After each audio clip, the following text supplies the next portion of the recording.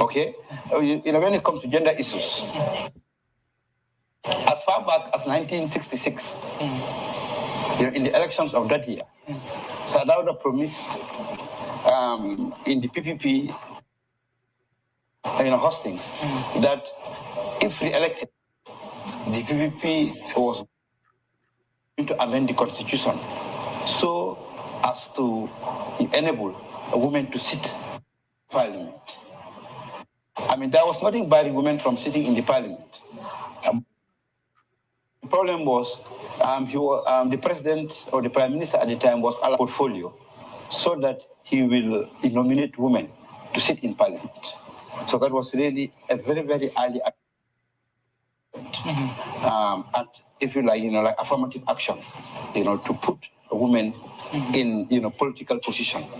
Okay, and now you look at the economy. I mean, we had, like Christian Democrats, agenda, like Reverend JC5, Social Democrats, like the GDC, the PPP in the 60s, believe it or not, Mr. C even had a Maoist policy, because the PPP had this green revolution, community industrial, centers, the rural development project, the agricultural development, all these, were policies.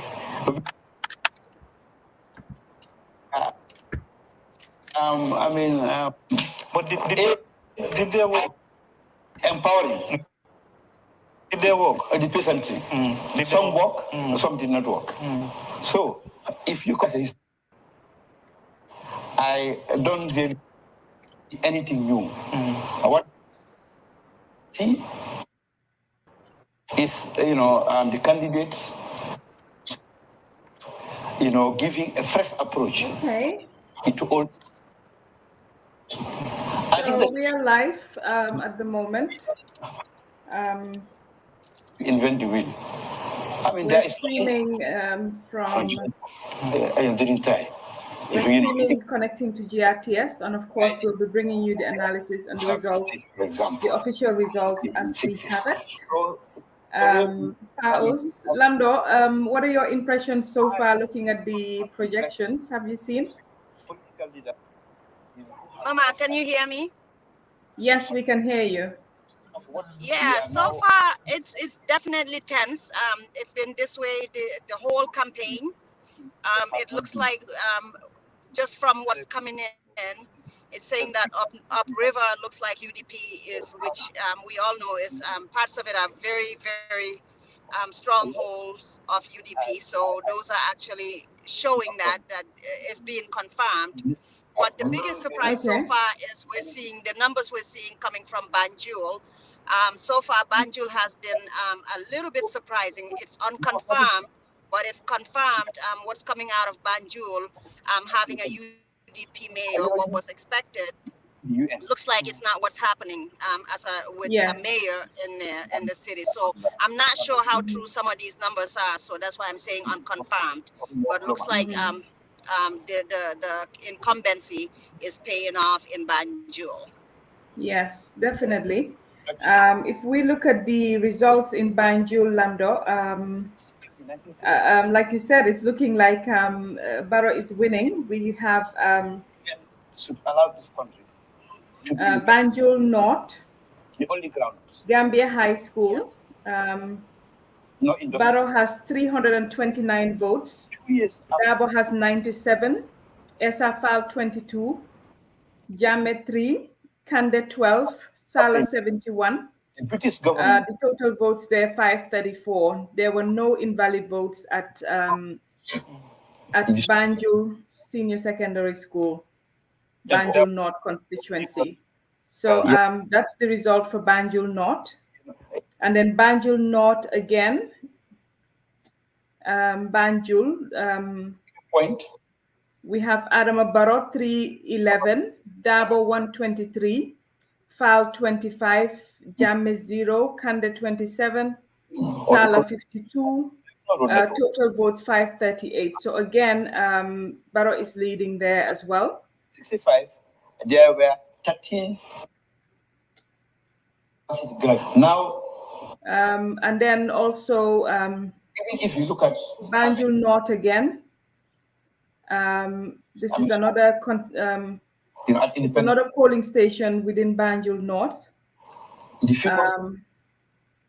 Here again, polling station number is 10303. There NPP has 147. UDP has 134. Independent 4. NUP 0. GDC 7 votes. PDIS 25. The total votes there is 317. There were no invalid votes. So again, these are from polling stations in Banjul. This was signed. The result was signed. The polling station result form was signed by Sheikh Yandoi for NPP, Ibu Kor for GDC, Momodu Diop for Independent Sobeya, that's Esafal, Ida Sise for PDIS, and Bintu SMJT for UDP. So these are the official results coming from Banjul North, one of the polling stations there. NPP leading there by a slight margin, 147, UDP at 134, Independent 4, that's SFL, NUP 0 votes, and then GDC 7, PDIS, PDIS 25. So again, it's looking very much like we're looking at what we're looking at the moment is a lead in Banjul for Barrow. These again from the official polling station results. So we're looking at the polling station results. We're not looking at the overall constituency. Just so we are clear. This is again Banjul North. Barrow here leading by a large margin, 323 votes. Dabo 102, Fal 16. Jammeh, that's NUP, I think that's his party. He's 3 votes. Kande 20 and Salah 47. There were total votes counted 11, total invalid votes 1. And this is signed by Yasin Toure of NPP, Mariama Conte of UDP, Abdoulaye Ba, Independent, Fatou Sonko, GDC, and Ami Kolenjai of PDIS. So again, this result is from the polling station at Banjul North. The polling station number is 10301. So these are the results coming in from those polling stations in Banjul. Let's look at another one, Banjul North again.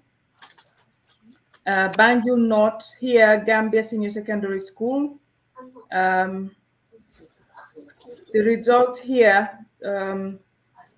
329 for Barrow, 97 for Dabo, 22 for Fal. Abdoulaye Jammeh 3. We have Kande 12, Salah 71. So again, UDP, their representative Jane Dur signed, Fatou Jallo of NPP signed for NPP, Sanugai signed for GDC, and Babukar Sen signed for PDIS. So again, these are the results from the polling stations there in Banjul. These are not results, official results from the IAC just yet. We're looking at the results that we're getting from polling agents that are stationed at the various polling stations. So we're not looking at the whole Banjul constituency. We're looking at Banjul, the polling stations within Banjul. And with Rugilo as the mayor there, it's looking very much like Barrow has the lead in Banjul. Paos, any impressions, Lamdo, before we continue? Can you hear me, Young Madiga? Yes, we can hear you. Yeah, thank you very much. And then, well, Mama, one will be very surprised that how influential the Banjul mayor is, and then what we see now, and it's no, I think this one is an automatic win for Barrow in Banjul, because I'm trying to see what will be the reason. But again, if you look at the very most controversial project in Banjul that the president has initiated some years ago, which was very controversial. But again, the bottom line was the Banjulians did appreciate and accept the fact that it will at least better their lives. It will at least better the conditions that they were before compared to what they have now. And I think maybe Henya Lulu Nko Lumbon Bon Bon, we have moved from 1 to 2, but going 5. And if you look at Banjul South, Banjul South Fokna, well, look at the amount of votes that Barrow have in there. 64% of the votes. You know, which means the job he had done in there did pay off. But I don't think the mayor too amul jotaw at wa Banjul ba pare is maybe when we go deeper into the program we will see and explore where they fail. Have they done their homework? Yes, because at the latter part of the campaign we've seen the mayor going around from house to house within Banjul. And I'm surprised with the crowd that I saw in Banjul to get these results from Banjul. Again, the results that we're looking at from Banjul are the actual polling stations, the individual polling stations. And it's looking like, again, with a UDP mayor, it's looking like a victory for Adama Barrow. Lamdo, do you agree that maybe the Banjul project did play a part in why Barrow is leading in the capital?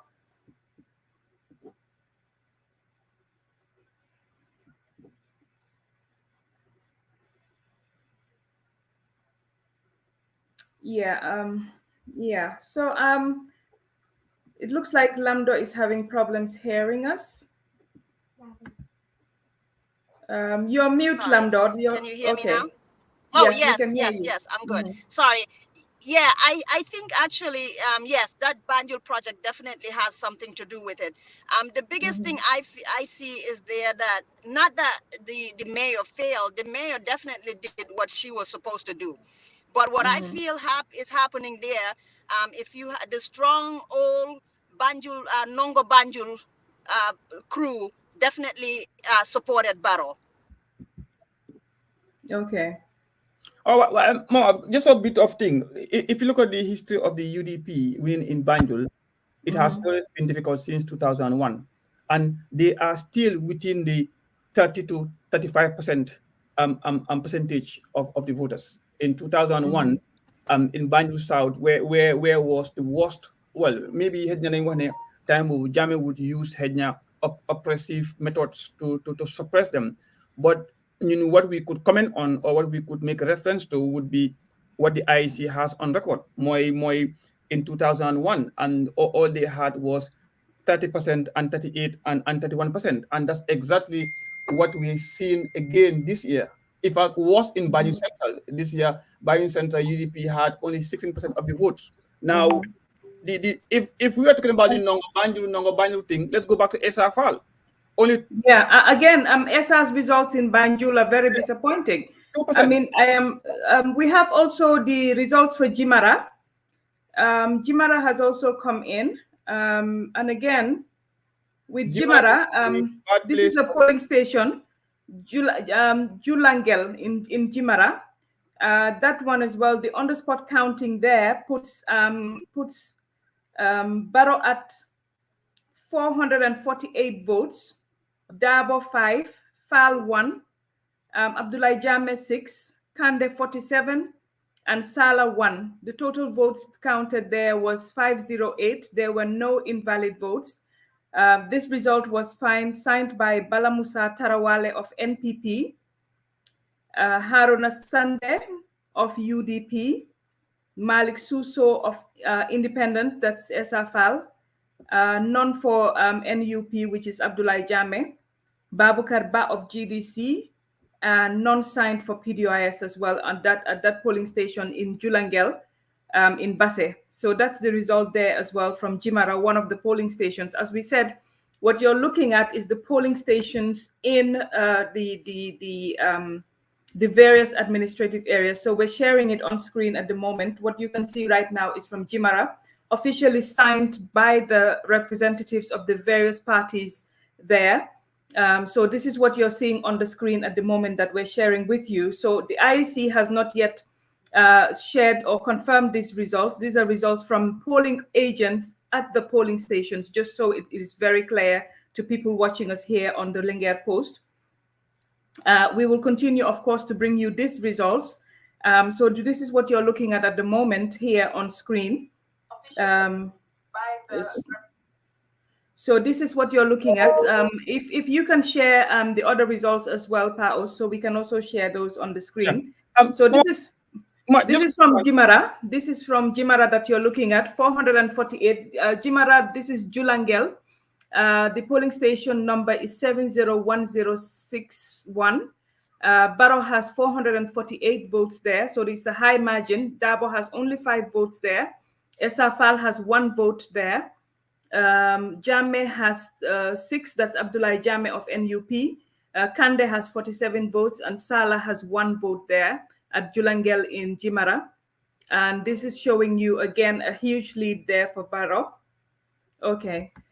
So we will have Tijan Masani Sise also joining us very soon. And Henry Foster is saying that remember, the coalition did not win Banjul as well. UDP did not expect to do well there, because if you look at the cumulative votes during the mayoral elections, if the other candidates had actually come together, they would have won against Rohey Malik Lowe. So I think also that's a factor there in Banjul as well, Paos. So this is the result from Julangel.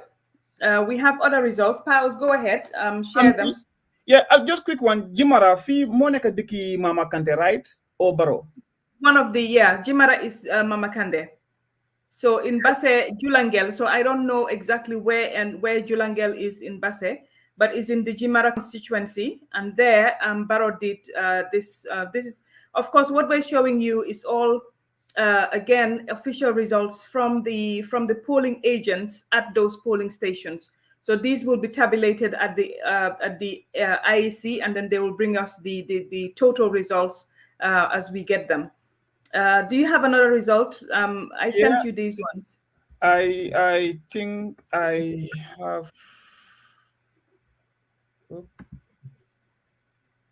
This one is from Kerewan Lowanyomi Iwonyanyida. What is it? It's not very clear, Paos. Try another one. Tijan Masena Sise, go ahead. We are looking at results on Banjul. Tijan is looking like went to Barrow by a very slight margin there, but a significant margin nonetheless.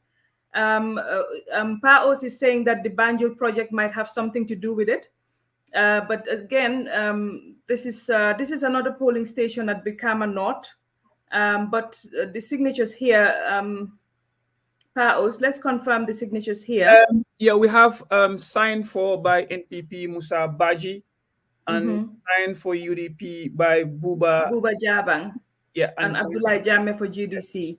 So, well, why is Halif Doi? Well, I'm not sure whether do we accept, because of some people would just see this thing and publish them immediately before even being confirmed by every party rep, because it looks like this one we only share the ones where there are signatures next to the names. So let's share the ones where there are signatures next to the names. Tijan, do you want to go ahead, please? Well, yeah, I'm glad to join you guys. I got Lando in here, my sister Paos and yourself. You know, these are elections. I would think that we need to wait for the official results from the IEC. I mean, you know, people are just kind of, you know, the euphoria surrounding this election is high. So I would think that we need to be careful with these results that are flowing in and wait for the IEC to come out with their results. Because at the end of the day, the only result that counts is the one that is signed by Ali Mamarjai. Yeah. So I think these are the results that are coming in from the various polling stations. Like we said, these are agents of the various parties that are sharing these polling results there. I think if you remember, Mama, when we did the coverage 5 years ago, that long night that you and I spent anchoring that program, we had a lot of results that came in that were false. So we just need to be careful moving forward because you know it can kind of undermine the credibility of the elections based on what is being reported. So I would say that I want to wait for the IEC. You talked about Banjul. Banjul is kind of inconsistent. You know, you're thinking that with Tumanjai in Banjul South, her constituents would have gone with her, but it doesn't look like that happened. Silla in Banjul North, it doesn't look like that happened. So, like Paos said, maybe it's the road project. We don't know that, but probably it's that. Yeah. We have our own team member, S.R. Gay. He was at the polling station at LK School. And LK School as well. There we can tell you that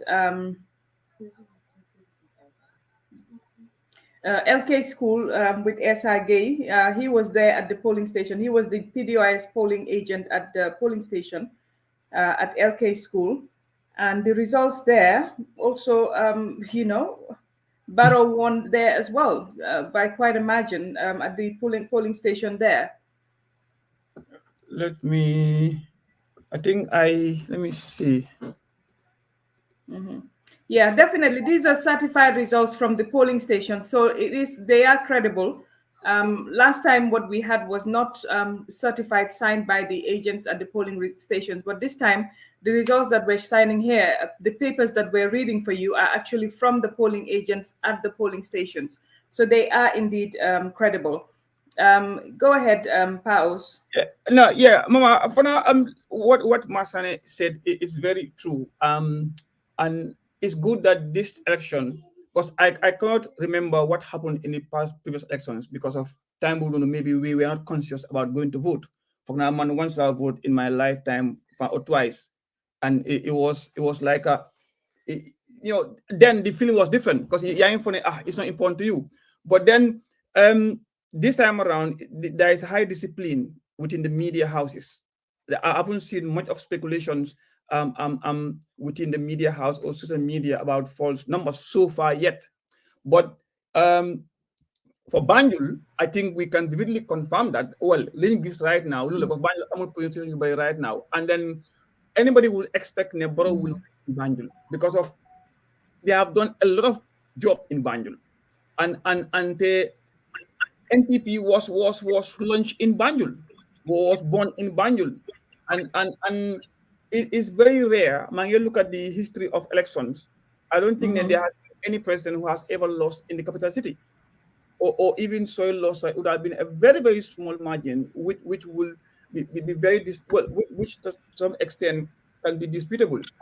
But see now, my MFP right now, Fadi Kuna, Lati Kuna, Sabiji, and how we haven't yet make any conclusion, and we don't intend to make any conclusion during this show unless and until IC says so.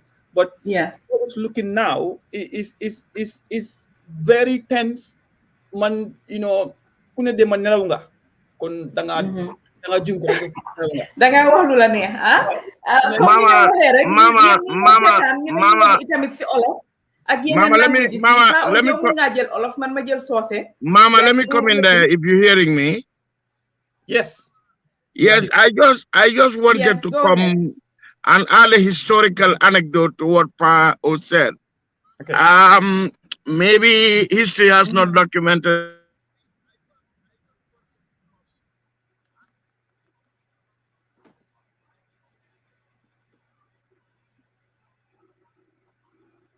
Okay. Dutal taking Banjul South, J.R. Foster winning Banjul Central, and Job winning in Banjul North. So it has happened in Banjul before. Okay. No, so it's living was it National Assembly elections or well, yeah, then you gotta remember that we did not start doing presidential until 1982. Back then, the candidate with most parliamentary seats was president. So in 1982, Sadauda introduced presidential elections following the coup. Of course, also he wanted to make sure, he wanted to assert his confidence in his leadership, and he went to the polls as a presidential candidate, but not with the party majority. So in Banjul was a UP stronghold all along. Dutal bit I am Gaba Jahumpa. Yes. Tidiane gaay na nga làkk olof tamit pour ñu ngi am ñu ñooy seetaane Sénégal ñu ngi link ak gaay Sénégal yi tamit ñu ngi ñooy seetaan fii on Linguère Post so ñoom i tamit ñu ne bëgg nañoo dégg some of the analysis yi nga xam ne yooyu ngeen a def man dinaa jël mandinka i tamit pour suñ mandinka listeners yi but like we said li ngeen a woon fi mu nekk nii mooy li nga xam ne mooy polling results yi nga xam ne mooy jóge si polling station si so fi mu nekk nii li ñoo def mooy every polling station results yi ñu fa am ñu sign ko agency fa nekk pour various parties yi ñu sign ko results yooyu lañ leen a indil comme niñ ko waxee duñ fi make any conclusion ba IEC am li nga xam ne mooy di official results from IEC waaye liñ leen a indil rek mooy yenn contacts yi ñu am si polling station si ñi fa nekk compte bi mu paree results yi ñu yónnee yooyu la ñoo génnee nii ba ñoo am the official results tabulated at the IEC ñu jox ñu ko from Alieu Momad Njie Tidiane ma bàyyi la nga dugg rek tuuti wax si olof pour ñi ñuy déglu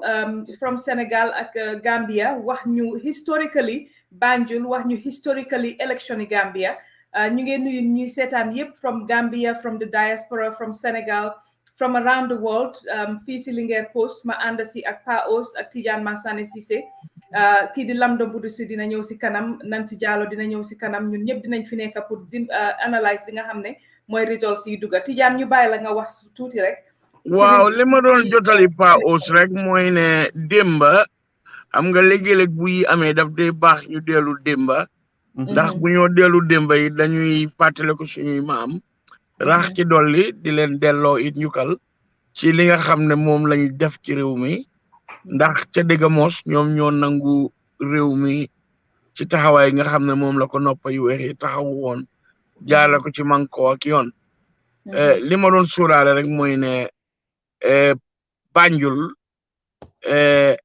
am na jamono yoo xam ne UP ñoo ko daan gañe ba mu jeex dooreel ko Banjul South Banjul Central JR Posta moo daan gañe HR Monde ba ci lali deyam daf ko gañe ñu teg ci ay fan mu réer nga dem Banjul North fekk fa Jóob moo daan gañe IBA Kelefa Samba ba pare Banjul South du taal moo nangu sis bi ci loxo IBM Gaba Jaxumpa bon amoon na jamono joo xam ne noonu lañ daan fale président parti bi ëpp député rek moo daan nekk li parti leader boobu moo daan nekk président ba 1982 after ku koy Samba Sanyang bi si lañ door di am presidential election nga xam ne nit ki dafa taxaw presidential election at moomu Sir Dawda Kairaba Jawara moo Sheriff Mustapha Diba ñoo taxaw presidential elections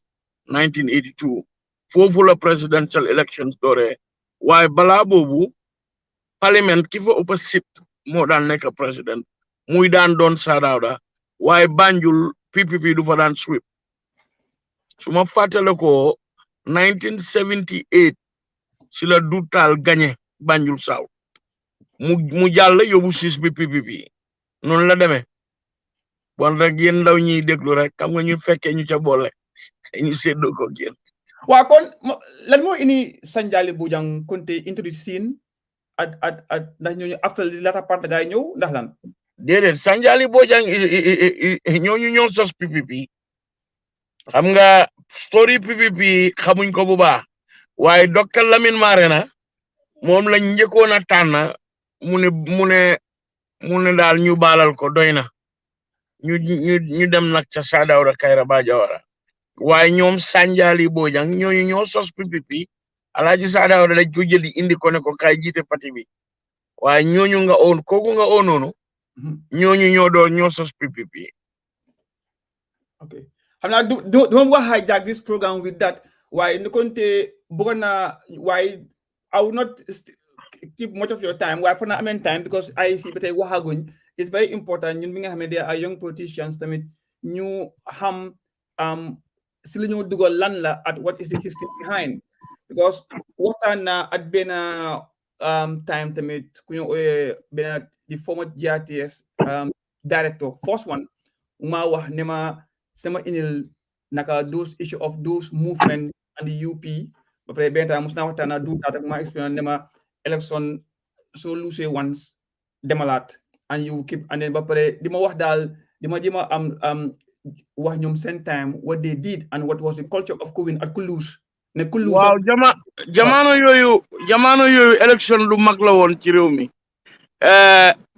ñun biñ nekkee xalal lañ daan dem Pagi Box ba dañ fa daan voté xam naa oustaz Malick Mbaye ak mu ngi maa déglu fa lañ daan nekk biñ nekkee xalal keroog kenn du football buñ voté ba pare ndeysaan mag ñi ñëpp ñi bi dem toog seen kër yi di xaar nag ñu oo results yi buñ ooyee results yi ba pare ñu génn ci guddi gi mu neex be ñuy wiiw di woy waaye nag ci jàmm ak yar ak teggin la daan doon booba politique mag ñi ca nekkoon su ma la ne mag ñi maa la wax suma ñoom maam ñoom Sayer Diouf ñoom yaayi Oko Dramé Yaaret Mbodj ñoom Liliane Johnson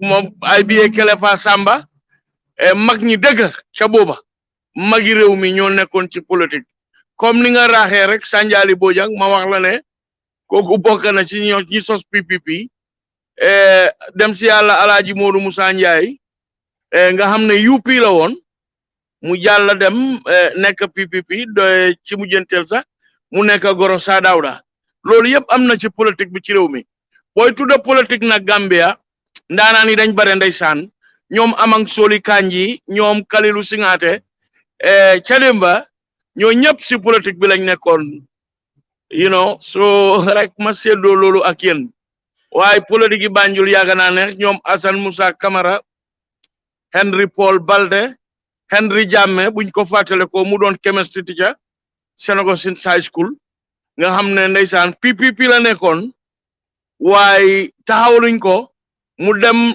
daw foofu fooñi independent mu daaneel PPP loolu yëpp am na fa ñoom BLK Sanyang ñoo ñëpp ndaanaan lañ ci politique ñoom Lamine Kiti Jabang Bakary Bunjadabo mi nga gis ni ñuy ko daan wan ndeysaan Demba is okay yaaguta duga politique nag waaye doo demee Kiyang daf daan duga on oppose ma ne lan mooy Demba is okay Bakary Bunjadabo lu tax ñu ko daan ooyee Demba is okay waaw waaye boobu mooy turam mbir dumbutu waay Demba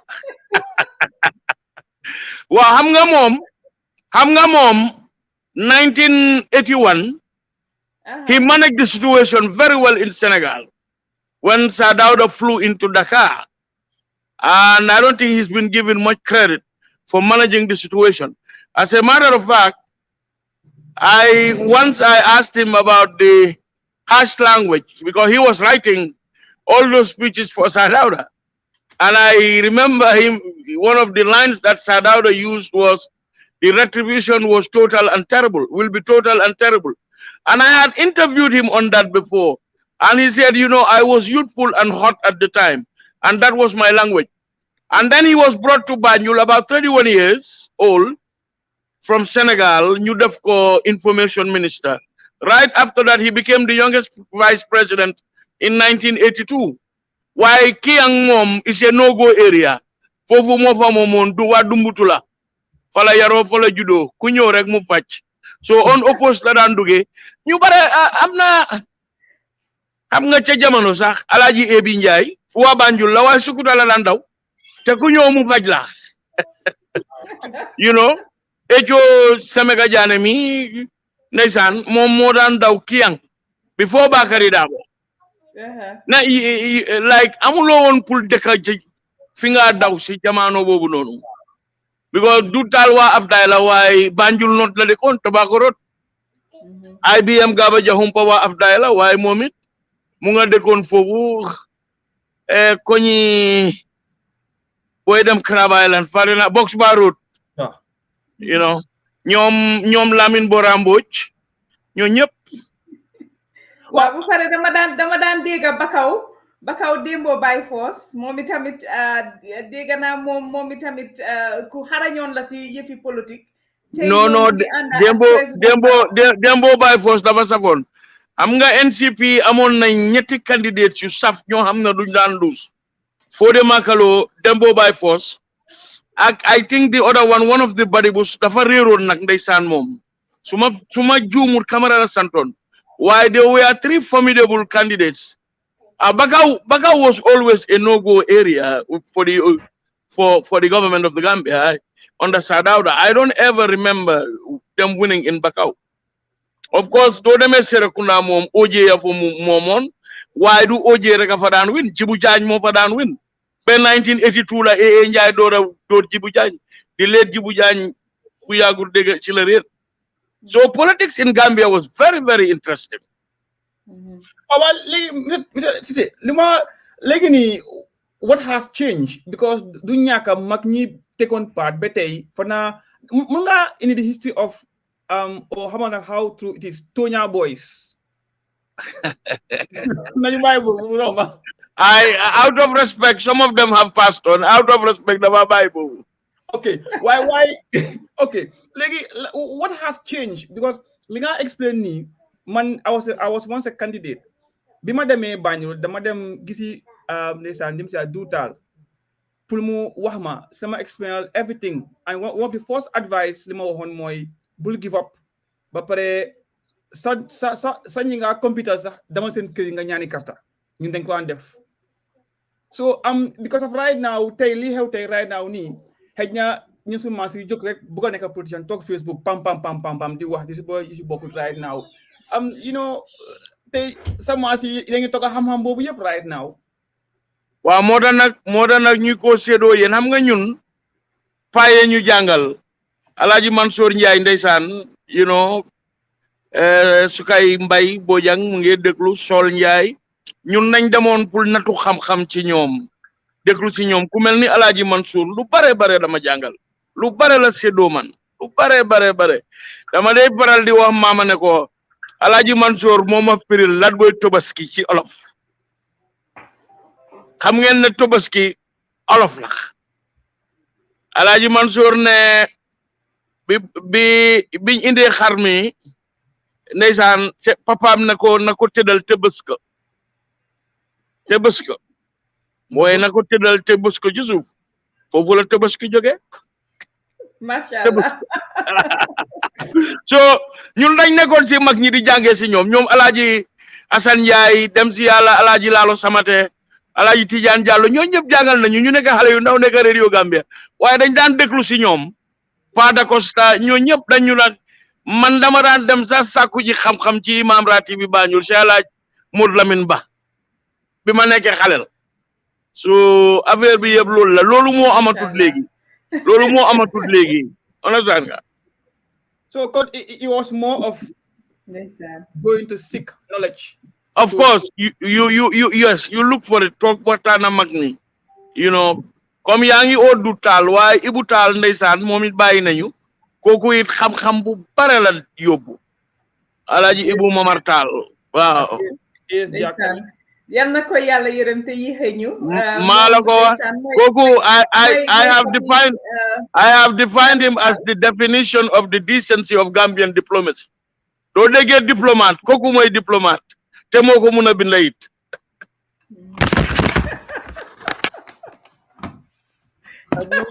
ñoom AS Jack.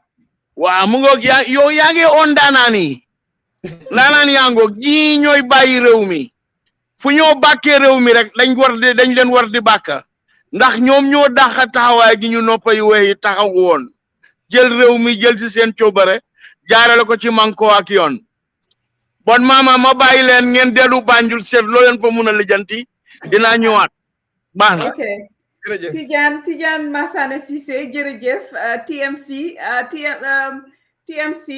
Tidiane Massané Cissé ñu ngi lay wax jërëjëf bitong mbaɗigol min yalon ko alben jibela jang Linguère Post nga results ol min be soto kan sign wala minu bota polling station to ila agents polling agents ol min be jeto results ol kabonan jele to sign thing be wole results ol nyin jibe kan janto ngamin soto follow ngamin soto follow se ta doron ngaji be koteke siya do mandintale son se ta do je doron ngaji be nin tata banjul nga fo nyamin banjul jeto kamunta ko president adama baro wole gagnero ta jeton to la jeroto nga result sol minje follow mimbe bo kam police station auto kato ale alon ko sai mimbe keri ngolom on the spot counting ika kapteyol be count be count jele to fango polling station auto so mimbe finti kan sign definitely banjul je mim adama baro president adama baro munta ko wole je ta follow bari nga fo nyame ñin result sol buta polling station o leto the only official results wole be kala mimbe bola IEC ngamira wo ñaato do manding se wo fanan nati no na starta ma bàyyi la rek tamit pa aus nga wax si olof pour niñ ko doon waxee rek dinañ continuer di leen indi results yi nga xam ne moom la ñuy jot si polling station si not from the IEC polling station si ñoom la ñuy indi seen results si Banjul liñ fa gis so far mooy ne foofu Adama Barrow mooy fa win mooy président Adama Barrow moo win Banjul si polling station si waaye comme niñ ko waxee lii dafa teel te Banjul number si significant tut li gën a significant mooy KMC ak Western Division te foofu noonu foofu mooy di battleground foofu ku fa win rek foog nañ ne yow yaay win election bi pa aus parce que foofu moo gën a bari ay voters fi mu nekk mooy KMC ak Western Division waaye fi mu nekk nii liñ jot si Banjul moom foofu angum président Barrow moo fa gagné ñu continuer rek di seet angum results yi nga waxtaan si olof waal suma dugga indil leen yeneen results yi nga xam ne itamit am nañ ko wax nañ itamit ne Jimara benn polling station rek lañ fa wax Jimara so it's not all the polling stations nga fa ñaamin Jimara fanang Julangel polling station nga jele fo wo result sol jeto Julangel polling station wo mu polling station kilin neti Jimara kono jeto Adama Barrow ay 448 soto cartel lawyer Dabo 5 soto UDP Fall Esa Fall independent candidate way 1 vote le soto jeto at Julangel Abdoulaye Jammeh NUP way 6 votes le soto Julangel Kande 47 votes at Julangel and Honorable Sala 1 vote at Julangel polling station. The total votes casted at Julangel polling station were on 580. Miya signé kata ndiko nyin result told.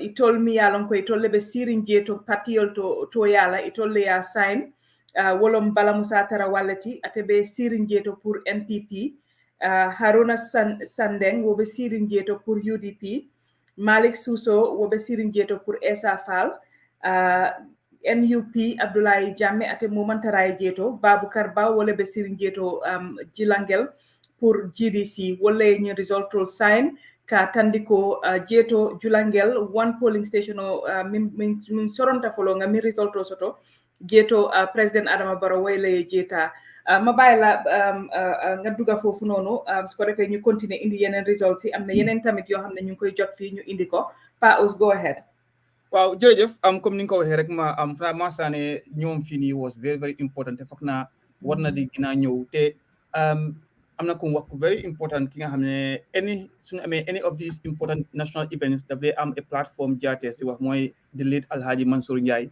moom independence dafa toog am plateforme di wax di ñu waxal history te moom foog naa li soo gisee tey ñi just young new generation of politicians comme son maas yi tey ñu dem rek toog Facebook di bina di wax di saaga di wax affaire jàmbur xamuñ ñu ñoo saaga sax how they sacrifice for the Gambia tey right now example tey ku ma ñu Lawyer Darboe tey right now he was part of that gis nga comme ni Bibi Darboe nekkoon that time the youngest or ku gën a hot Lawyer Darboe tamit noonu la meloon at that time then parce que moo taxoon ma indi that topic of the Tonya boys bi nga xam ne su ko laaloon rek na dem sif tuuti si Lawyer Darboe so ñi waaye liñ xamul rek soo ci duggee da nga di riir oo nga wax loo war a wax te loolu moo ñu dal te right now look at since the start of the politics ba tey Facebook yëpp ay saagante la ku nekk mu ngi ut sa morom loo ko mun a shame in public pour mu noppi oo du taxawaat gis nañ fi bari waaye loolu jëru ko woon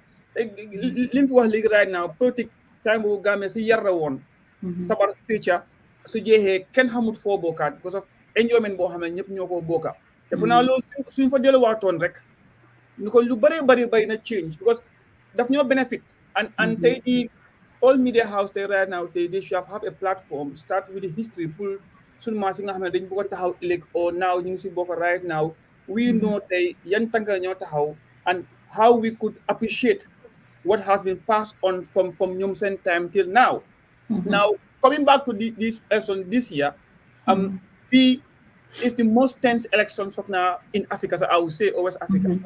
Waaye fanaa paos war na tamit ñu ne definitely nit ki loo ko bañ sax war nga ko wax ne well done parce que foog naa ne mosu ñoo am a democratic election like this level playing field boo xam ne itamit ñëpp mun ngaa wax lu la sañ ngaa wax lu la neex nga dem tëddi nelaw gis nañ fi GDC bi leen kii président Barrow challenge ne leen buñ indiwaat kii di Yaya Jammeh pour muy wax ci seen plateforme kii di Mama Kandeh jóg ne ko dinañ ko indi mu wax yaaxuñ benn electoral law and again def na ko te kenn demut arrest ko ñun xam na ne loolu su nekkoon time Yaya Jammeh moom fi mu nekk nii Mama Kandeh ñu ngi koy xëj na fi daaw fi mu nekk nii so definitely elections yi tey moom li Halifa Sallah honorable Halifa Sallah wax lay wax ne 2016 fi mu nekk nii buumi njaam bi génn na tey moom luñ fi munti di def rek ñun ñoo ko tey ñun la neex luñ fi sànni rek tey karta ku munti di win rek is the will of the Gambian people ñun la neex daal ñoo def lu ñu neex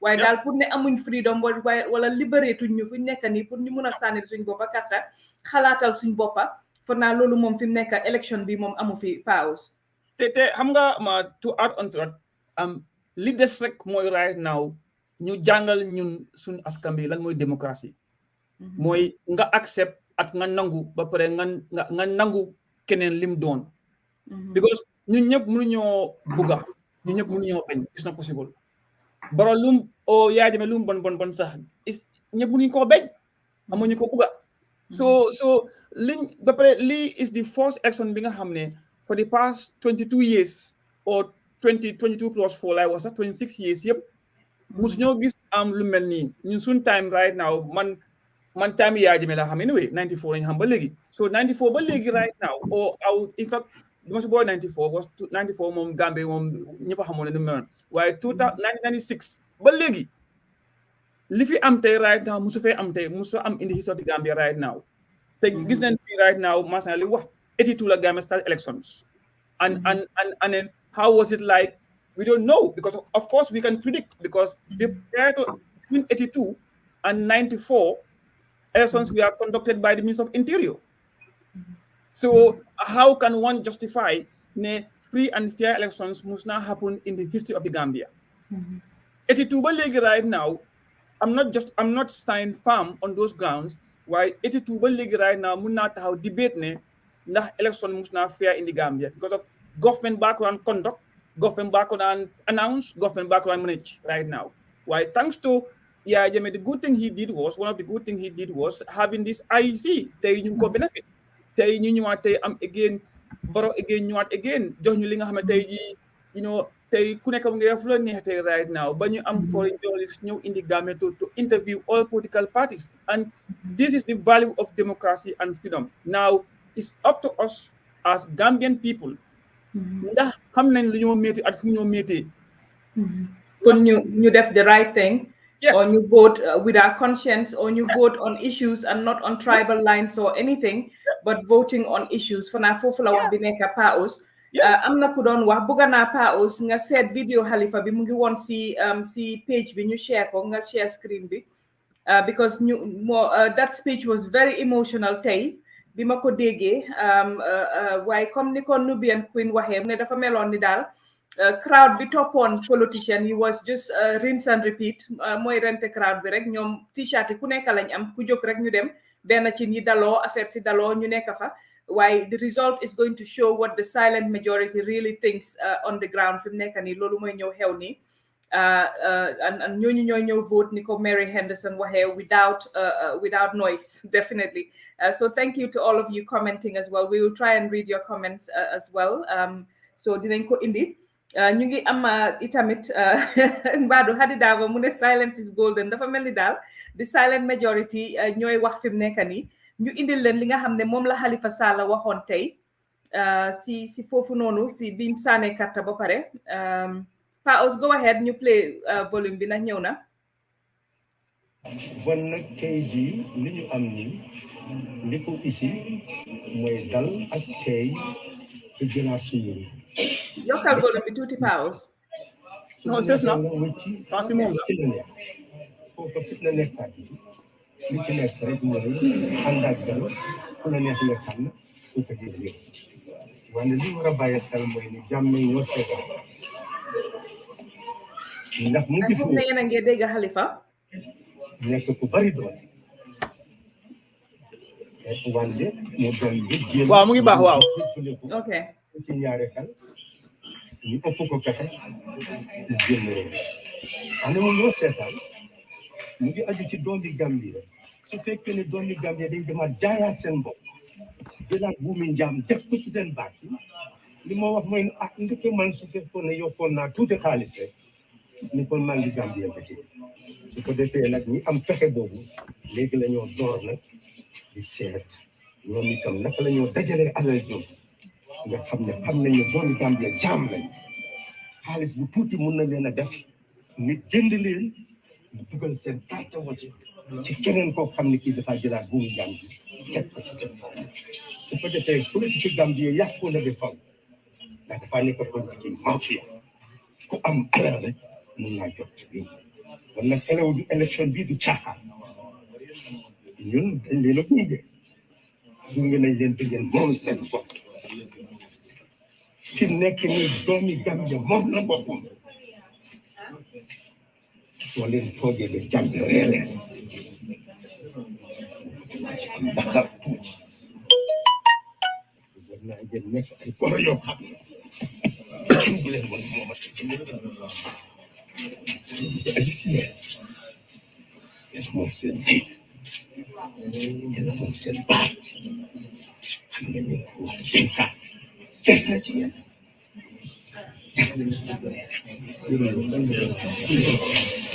Listen, that was a very emotional speech from Halifa. Man dama ko déglu sama yaram daw parce que am na ku noise di jóge ok dama ko déglu suma yaram daw torop Paos dinaa bëgg a itamit ñu indi vidéo lawyer Ousainou Darboe parce que moom itamit gis nañ ne dafa misstep ñu ne la gaay wax dafa amoon a misstep ndeysaan mu am si moom itamit li nga xam ne mooy tànka tey waaye génn na nonetheless last day of campaign bi 2 days ago génnaat na itamit moom lawyer Darboe tey dem sànni ji karta ñu ko ñaanal moom itamit wér moom itamit waaye speech yi Halifa bi Paos daw na yaram torop tey li mu wax na ne tey bu fekkee ne dafa mel ni ñu am na ñu bari ñu koy wax ne bu fekkee ne tey kii di Barrow gagné na win na dafa mel ni Gambien yi dañoo vote against UDP wala ñu vote against Darboe waaye nekkut ne li nga xam ne nekkuñ di vote on issues comme ni ko Halifa waxee tey dafa mel ni bu fekkee ne tey votuñ on issues mooy nekk li nga xam ne dañoo vote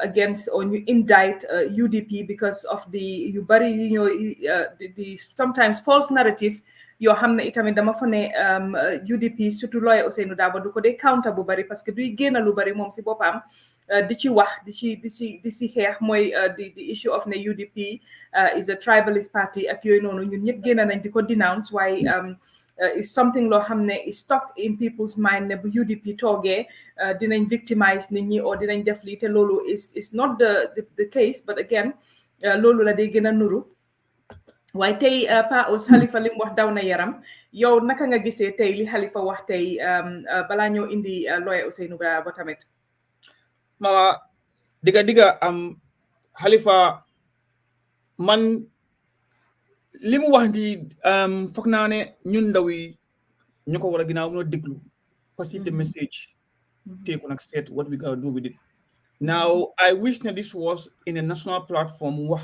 li mu wax tey right now ñëpp dégg lii nii waaye foog naa Halifa mënut a wax lu mu waxutoon Gambian si nii now tey li moo wax yëpp mooy di ko gor ndax mu ngi si gor parce que mu ngi mention ne Yaya Jammeh mu ngi déglu mu ngi seetaan do we want to go back to lan wu ci woon li tax ñoom ñu toog specific moom take life from on the line in Gambia against the Bumi Jam.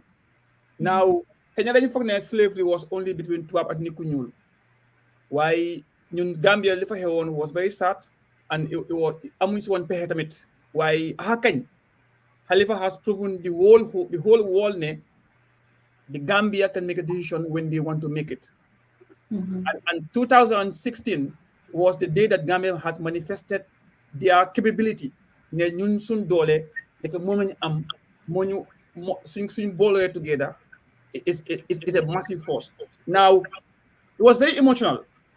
Te wax na tamit ne politics of false deception. Am naa xaalis mun naa jënd carte, am naa xaalis mun naa jaay lu nekk. Now look at with all these companies rally xew yëpp tey Gambia. Kan moo ko attend si ñuy seetaan kana am xarit o mbokk o kan moo attend these political rallies sa conscience nga attend nga ñibbi sa kër nga toog ne tey de lu ma joti suma doom o suma ki ma bii sa judóogut o suma yaay bi feer di te aw ma garabam ndax tey ki ma invite tey that rally ndax adresse na ko. Of course it's a no. And this was what Halifa was saying. It's all about our domestic problems and our issues. Why what we have seen recently was politics of individual and character assassination. If we vote on Bimasani Kata, the Mohone, Pulanyo, Mujala Katam, business la. So Toge, that person owes you nothing. Because there was a system of barter system. I give you money, you give me your card. So small winning right now, what is the cry for? Now, Luther Gambians, you will understand and take what Halifa is saying. So even if you do not vote for him, but take a step back and analyze saying, compare with your own situation. Gambia amut ken kune amu problem, amut. Gambia amut ken kune nekon di sona amut. Even the millionaires, Haisam Bang get them si bill. Mu ngi spend double on food ñu jàng ko ñëw di ñaan so Gambia kenn seefut ki ñàkk sax moo xalaat ne xam ne tey moom awma amuñ tey alhamdulilah la waaye ki am kooku la ñëpp yaakaar ki am mooy spend double on feeding mooy spend double on bills mooy am pour do a lot of things. Now do we Gambians understand our problem? To what extent do we nañ suffer ñun as Gambian? Lii is not about UDP or PPP or NPP. Lii is about ñun Gambian city ñu talk ñu def a self analysis of ourselves. ñu reflect back to where we came from at luñ dundoon. Su fekkee ne borom mun naa solve my problem. Well, fine. Back way, which political party has come to say about this back way issue? Why do we want la tax ñu bo dé ci bu ñu jam ba faw o Nicolas jox ba faw o ne waaw esa yesa rek jam god du nekk yesa. So Halifa li wax no was very emotional te waxam bi yépp waxu ne sanle makata o ma ci gën. He gave a statement bi nga xam ne every Gambian ba ila yow mi din tay ji this speech he said in there will reflect in the minds of every Gambian, the born and the unborn. Definitely. Xam nga ba pare lim waxoon tamit ne this is his last attempt at the presidency. Tey mu wax loo xam ne definitely daw na yaram torop. Paos ñu continuer rek fii LK foofu noonu comme niñ ko wax Essa Gueye mooy one of the polling agency fa nekkoon. LK school again is one of the polling stations within the Fofu falls on the KMC constituency is KMC. So the polling station Fofu at LK school, Fofu Nono, Barrow had 378 votes. Kidi Mahol LK school. Moy Latikunda Sabiji or no Latikunda LK school. Moy Kanifing. Mungi Kanifing. Okay. Yeah, Fofunono Barrow had 378 votes out of the 756 cast. Dabo had 92 votes. Essa Fall had 25 votes. Mange wax Essa pour mu confirmer ma Essa Gay pour mu confirmer ma the rest of the results fofu nonu at LK school. But again, it's looking like a win fofu nonu at LK school put Barrow. A lot of people are saying people are voting against Dabo and not really on issues or whatever, but they're just voting against UDP. But like I said, these are very, very small margins. The battleground is at the battleground is going to be at KMC at Western Division. Western Division for Nanyang, a total of 300 and something thousand voters.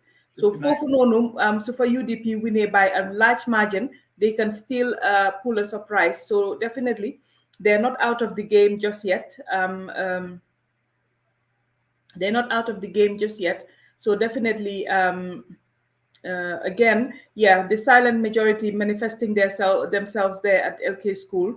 And we're looking at the other results here. PAOS, the results in itam is signed because I'm only reading those that have been signed by the polling agents at the various polling stations. Bini is at Farafenye, Iliasa, constituency Bimoy Iliasa. The polling station name is the Farafenye Library. Fofu lagay vote nyom. Fofu nonu Adama Barrow 325 votes. Dabo 93 votes. Kidi Esafal 25. Abdullah Jammeh 12 votes. Mama Kande 83 votes. Halifa Saleh 13 votes. All the votes cast there were 552. There were no invalid votes. Fofunono Kiko signed results, Kilen signed. And again, we're looking at the signed from the polling agents. So these are not yet official results from IEC. They are official results from the polling stations. Yigai di yoni IEC. So ko defé IEC tabulate ko indil len the formal results. So yoy la ñoo read ñun fi ni fim nekani just so it is very clear.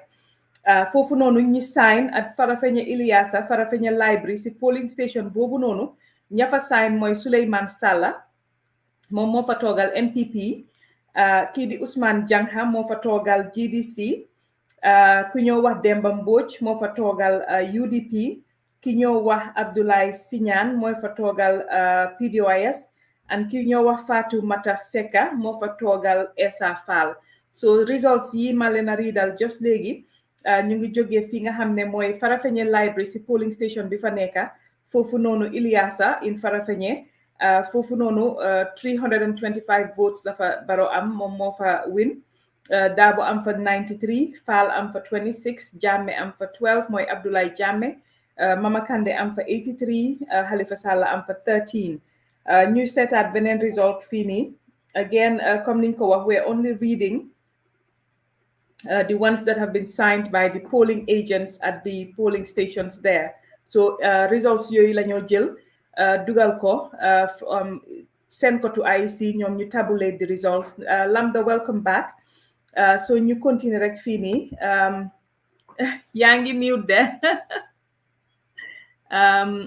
Sorry, baalal Yes. leen ma. Yeah, there you Dama doon go. dawal after yi fi di lifin ma ne xaaral ma xaar. Yeah, bi bir kama sani so- mentereng. Oh wow. Result bi fii nii Paus bi nii bir kama sani mentereng bi nañ seet beneen because bii gisuma signature si de. Seetal bi nekk si groupe bi yiñ seen si ma seen si groupe bi boobu noonu yooyu ñooy lefin bi waaye yi amee signature si. bi signing ko. Wow, from the polling agents, yes. This is yeah. Okay. Gën ko zoom mu gën a feeñ su ko defee ñi seetaan mun koo gis. Okay, here we go. Birkama Sani Mentereng. Fofu nonu, the results are very, very close. Very close. Sani Mentereng Birkama Fini. The polling station Bifaneka, Sanchaba Suley Job polling station. Fofu nonu Sanchaba Suley Job. Baro Mofa am 238. UDP Dabo am for 225. Essa Fall am for 20 votes. Abdoulaye Jammeh NUP am for 3 votes. Mama Kandeh am for 51 votes. Halifa Sallah am for 33 votes. So the total votes cast were 570. There were no invalid votes. Fofu nono ki signed results yi Kora Jase moo fa toogal NPP. Fatou Diko moo fa toogal NPP.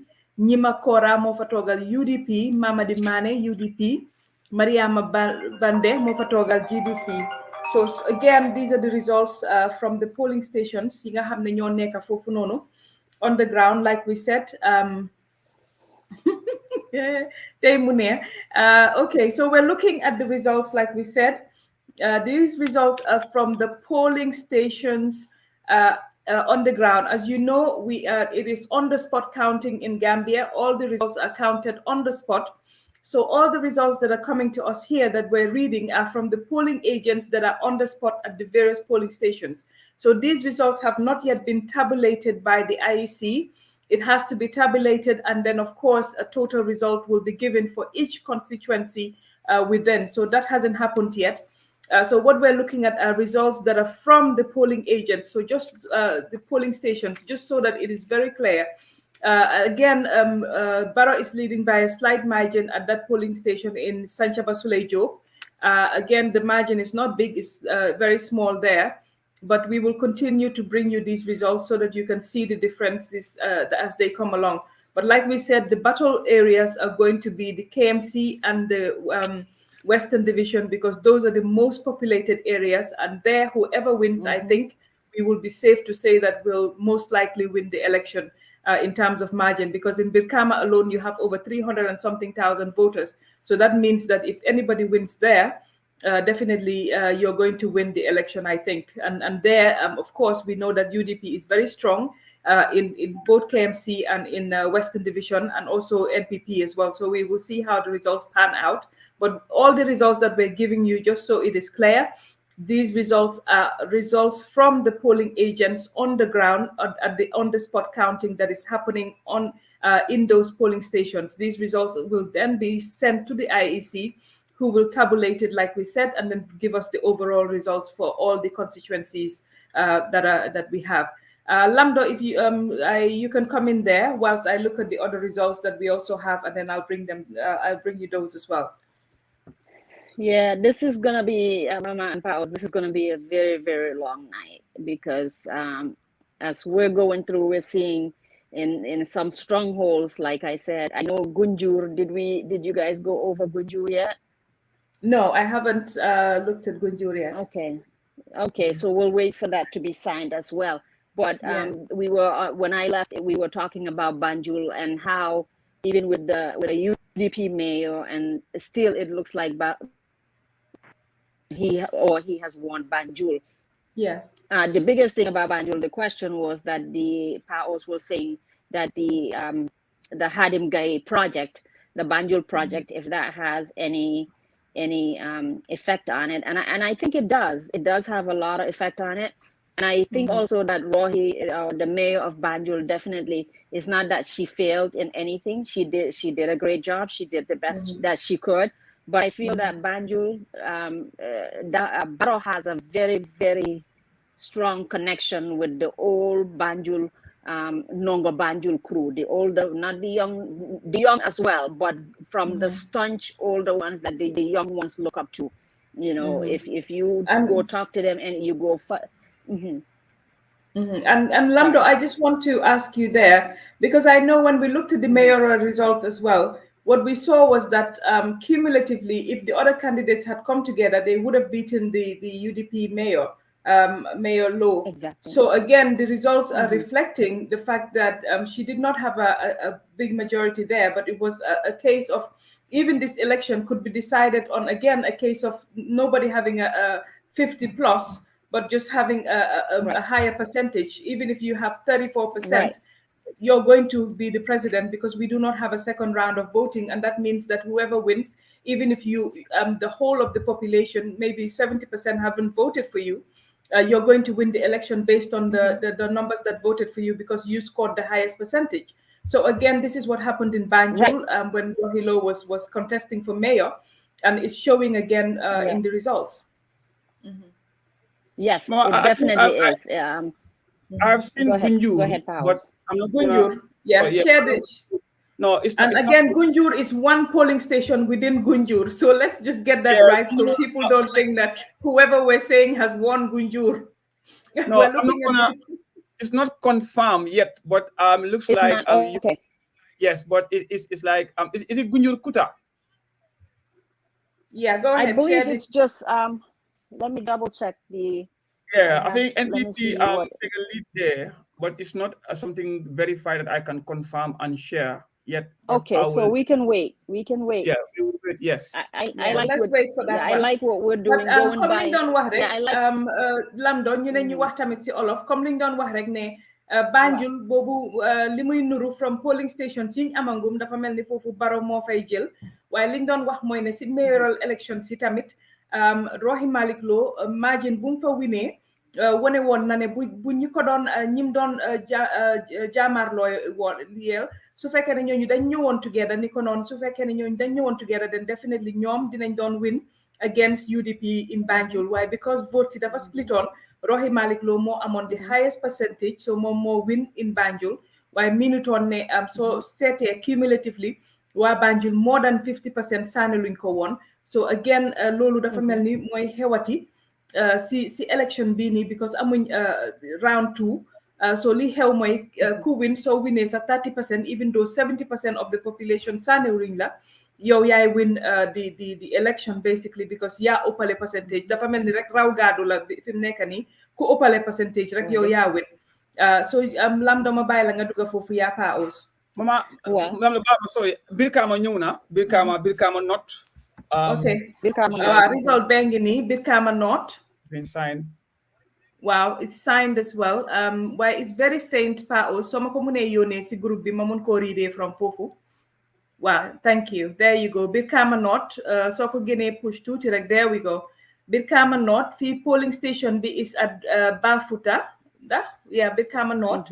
Polling station Nemasu. Ah? Yeah, Nemasu. Yeah, 30510 mooy polling station code bi. Foofu noonu Barrow am na fa 380.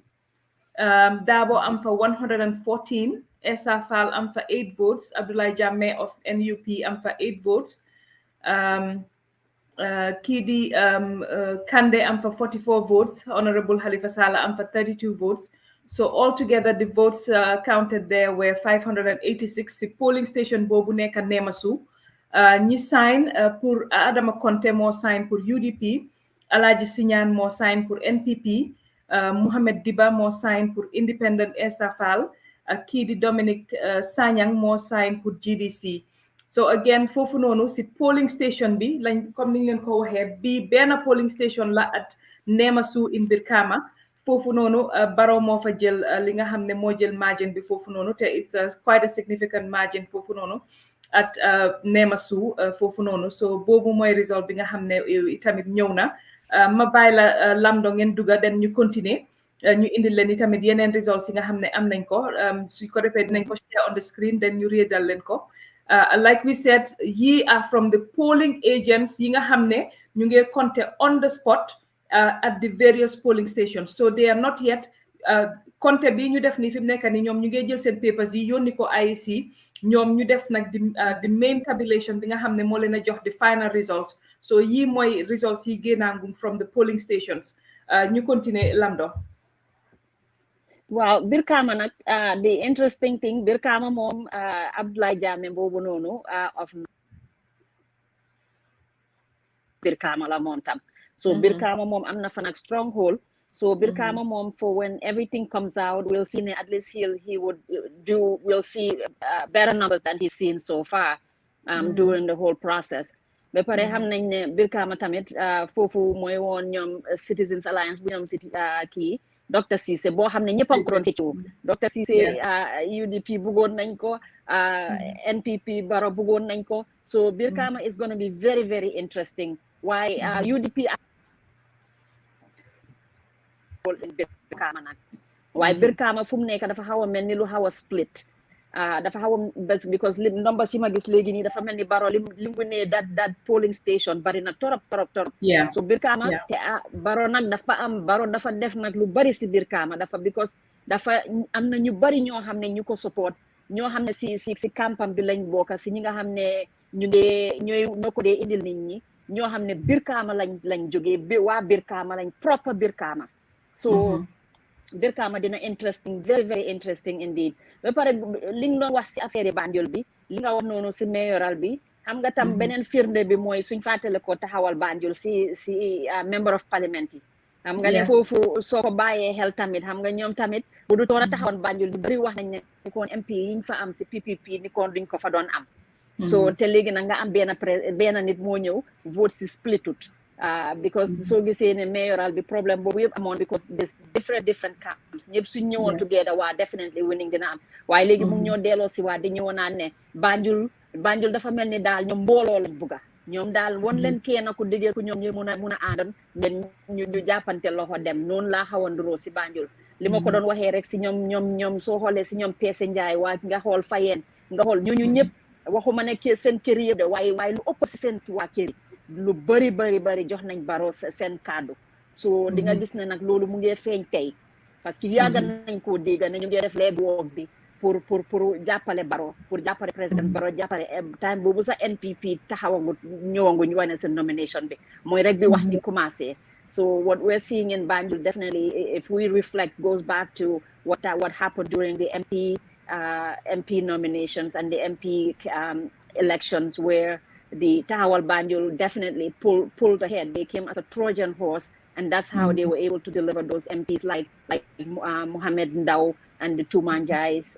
That's what happened there. And then with even having Silla of Tobacco Road area winning. So this is going to be very interesting. So it's showing what has been said underneath, so to speak, is being manifested.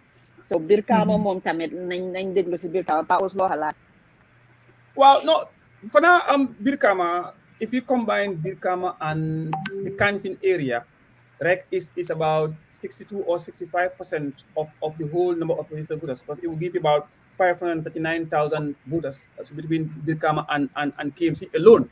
Why Birkama, if you realize also recently, Barong for just start that naka OIC project be for the one lastminute.com don't have those TikToks. So who tells you that Gambians see they are not wise, then it must be fooling you, because a good number of them they vote based on liberal last leader recently right now.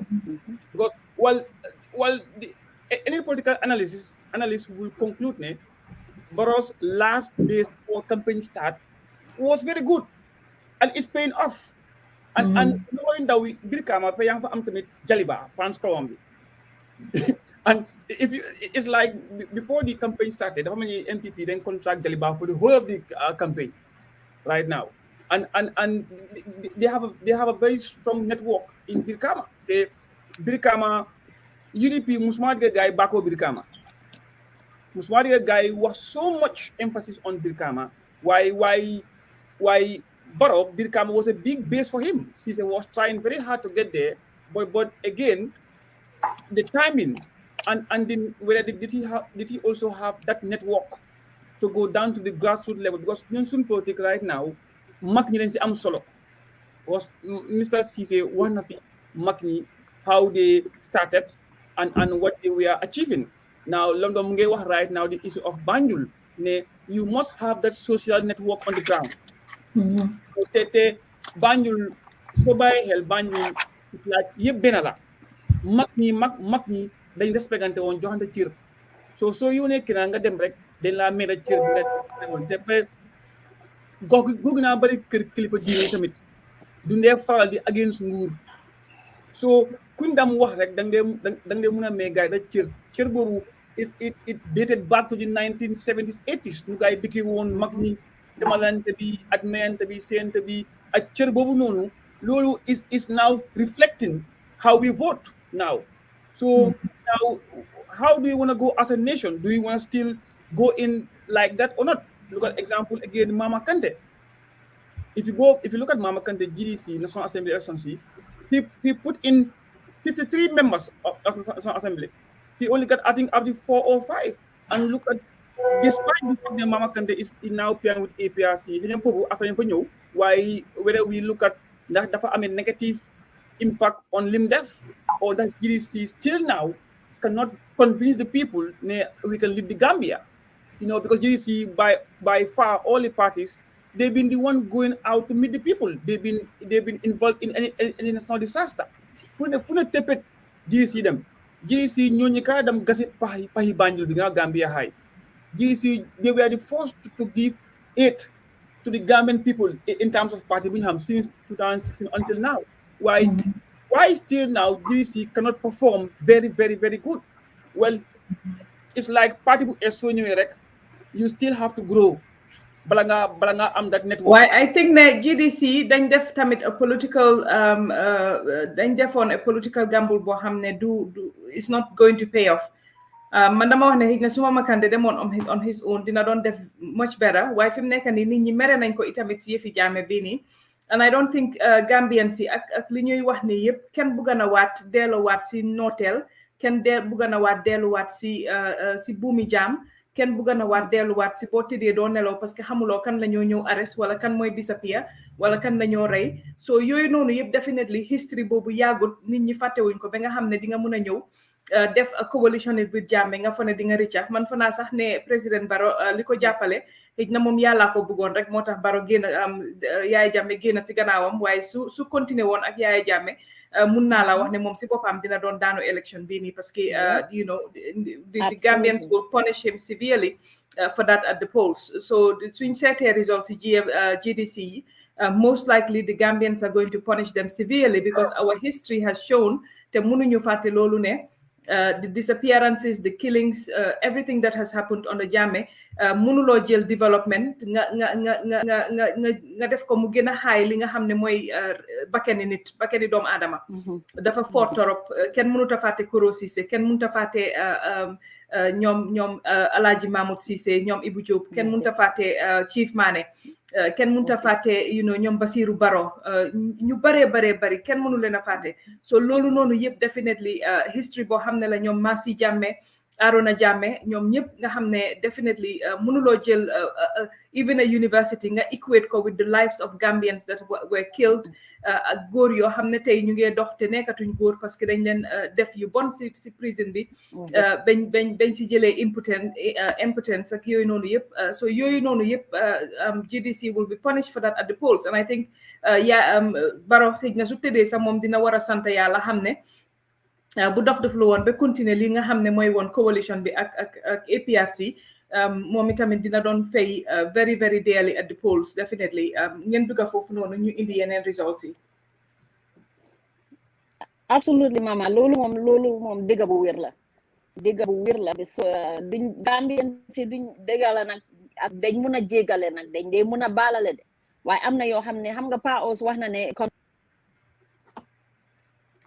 last improvements ñu bari soo waxee ñoom even si biir Banjul foofu sax boo waxee ñoom dañ laa ne xam nga dëgg la defutoon loolu amutoon time léegi mu ngi commencé di wane ne dina pare na pour def dara ba pare président Barrow dafa wane lu bari loo xam ne comme ñoo bari ñoo xam ne daf leen suriloon boppam dafa mel ni mu ngi commencé di leen xëcca waaye li nga wax la yàllaa ko bëgga parce que moom su lifin be moo tax kii defut ko sax si ron xam nga yàlla bu la naree weer rek comme ba moo weer Jammeh rek yàlla moom ba mu dooree di weer Jammeh si Gambien si du tey si last day sam yëpp ñun xam nañ yëpp naka la fa doon taajoo so loolu nag moo ñëw Barrow nag si kaw la ko Jammeh dismiss foog na ne mu ngi ko doon rusuloo noonu waaye based on li ñoo gis léegi nii especially with numbers yi duga si nii dafa mel ni daf ko doon sigil daal mu ngi doon dimbale Barrow in a way te moom xamu ko woon foogoon na ne mu ngi koo xas di ko bugga koo toroxal si kanami dëkk bi bugga koo toroxal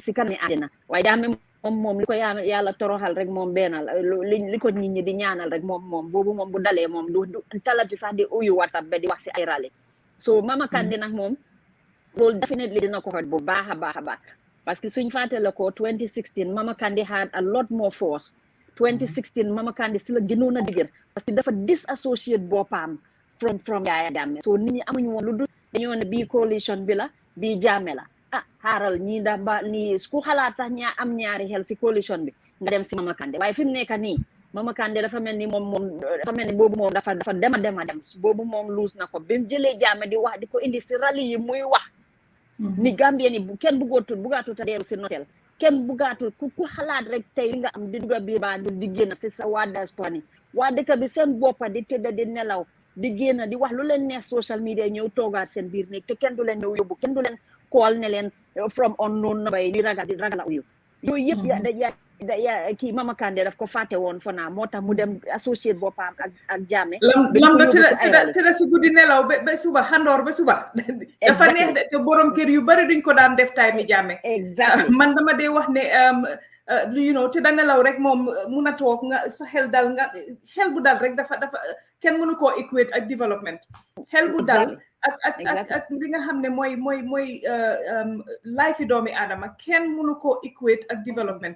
lu fi Jammeh mun a def lañ koo joojee rek mooy rey yi mooy tooco yi mooy yu bon yam def ba nga xam ne loolu noonu bu Mama Kandeh fogee ne dañ ko faate dinañ ko punish at the polls for it te waxoon naa ko GDC ma ne leen yéen a ngi def loo xam ne gars yi génn ku nekk di ma attaque di saaga di wax waaye tey dinañ ko gis ci seen results yi dinañ xam ne Gambien yi fàtte wuñ te Gambien yi dofuñ man dama dee wax sa ne lam doon ne even suñ brothers and suñ sisters yi nekk fooñi sax tey ci seen biir xol boo ko demee ubbi ko dinañ xam nañ ne ñoom si seen boppa bëggatuñ Jammeh teg tànkaam si biir foñi boobu noonu ñëw di leen nootaat parce que xalaatal time boobu noonu su nit deeyee kam fedda ñu ne mag yi ñoo xam ne ndeysaan frail mag yi dañoo daw génn dem Casamance pour bañ ñu ñëw ne leen ñoom ñoo lekka kadee kam fenda or something si witch hunting boobu nga xam ne moom la Jammeh doon def rey si ñaata nit foñi foofu noonu ngeen juga foofu ma jël call bi ñu continuer waaw comme man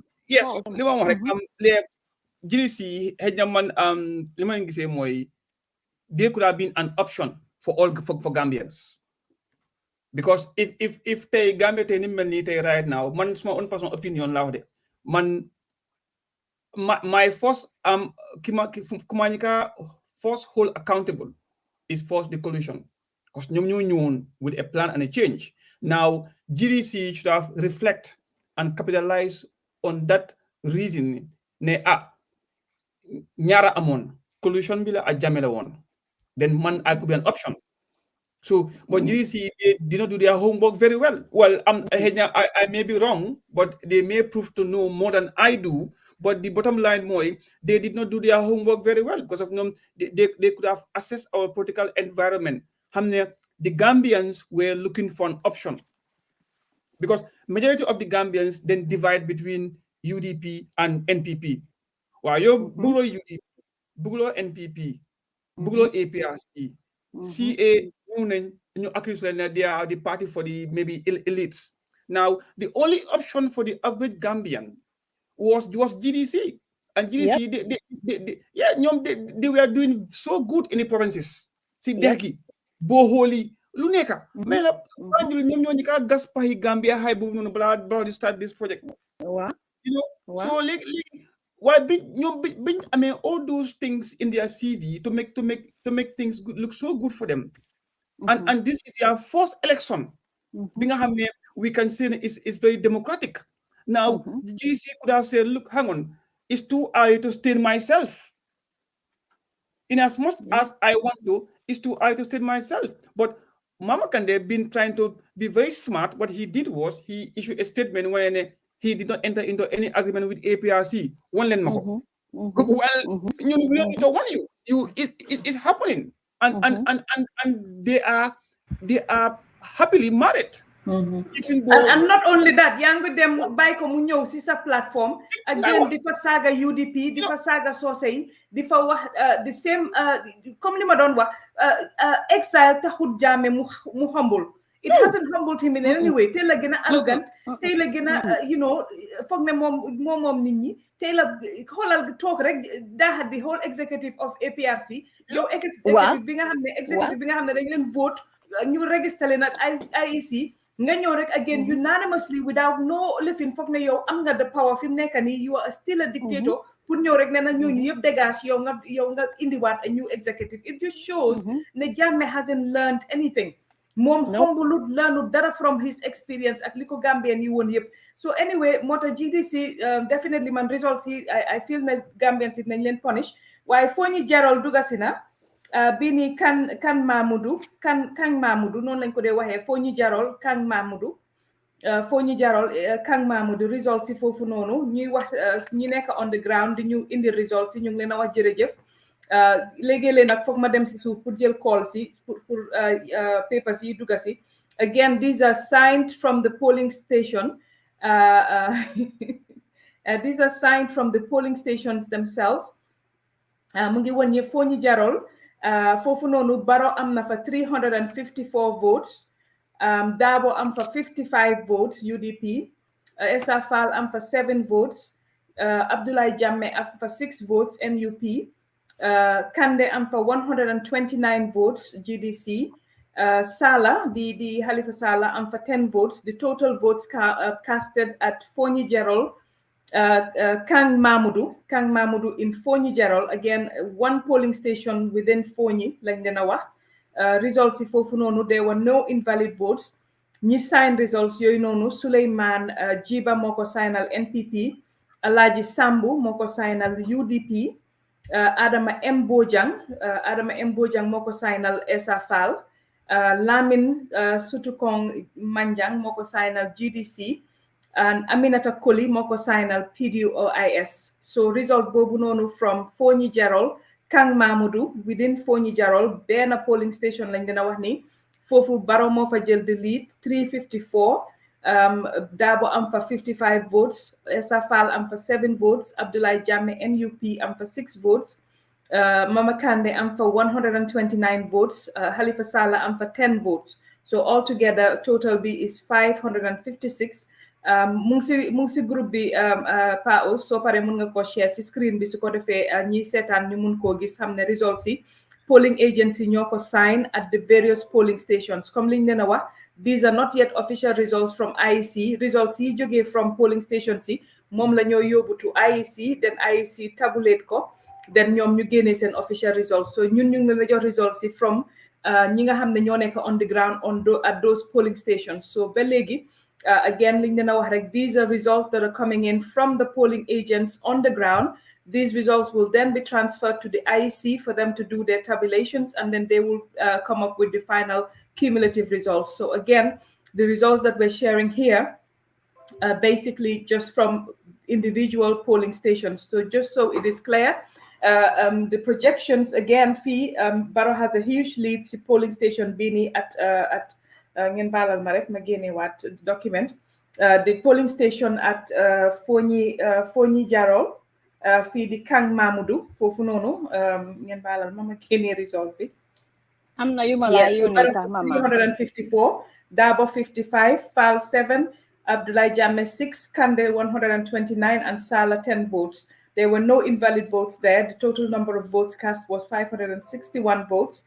And I've already given you the agents that signed that result on behalf of the various parties. So again, looking at that, Lamdo, it's looking like Fofu Nono, Barrow Mofa win. You continue rek indi len results yi. For now, Faji Kunda tamit duga sina. No, okay, these are. am na yu ma la yónnee tam ak Bassène mu ngi bokk si yooyu. waaye mënuma ko okay. Marida Bini, B is from Berefet. Sutu Njang. I cannot pronounce these names. Again, Balalma, if I'm pronouncing it wrong, please. You continue Fini. This result is from Berefet Sutu Sunjang. I think that's what it's called. The polling station number is 30805, number 2. The polling station number there is 30805, number 2. That's also Fonyi Berefet. At Fonyi Berefet, Barrow has a slight lead there. He had 161 votes. Lawyer Dabo has 122 votes. Essa Fall has 9 votes. Abdoulaye Jammeh of NUP has 3 votes. Mama Kande of GDC has 144 votes. Honorable Halifa Sallah has 10 votes. The total number of votes cast at the station at Fonyi Berefet was 449 votes. And out of that, the people that signed on behalf of the various parties, the election officer there was Jibril Jawo that signed on behalf of IEC. Fatu Jaju signed on behalf of NPP. Lamin Nyasi signed on behalf of NPP. Lamin Kota signed on behalf of UDP. Penda Sow signed on behalf of Essa Fall, the independent candidate. Sirifo Koli signed on behalf of GDC. And Amadou Ndiaye signed on behalf of PDOIS. Again, Sutu Sinjang. Thank you. Sutu Sinjang, that's what it's called. At Fonyi Berefet. Thank you, Salabins. Thank you. Sutu Sinjang, yes, Sutu Sinjang. The polling station at Sutu Sinjang in Fonyi Berefet. These are the results there. Barrow has a very, very slight lead there. He came first there, and Mama Kande of GDC was second, and Dabo of UDP came third. So the votes there at Sutu Sinjang at Fonyi Berefet, 161 for Barrow, 122 for Dabo, 9 for Fal, 3 for Abdoulaye Jammeh, 144 votes for Kande, and 10 votes for Halifa Sallah. The total votes cast there were 449. Barrow taking a slight lead there. We continue here and look at the other results. Jimara, we've given you Jimara Julengel. We've given you those results. So looking at these results again.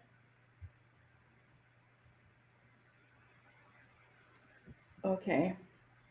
And like we said, it's very early because these results are from individual polling stations. The battleground is still going to be, KMC and Western Division. Yeah, that's where, especially Western Division, 300 and something thousand votes are going to come out of there. Whoever wins there, I am sure will most likely win the election.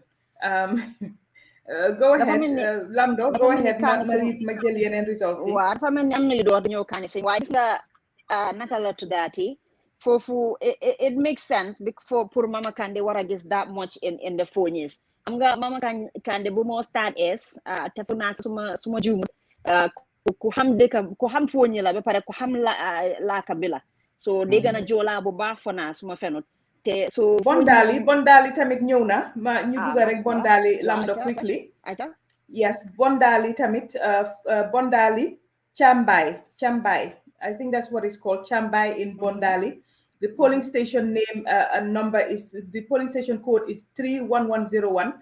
Again, ñu ngi leen a jox the result from an individual polling station called Bondali Chambai in Birkama. There, Barrow has a total of 217 votes. Again, I'm looking at this and I'm thinking the crowds, it doesn't make sense to me. But anyway, let me just read the results and then we'll come back to that. We always talk about the silent majority. Is the silent majority speaking here? What is going on? But let me read the result from Birkama Bondali. Barrow has 217 votes. Dabo has 4 votes. Esafal has 11 votes. Abdoulaye Jammeh has 0 votes there. Mama Kandeh has 63 votes. Halifa Sallah has 1 vote.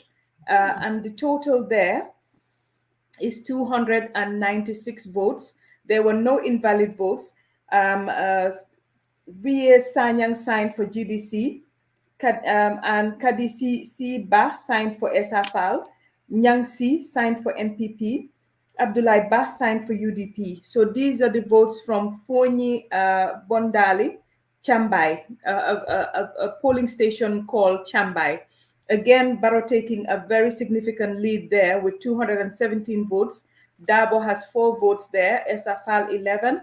Abdoulaye Jammeh has no votes there. Mama Kandeh has 63 and Halifa Sallah has 1 vote there. So that's the result from that polling station. And then, so that's Chambai. So let me look at the other one as well. And this is Fonyi Gerol, Kam Mamudu. I've read that one out for you.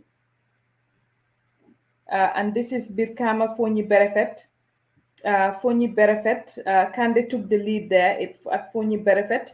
That one, if I just look at Fonyi Berefet, one of the polling stations there, Barrow has 167 votes. Lawyer Dabo has 127 votes. Esafal has 15 votes. Abdoulaye Jammeh has 3 votes. Mama Kandeh has 246 votes. Halifa Sallah has 5 votes. So again, at Fonyi Berefet, this place is called something Bantang. I can't pronounce the name. I'm sorry, but with that one as well. Okay. Yeah, that one. Mama Kandeh took a slight lead there over Barrow with 246 votes, and Barrow has 167 votes. So at this polling station, Mama Kande won at Fonyi Verefet. And just let's continue and look at the rest of the official results that we're getting from the polling agents. Let's see if we can open these up as well.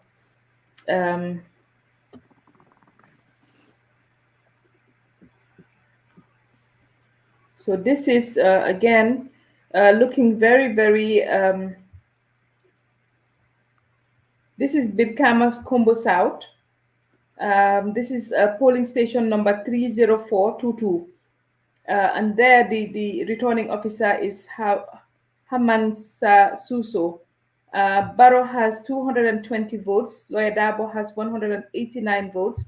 Esafal has 12 votes. Abdullah Jammeh of NUP has 3 votes. Mama Kande has 53 votes. Halifa Saleh has 11 votes. Again, the total number of votes there was 488 votes. And the people that signed, Dauda Cham signed on behalf of Adama Barrow NPP. Lamin Sedi signed on behalf of UDP. Momodu Koli signed on behalf of GDC, and Suleiman Bitey signed on behalf of PDOIS. So again, Barrow taking the lead there at the Combo South, one of the polling stations there, called polling station number 304221. So that's another result there. Okay. I'm looking at these results. I'm surprised. Anyway, let's continue to read these results. This is Sani Mentereng, Kirsiri, Birkama, Kirsiri. Kirsiri in Birkama. Again, Barrow has 286 votes. This is from one of the polling stations at Kirsiri in Birkama, Western Division. Barrow has 286 votes. Lawyer Dabo has 186 votes. Esafal has 45 votes. Abdullah Jammeh has 3 votes. Mama Kande has 54 votes. Halifa Saleh has 41 votes, a total vote of 615. And the returning officer here was Alassane C on behalf of the IEC. Momodou Balde and Fatoumata Kande signed on behalf of NPP. Momodou Lamin Dabo and Ibrahima Conte signed on behalf of UDP. Ndeye Touré and Yam Yai signed on behalf of Esafal, the independent candidate. Ismaila Jiba and Mohamed Jallo signed on behalf of GDC. And Jainaba Jajo and Sheikh Mbai signed on behalf of PDOIS. So again, a lead there for Barrow at Birkama, Kirsiri. My Sarakunda West signed. Okay, share it on the screen. We will look at it. Okay. Lambda, what are you making of these results? People are talking about the silent majority is speaking. What is going on? I mean, this is Gambia for you. This is Gambia for you. If you push them to the wall, push them to the wall and you keep asking the same questions, they'll tell you what you want to hear. They'll tell you what you want to hear, and then on the day off, they'll do what feels right to them. They'll do what feels right to them. Gambians are resolute. These are the voters that went out when Jammeh was there.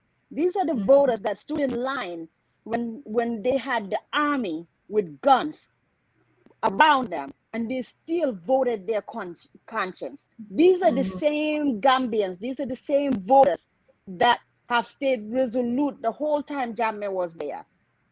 So Jammeh dem ñi nga xamne ñi ngeen yeen mi sané ni gatcha ngalama vota ci Gambia yeen li lañ xam ci Gambia yeen fa taxawon ba Yaya Jammeh ñëwé ak feteli yeen bu leen fetel tiitalu toon ba ngeen def li ngeen def ba génné fi change boo xam ne moom la àddina si yëpp di waxantoo boo leen voté tey du jaaxal ñëpp moo tax turnout bi tey is very exciting dafa exciting, but not only that, but this li mama di laajte mooy ndax is it surprising surprising ma ne leen daal Gambian bi mooy ne boo ko poussé ko ba mu sës daf laa wax nga bëgg a dégg waaye bu dee digganteem rek ak yàlla ak moom mu xam lan la am si dëkk boobu moom mu xam lan laa gis moom li ñu wax lim saf ko ma ca ko xam yéen mi nekk si naaj bi di taxaw digga naa taay li yëpp dafa tàgga waaye tey sant yàlla it's a little bit better so yéen boo leen voté tey ni ngeen naa voté yéen a ngi vote li ngeen bëgg mu am si dëkk boobu yéen a ngi vote li ngeen bëgg moo xam ne ndax da ngeen bëgg mu change ndax da ngeen bëgg mu stay the same waaye yéen a di voice of it so Gambien bi daal dem na ñëw na push ko dem sis bu duggee moom li moo def moom daf ko def loolu mooy Gambien bi all Josuang tam ñëw na fine. Okay, share it on the screen and then we will bring it on. But sorry boobu mama yeah, let me share it here. Looks well, okay, it's all Josuang. Yeah, it's very faint.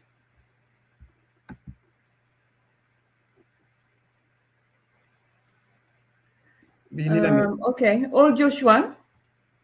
Is that what I'm seeing here on the screen? Number of voters? Or just all Josuang there, and the agent is agent name Menga Aisatu. Menga Aisatu.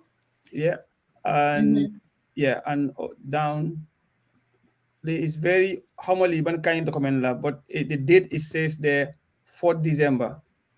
Yeah, is KK Josuang something, but it says the Josuang word, but whatever it is now is different from the ones we've seen previously. Yeah, Biutena, but I'm not sure. Finally, is the individual agent returning? Wow, why not 2012? Let's see. Okay, you move on. I will find out. Okay. Wow. So another result there from Kersiring Central Mosque. So Kersiring Central Mosque, another result from there. Kersiring Central Mosque for also in the Brikama administrative area. President Barrow has 270 votes. UDP Lawyer Dabo has 198 votes. Esafal has 38 votes. Abdullah Jame of NUP has 3 votes. Mama Kande has 89 votes, GDC, and Halifa Saleh of PDIS has 31 votes. Total number of votes there was 629. There were no invalid votes. The returning officer there, or the party representatives, Binta Kande signed on behalf of NPP. Salwa Demba Jamme signed on behalf of UDP. Bintumbai signed on behalf of SFL, the independent candidate. Ibrahim Sane signed on behalf of GDC. And Maria Maketa signed on behalf of PDYS. So again, from there at Kirsiring, this one was at Kirsiring, the Central Mosque, the polling station there. President Barrow took the lead. He has 270 votes. Lawyer Dabo UDP has 198 votes. So again, those are the results from there. So by tomorrow. Sorry? No. The Mange said that GRTS then start. Well, for now 10 o'clock, you announce the official results for now. So we have another 40 minutes to go. Yeah. The results now.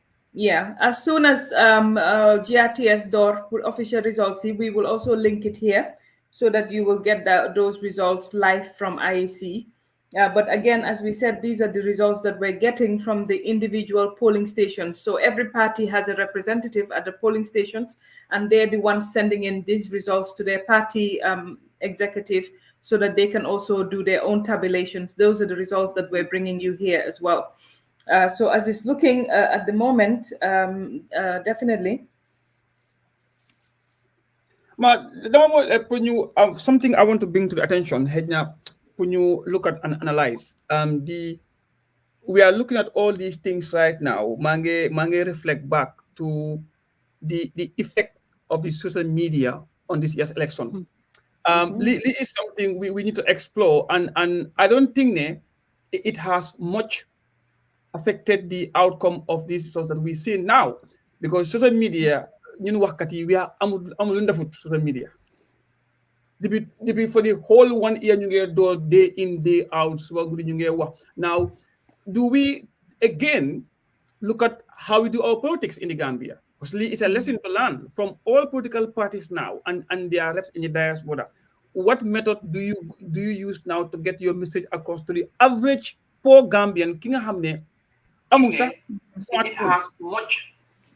You know, so it has proven that social media be much impact in Gambia these elections right now. Look at what we're seeing. Look at PDOIS right now. You know, look at Sunit Hewle buffer zone. Mu fees del ba kenn du ma romb right now. So what role has the social media, i.e. Facebook, played in this election outcome? And to me, if you ask me, I would say we are now we are proven wrong, because 2016 approach will work now. Because 2016 we had no choice. We had to send the information out there. 2016, we were the voice of the people on the ground. Thank you. Yeah, we want to get the message to the outside world to intervene and help, and that's what happened. But this year is different. It's a democratic country. Well, we call it, and they expect a democratic process of election. Now, Facebook right now, it have no impact right now. Man suma yaay blanco yaay demal nga sante Facebook tay right now dafa ñu ka saga o mu ne ma sama morom o mu ne ma sakuma latal o kaspo latal. You know, so we need to again revisit the politics that we were doing is not working. We must talk to our people again. That will have a debate on that method, because that's what they has been doing on the ground. Did it work? It's another thing. So like right now, that didn't work. New symbols didn't work right now. Now, how do you win? Well, what Bro did dual ioni te Gambia hamune, you do not vote or say thank you to a president who give you roads and hospitals. It's their job as a government. They have to do it right now. Now, what do you look for a person to enable that to yourself vote right now? It's beyond in Linogis right now. Moy linga dunde on a daily basis.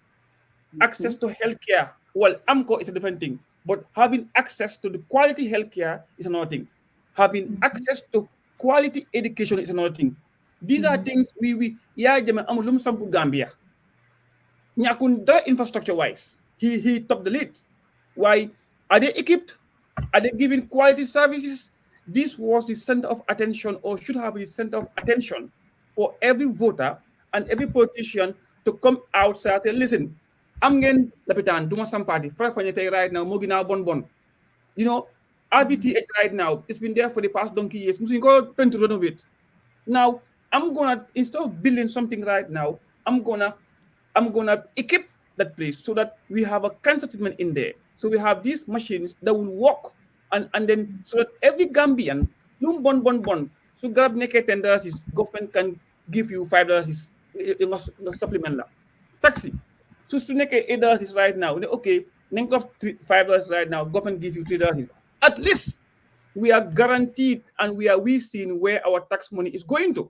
Why the social media has failed right now. Facebook Live, it didn't pay off. All it benefit us more. Past one day now, Facebook now 20 like. Kuneka nyo hayay waji nga fonga wa yamu politic. Feka yo, you didn't even speak to the guy who matters, who's gonna vote. Look at the votes right now.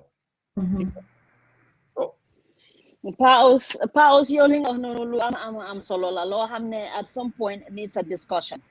It needs a very, very serious discussion. Mama su votes ñëwé rek mën nga ma dok. Why nakal to dati xam nga time bobu information blackout bi amon na. So ko mama waxe ñun ñoy won ñoo doon génné information bi di leen ko send ci WhatsApp yi bobu gaay fiilon nañ ne mu ngi encrypted, mun nañoo di xool messages yi, mun nañoo déglu foofu te kenn du wala ñu dugal headphones kenn du xam lu ñoo wax. So definitely li nga wax noonu xaasa ñëpp dañ daan eewu dugal ne lan la Baro si boppam wax na ko mu ne dañ daan ñëw eewu suba coalition bi ne lan la social media wax. So definitely I'm not boobu moom fanaa social media was the only way, because ground game game it was being done in such a covered way boo xam ne ñu bari xamuñ sax ne moom mu doon dem on back lañ mun a génn ne lii ak lii jaar na fi yëpp si social media bi la doon jaar ak si WhatsApp yi waaye léegi bi loolu demee nag léegi lii information blackout amatut léegi kum neex nga ñëw ubbi sa toog def sa live wax ne président Barrow romb na ma fii léegi nanguuta taxaw convoy am bi nanguuta taxaw te dara du xew. So loolu information yooyu noonu gars yi xëj na léegi mu ngi am ba léegi de si social media bi waaye ground game bi Gambia grassroots mooy election bi pour Gambia any type of politics ku ñu wax leneen waxu daf ñoo nax parce que ñu dugg si biir di dem comme gis nga ñoom Maasi Essa Faali balaa ñoo ñëw ak docteur Cissé gis nañ ko ñoom Rafi Diab ni ñoo duggee si biir dëkk yi ni ñu daan duggee fu nekk di génn loolu mooy politique yi Gambia te loolu tey moom la ñoo gis nii ñu bari ndaw yu bari even though ñoom Citizens Alliance nekkuñ di taxaw nekkuñ si ballot bi de xam naa ne ma ngi boo xam ne ba dafa xale yu bari te Essa Faal noonu la Essa Faal bi TRRC bi time bi am na lu xew bi Covid bi dooree gis nañ ko muy dugga si biir àll bi gis nañ ko muy dugga si biir àll bi fu nekk di distribute lekka so grand game boobu ñoo xam ne amuñ sax lu ñoo fay lu ñoo ndéewoyee ndax suñ ndéewoyee dinañ añ ñooñu ta amuñ pa suñ amee internet tam ñu ngi ko jël pour call seen pour déglu seen mbokk bi nekk out call leen demal fii collect so duñ ko jël ko dugga si internet bi ne dañoo ñëw déglu lan mooy xew si Gambia bi ak ñoom fu ñu war a saanee dëgg la nag kenn mun ngaa wax sa biir gox gi nga wax sa family nga wax sa neighbor si family nga ne leen man de lii ak lii ak lii nga leen si yeena waaye pour ne loolu ndax loolu rek mooy politique bi léegi non li nga wax is 100% true fi mu nekk ni moom ñu ngi dugg si ñu ngi delluwaat si nguuri Saa Dawda ñu ngi delluwaat si nguuri PPP nañ daan politique time boobu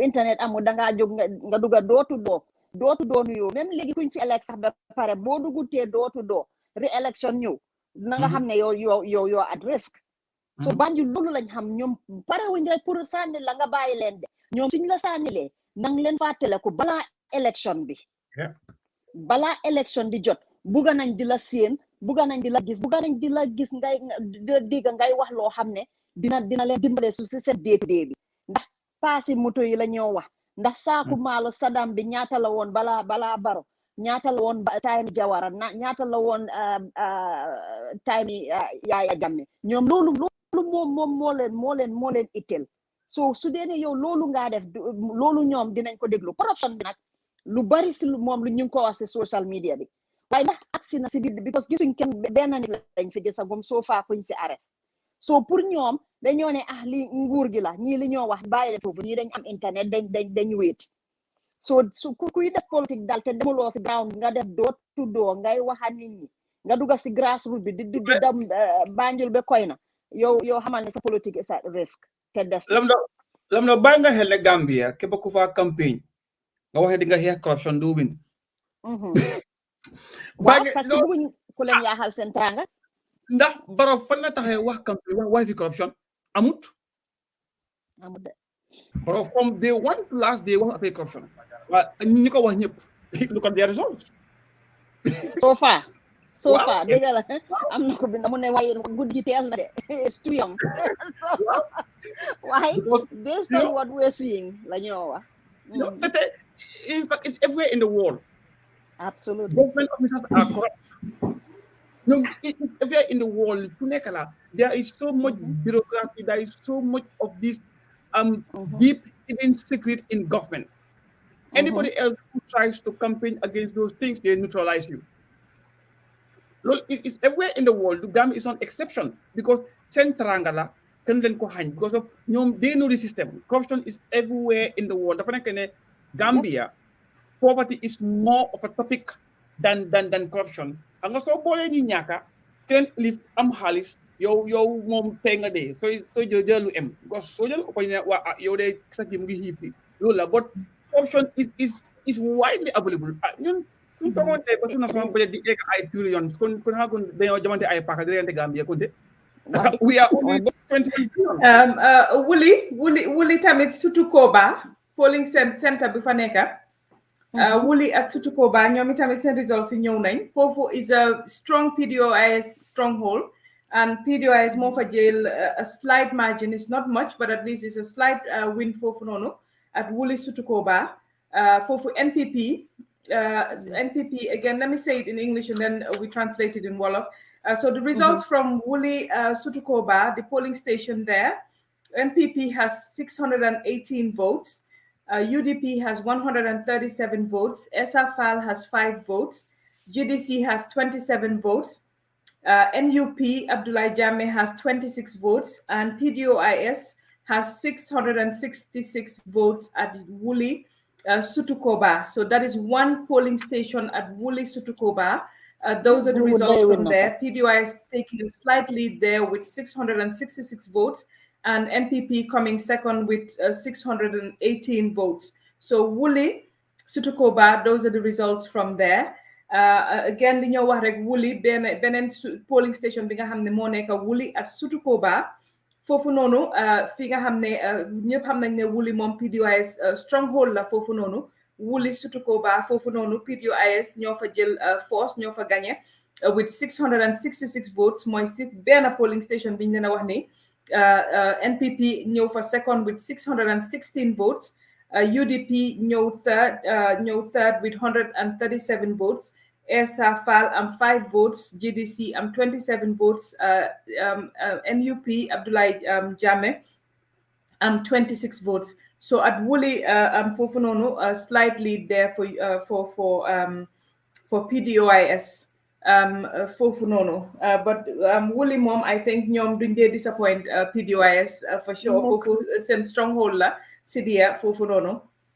ñu doy lañ musa nekka foofu doy lañ musa nekka depuis fona ñoom Tani Jawara sax ku dem xoolaat numbers yooyu noonu di nga gis ne they always showed very very respectable numbers in Wuli te even parliamentary elections tamit dañ dee gis ne foofu they always come out ahead or they come out very respectable so Wuli moom is no surprise there.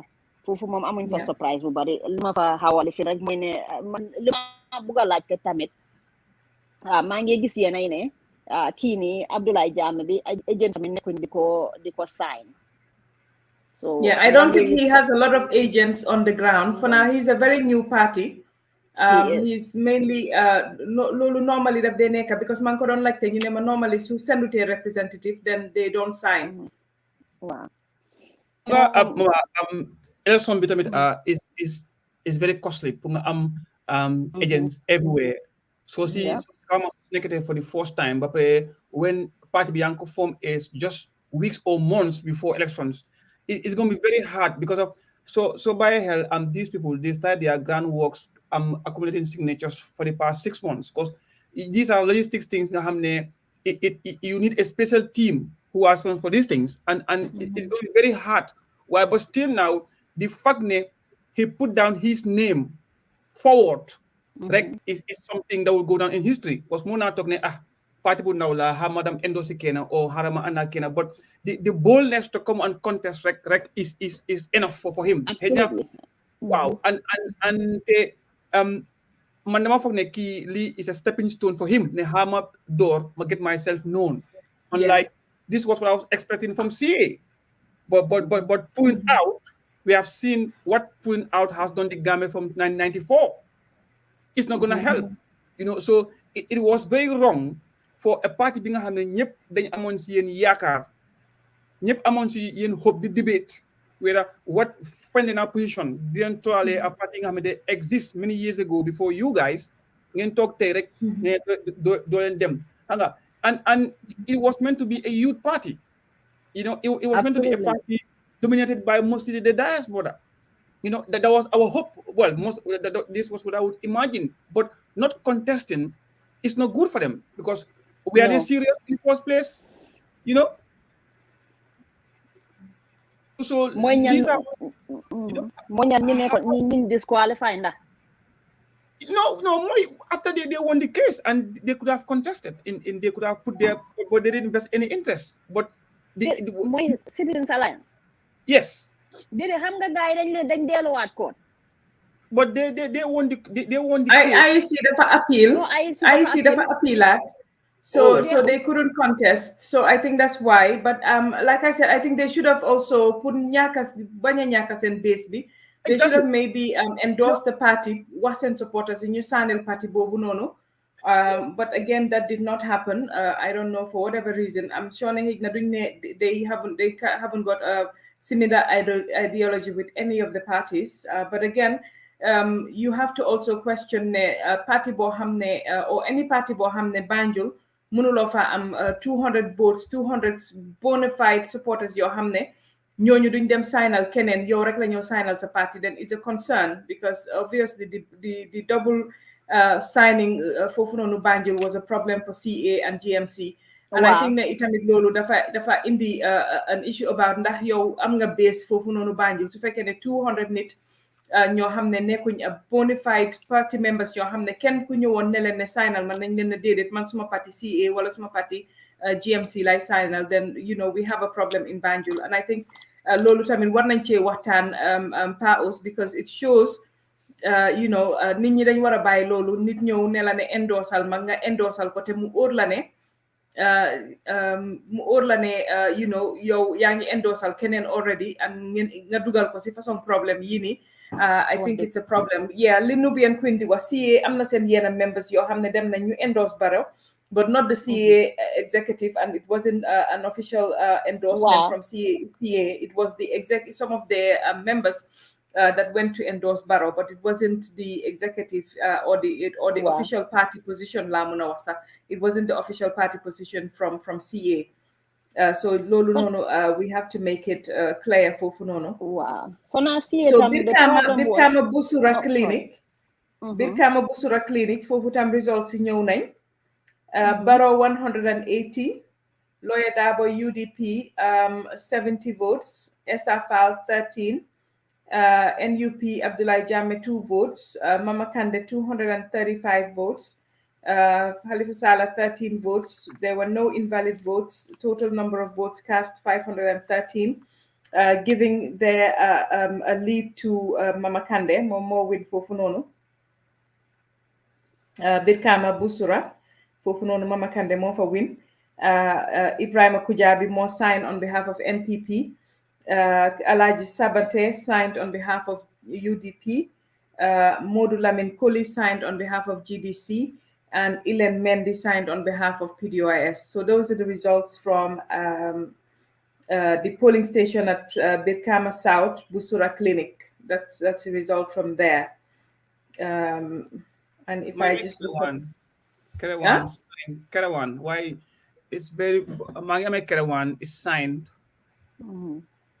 Kerawan Lower Nyomi Bara. Okay. Ma put ko up. Yeah. I will read why it's not very clear. Why I can so mungini duwan na ko si ko. Niya mo na em nak fana is mungi up. Wow, mungi up, but it's very, very faint. Wow. Why muna Kerawan Lower Nyomi Bara. Baro 448 Dabo 62 Fal 29 Jame 1 Kante 19 Sala 20. Now it's all been signed for now. If I can read, PDOIS signed for by Asan Sow. PDC signed for by Fatu Chor, I think. And Independent signed for by Asan Seka.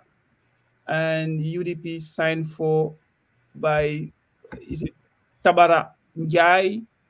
NUP signed for NPP signed for by something now. So yeah, no for now there's the only thing that I can read from this one. Yeah. More pull on linga wax non rek am lab comment tuti about and that Banjul been able to get that thing and IC disqualifying you. Xam nga am this thing bi nga xam ne nit yi they don't really understand. We have 28 people who were going for these nominations. So 28 by 5, you're talking about on a 7,000 people. Now, what do normally happen during elections? This gonna come new register like this year. The IC agent need this registration during Buddha's card registration. Then they have a copy of that registration. Now, what will happen more? You as a candidate, instead of going around to have these nominations or so tile or so member tile, then they will contact these former IEC volunteers. They have a list of new registered last year. They will give you their names. They will give you their Buddha's card numbers. Now, not knowing ki nga bina nekkete kooku sign na keneen. Now lol is one problem. Now suñu demee IEC okay suñu demee ne okay this is the file of all parties right now, where no journalist in the Gambia has questioned how do they pick what file first or second or third. Now suñu pickee file Pa Ousmane pigaat gis ne okay Lamdo mu ngi sign Pa Ousmane. Now because ma ni ka jël ñu pick second file Mama Linguère gis ne Mama Linguère de Pa Ousmane tam sign Mama Linguère. Because more came second, more indirect. Now there is no system in place to identify what you pick first and who you pick second. Now it's happening. Now instead of you going around to people who you sign you rather go and take the whole page, copy all amna more than what they require. Feka amuloko dan ko copy right now. Man, I registered to have a voter's card. Who knows now my name appeared in one of your documents, but because Janga don't register, they always retain a copy. So they could transfer over everything. So this is thing IEC, they have to look into it and need how these candidates let them go and see the person physically in this one like Katambi, then Musainala. But Bull Dam Jersey King was a previous worker or staff of IEC, mu joxe the list of registered voters nga photocopy or nga transfer the documents of that individual ba pare nga forge their signature. This law foog na am na benn party buñ disqualify because of forgery. That's what they do because they dem ne Pa Ousmane Thiam register na but small signature guy for their signature. Yes, sometimes IEC may not have the time to look through all that list, but 200 is very small. So they just glance and see now, wow, Lineka Fini, Azineka Fini, tally, but the signatures are not tally because of Lulu, Mola, the Paus man, I didn't sign for nobody else. But my name could have appeared in their nomination papers because somebody more that document. So Lee is a problem. It has happened to Mangisnako right now. It happened in the Gambia. So definitely, CA could have been a victim of that. Because of CA, I don't think they have ever well, I'm not sure. I'm not making any judgment here, but I don't think they have a stronghold in Banjul because musuñu dégg wax affaire Banjul te parti bu nekk am na foo de mën a bàkkoo ne fii laa dëkk o fii mooy suma kër o fii laa cosaanoo just like what ba lim def bu mu demee URR lu mu fa wax bu mu demee Brikama lu mu fa wax bu mu demee Banjul lu mu fa wax and look at the results today. So you play the politics. If you can't play the politics, then get out. And when you see Esafal example. Esafal came into the game, but not wanting to play politics. What he wanted is not Gambia politics. It's unfortunately, politics and morals, they are like day and night. But the depend tamit ban kind of politic nga wax right now. Masan si ñu fini one of the politic bu set bu sunu mami dan play. Politique boo xam ne jànga la woon ak coming together la woon to celebrate a victory of a fellow Gambian la woon to celebrate a victory of a neighbor to celebrate a victory of Sagoro. But now today is now celebrating the downfall of ki nga xamante démba tey politique ñoo boolente right now. So you must have to have a base. soo ko amutee doo mun a win ñu ngi accuse yéen party naan they are tribalist party but they are not tribalist party, but because of their party base is within that ethnic dominant area. So your opposition may accuse you of you. But Paos, fi fan la ni sa Janjanbureh Lower Salum. Janjanbureh Lower Salum, fofu tamit one of the polling stations 60706 send results ñëw na fofu noonu. Barrow moo fa jël lead 376 votes for NPP, 34 votes for Dabo of UDP, 4 votes for Esafal independent candidates. Abdullah Jame NUP has 3 votes. Mama Kande of GDC has 8 votes, and Halifa Saleh of PDIS has 3 votes.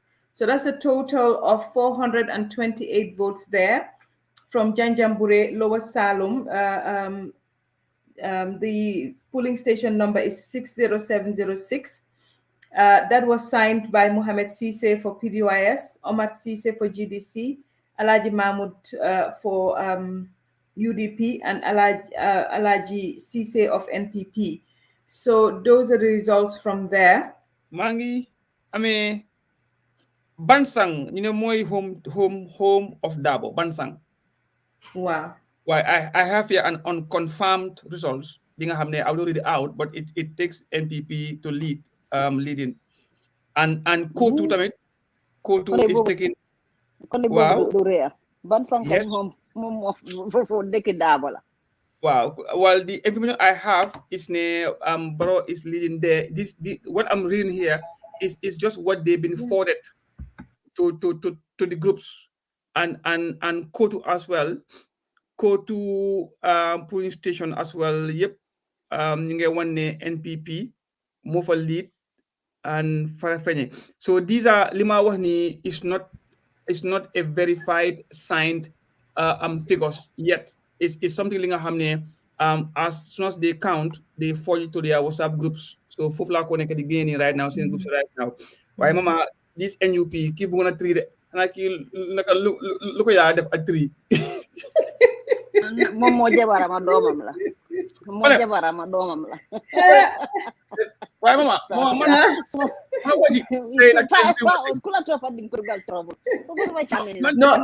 ñan ñoo de wax ne amang ho gagné. Am na ñoo xam ne tey zéro yi dina fi bari de. Dara gagné. Mo ne zéro yi lay good 0-0 yi. Why pa zéro yi ngey buga di bari. No man su gaay indi waat results mu ne leen F yi ngey bejante ni Iran mooy fi nekk ni tamit. Zéro yi fi bejante ni. Lamdo bari. Lamdo man suma xarit ñëw tey gis ma ko tey. Saari ñëw suma xarit may faati. Yeah, ma gis naa ko mu ngi taxaw sol orange broda mama bala ñu daaxa fi. Léegi ñu daaxa ñu si plateforme bi. No, why leen suma broda de. Moom dafa contest. This Kamada Silame, the results are out. Fofu tamit, Birkama South Dasilame. Fofu nonu polling station before Funonu Itamit. So let's go to Dasilame. 198 for Baro, 269 for Dabo. So Dabo takes UDP takes the win there. SFL has 6 votes. Abdullah Jammeh has 4 votes. Mama Kande has 83 votes, and Halifa Saleh has 8 votes. The total number of votes cast at Birkama Dasilame at that polling station is 568. The returning officers or people that signed, the returning officer for IEC is Mr. Juldem Balo. Omar Jammeh signed on behalf of PDOIS. Saratu Jallo signed on behalf of GDC. Aissatou Sane signed on behalf of UDP. Amfal Jang has signed on behalf of UDP. And Suleiman Bojang signed on behalf of NPP. So those are the results from Birkama Dasilame. UDP taking a slight lead there with 269 votes, followed closely by NPP, Baro 198 votes there. So. Pause. Amololo. Small brother be your can be a fee for la fam. Pause. How many mong la deglu de? Supporters am yang la deglu. Deglu pause. Why naka pause nim don wapu Citizens Alliance. Bi man fonane dal dañ len até ñaka. Parce que everything timing bi time bu gaay bu ñu wara bu ñoo indi nomination ci Lamdo man mota mané you have to do your homework because the time bi nga xamné deadline bi dafa gata and the time bi ñoo def election si is too short. Either IEC fi mu nekk dañ am pour change deadline bi mu gëna gudda nga xamné su amé issue yi ni dinañ la mëna jox chance nga mëna demati indi waat another set of signatures. Why so ni deadline bi gaté to closer to the election, so amé any problems then there's an issue. Mota is always good pour nga am sa base bo xamne everywhere sis constituency bo xamne bu nekk or administrative area bu nekk mu or la ne Banjul am nga fa 200 bona fide ñoo xamne ñooñu dofuñ gëna jappuñ leen ñu signal kenn because sa parti lañ bokka waaye comme ni xew ni nga signal kii signal kali te man Lamdo maa ngi doon tooñ gaay ne leen di double signatures ñooñu dañ war a jóg taxaw ñooñu dañ leen war a expose ñooñu liñ fi def yaxal nañ ñu bari si élection bi nii waaye loolu nag nañ waxante dëgg nag am na si ñun ñoo xam ne noonu lañ mel nag am na si soo dañoo bañ a wax déedéet dañ laa bañ a rusloo boo leen laajee dañoo gàcce lañ dee bañ rek ne la waaw keneen ñu tamit ñu bëgguñ la di wax si sa kanam ne la déedéet Gambia dafa bari nag dafa bari kersa waaye nga wax ko dëgg bi mu dem uti yeneen signature yoo xam ne dina mun a dem through moo gën nga fen ko signal ko mu dem ICC am fa problème waaye nañ waxante dëgg nag te ñoom nag dëgg def nañ over 200 gis nga alliance waroon nañoo def yeneen extra te ñoom itam dinañ xool si seen biir xam naka la ñoo defati 2026 waaye nag IEC itam kuñ ñu jara waxal lañ parce que yow doo ne ba pare toog doo doppa nit ki tamit ba mu jeex yow ñu ko PAOS wala PAOS foogoon na ne ñoom win nañ suñ leen bàyyi woon sax ñu win xëj na ñoom duñ dem taxaw xëj na ñu dem endorse party waaye xam nga tamit timing bi si diggante bi góoma ne ñoom biñ xoolee si seen biir ndax dañ ne make na sense pour ñu endorse anyone ba pare ñoom officially li ñu wax seen nit ñi mooy ne ñoom officially duñ executive duñ mun a dem ne ñii la ñoo kii la ñoo endorse waaye yéen tànna leen ku leen neex yéen ñoom seen niti boppa moo tax ñu gis yaay compagnie boobu taxaw ak Sidi Ndiaye taxaw foofu noonu si escalate State House xam nga loolu itam wax la le loolu you can't blame them because xam nga those double or signatures you can't blame because ñooñu most of them they offer them money most of them for example kër goo dem naan damaa ñaan karta so dem na njëgi état nag xam nga people it was a business yes it was business ku tee xaalis ñu ne la dama sanal nga ne ko njëgi état nag nga jox ko $25 wow it's a business wow it's a business and they if you don't know the Gambia if you do not know the political dimension or demography of the Gambia or how we do the politics. Now, wherever you have a combination of Bibi Dabo and Lawyer Dabo, it's a perfect combination because these are generations that play the proper Gambian politics and they know very well how to play. Absolutely. So, Bibi Dabo knew dafa endorse dafa endorse UDP. Man that did because that was going to be a disaster. Now, ma jël 2 minutes rek ma make this analysis now. Gis nga bi gap feeñee jël mu Lamin Bojang as a flag bearer.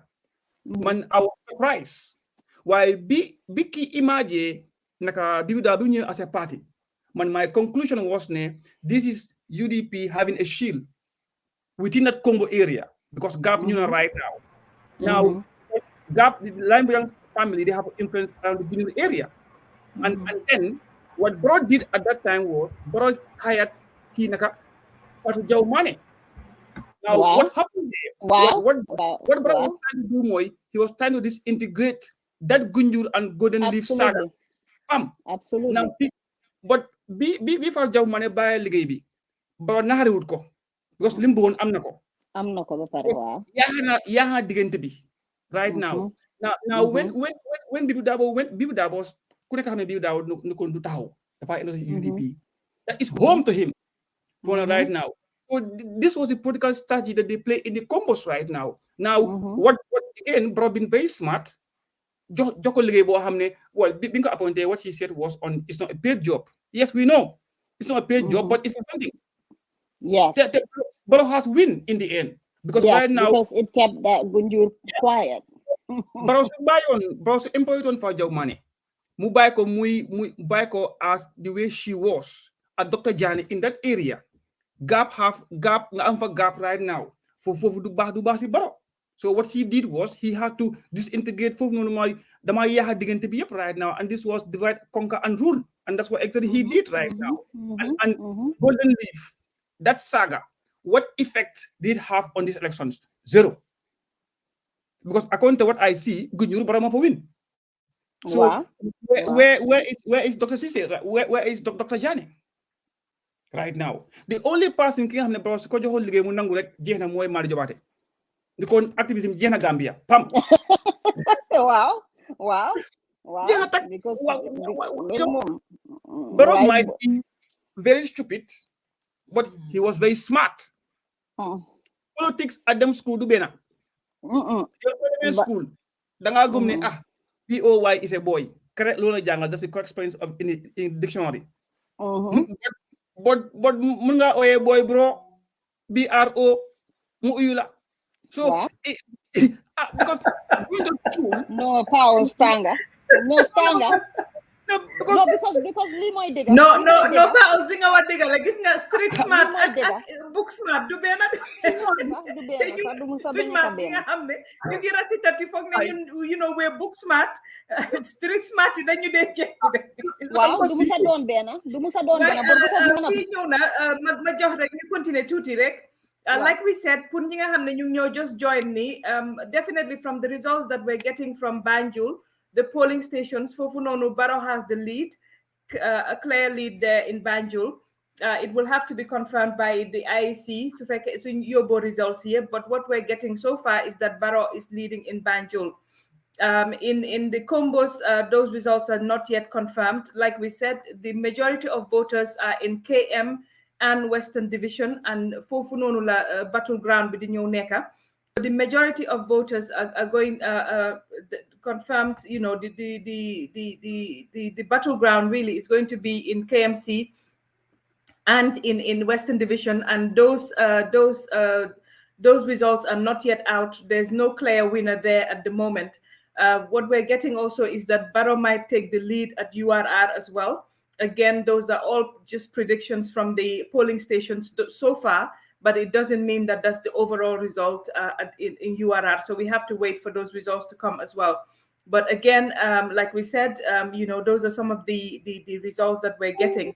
The battleground, like we said, is going to be KM and Western Division. Comme li ñuy wax rek fi mu nekk nii results yi fi jota am from the polling stations mooy ñi nga xam ne foofu noonu la ñuy dem pour li nga xam ne mooy ñooy because fi mu nekk nii dañoo compter vote si foofu noonu si polling station si fi ñu sànnee carte lañ ko compter bu pare ku nekk sign ñu yónni results si IEC. So si polling station yi ñu jotangum fañ sànnee bañ compter Banjul moom foofu Barrow moo fa jëlangum li nga xam ne mooy raw bi waaye Banjul 10,000 or more votes rek la am is not very significant, but still is a win for Barrow there. Fi nga xam ne mooy URR ay base ak yooyu tamit wax nañ ñu ne foofu noonu most likely kii di Barrow dina fa win President Barrow from polling station results si ñuy jot nii.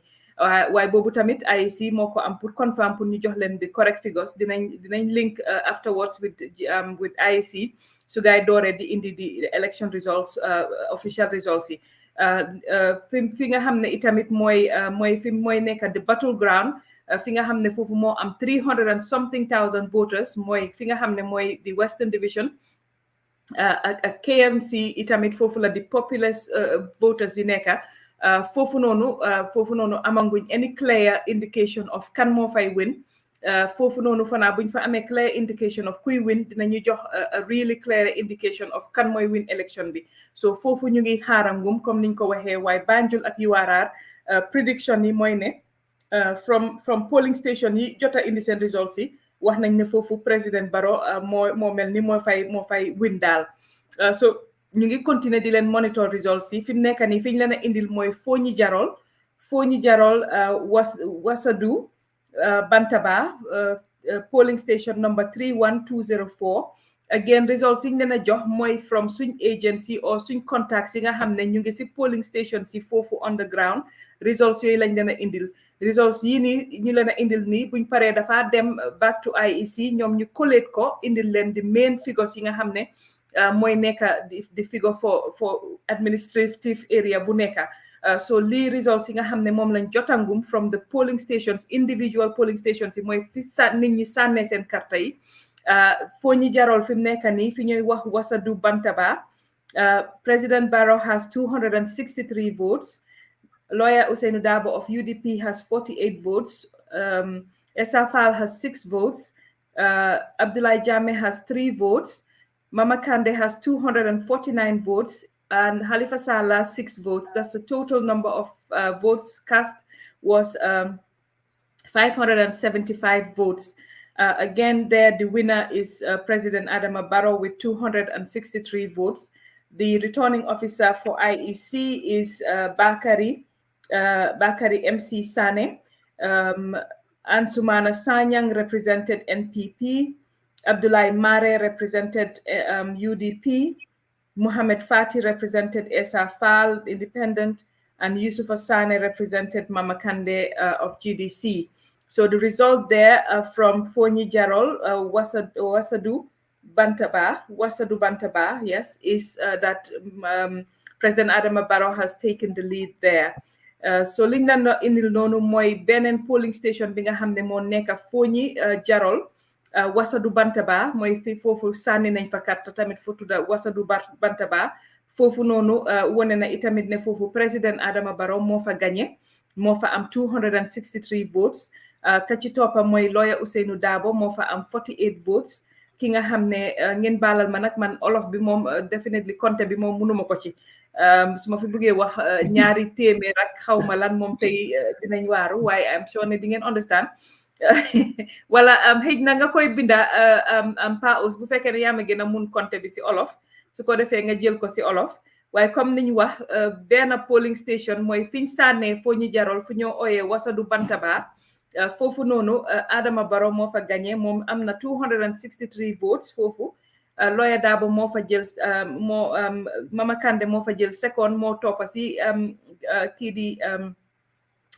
Barrow moom am na fa 249 votes kii di Lawyer Darboe am na fa 48 votes Essa Faal am na fa 6 votes Abdoulaye Jammeh am fa 6 votes ak kii di Halifa Sallah am fa 6 votes so foofu noonu di Fonyi Jarol Wasadu Bantaba foofu kii di président Barrow moo fa am slight lead over Mama Kandeh of GDC ñu seetaat leen fii yeneen results yi nga xam ne mu ngi ñëw comme niñ ko waxee rek Jimara foofu noonu Julangel indil woon nañ leen results yooyu noonu Jimara Julangel foofu noonu itamit président Adama Barrow moo fa jël moo fa gàddu moo fa raw gaay yi moom am na 448 votes foofu kii di Lawyer Darboe am na fa 5 votes kii di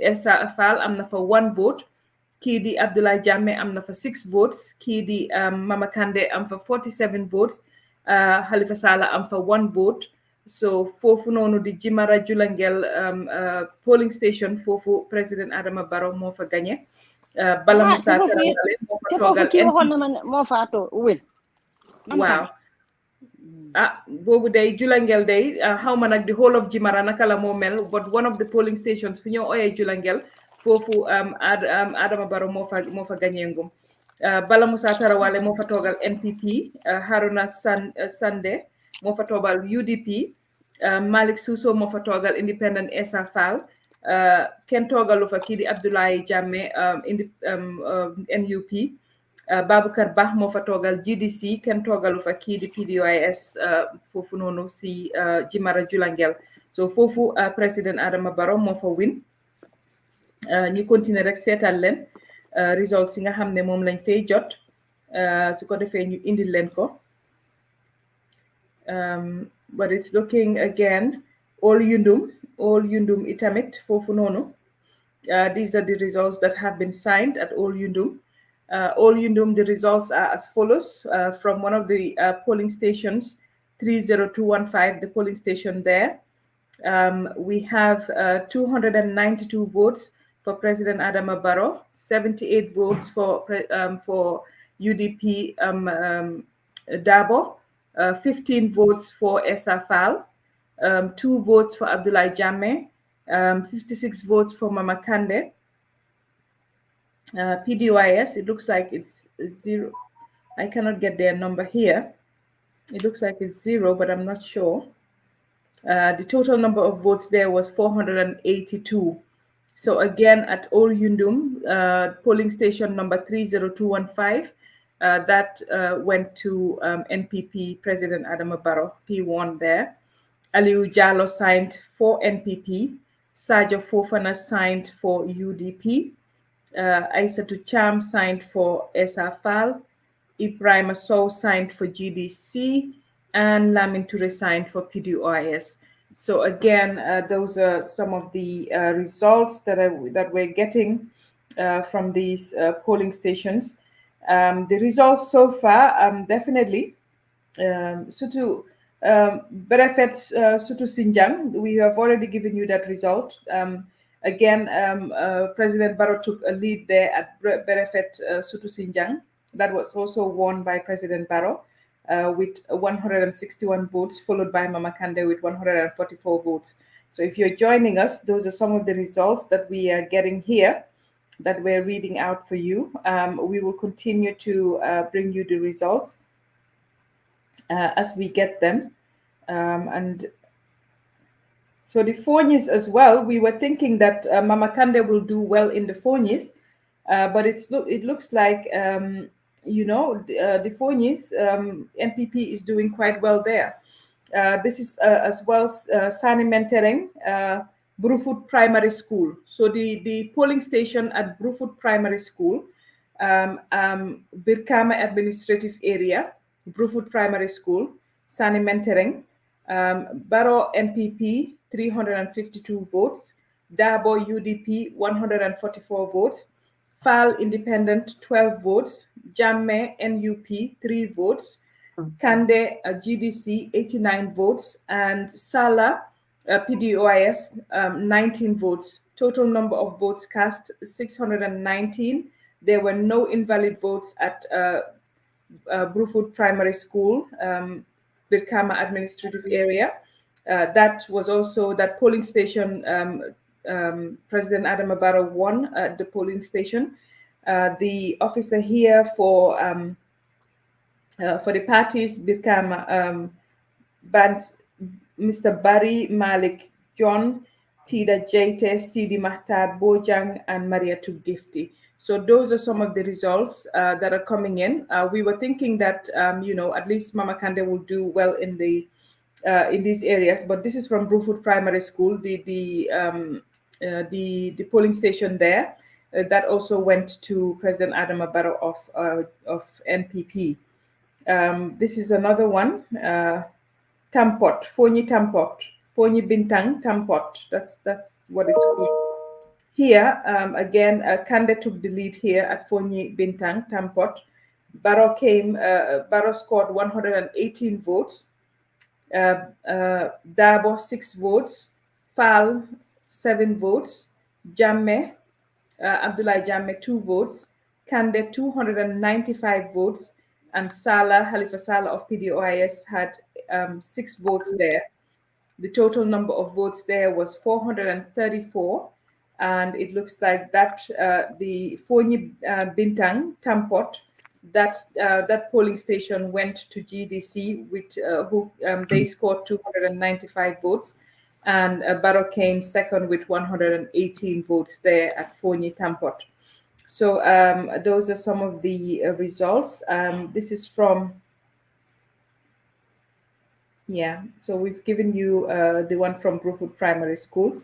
So it looks like at Brufut Primary School, the winner was President Adama Barrow there. This was signed as well. So it looks like President Adama Barrow won at that polling station as well. Olaf. Mama share muno ko besi Olaf de way muno ko si Olaf mu la illa Paus metul jang hitu kulor bi ñew wax ko ci Olaf de man Wuli West Barakunda. Okay, how much results so we have also Wuli West Barakunda. President Adama Barrow NPP 300 votes, Dabo UDP 30 votes, FAL Independent 4 votes, Jamme NUP 10 votes, Kande GDC 5 votes, and Sala PDOS 40 votes. Total number of votes 389. There was one invalid vote there. That is Wuli West Barakunda. That was won by NPP. And the officers here, the returning officer for IEC is Lamin M. Kijera. The officers, the party representatives, Nyato Ba represented NPP. Nyima Kamara represented UDP. Bafali Cisse represented independent Esa Fall. Seikuba represented the GDC, and Mori Kande PDYS. There was no representative for NUP Abdullahi Jammeh. So that is Barokunda Wuli West that went to NPP as well. Kon di leen wax rek ne Barokunda itamit foofu Wuli West foofu président Adama Barrow si polling station bi fi ñu doon sànnee noonu Barokunda foofu NPP moo fa gagné. Mama, I'm share this page so because instead of you work on Olaf, I think we need understand because we was lakai. So man ko binani this will help.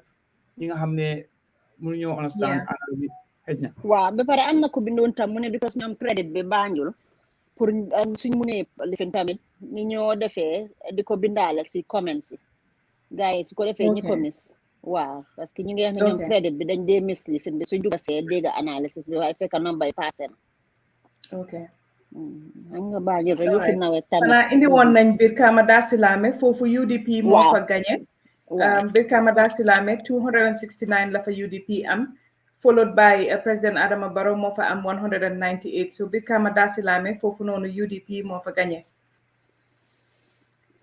again bi nga mujj Barokunda dafa mel ni Adama Barrow NPP am na fa ñetti téeméer ba pare UDP am fa ñetta fukka dafa mel ni danga wax ne kii Jammeh mooy nopp boobu National Unity Party bi 10 lañ fa am ba pare Essa Faal am fa juróom GDC bi moom jàpp ma ko waaye dafa mel ni doy am nañ fa ñeneen fukka waaye UDP duñ nelaw doy moo leen dóor foofu benn place waaw no hanga kan la bëggoon nag mu campagne ñu xool yow fence Gambia Sénégal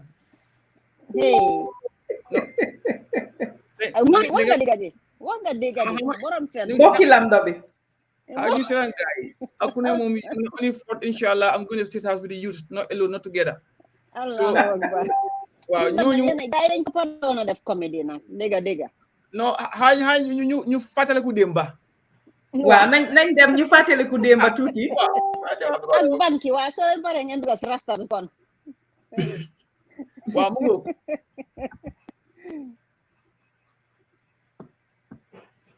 nañ fàttaliku démba ña waxoon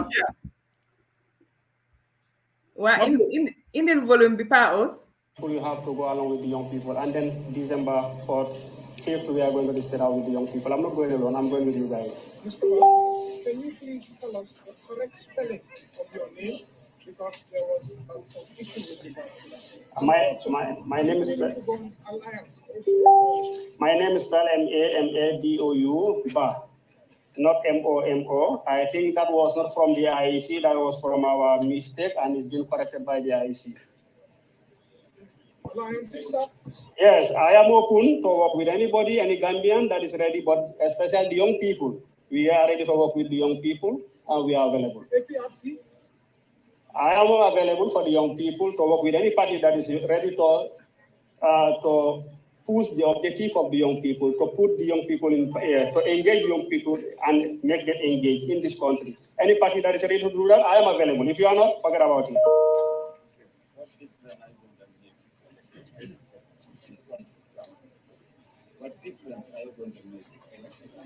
There is no party in this country.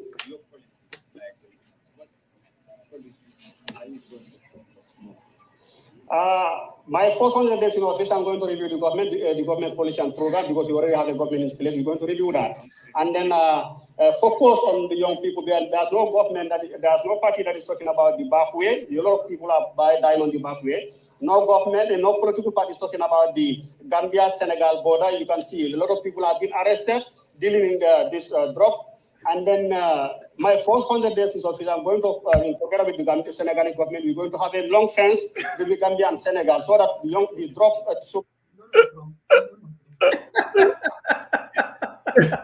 No. Listen to me attentively. Listen to me, Mama. When I speak, I don't want to speak to any other person. The speech I'm making is going to be an equivalent to everyone here.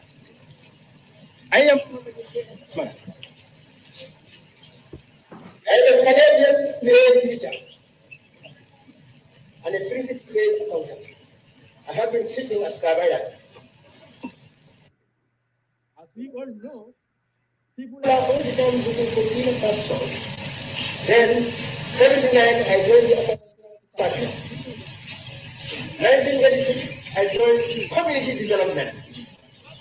At community development, I was assaulted there until people say, Mr. Kamala is dead. They started to take charity to attend Mr. Kamara's funeral. I thank Allah as I stand respectfully before you people to make this liberation. Mr. Kamara, thank you so much for sharing with us your but would you confirm for us if you meet the criteria? That's what the question was. Yes, I have come to these people and I told them I have the papers I have given them, and I have paid my 10,000 because I want justice to prevail. From the First Republic to present day, I told you I don't want interruption because you asked me to say I am talking. Don't pose any other question to me. Is that clear? No other question to me because I said it's a collective deliberation I'm doing. Don't bombard any question to me more. From what I tell you, stick to that. I want to make sure that there is justice in this country. That's all. Yes, those were also candidates. Of course, they were disqualified. They did not meet the criteria. But definitely, I mean, we have to also say that IEC did a very good job because our presidency cannot be reduced to a laughing stock. Definitely, this, I mean, we're laughing at Trump Junior ki nga xam ne moom mu ne bu ko kenn interrupt moom lu ko neex laay wax waaye na fàtte nga nag anthropologist bi mu ne moom lifin la archaeologist la wax xaw ma mu ngi nii ay ñun boobu ngi nii hey yàlla suñ archaeologist bi process ko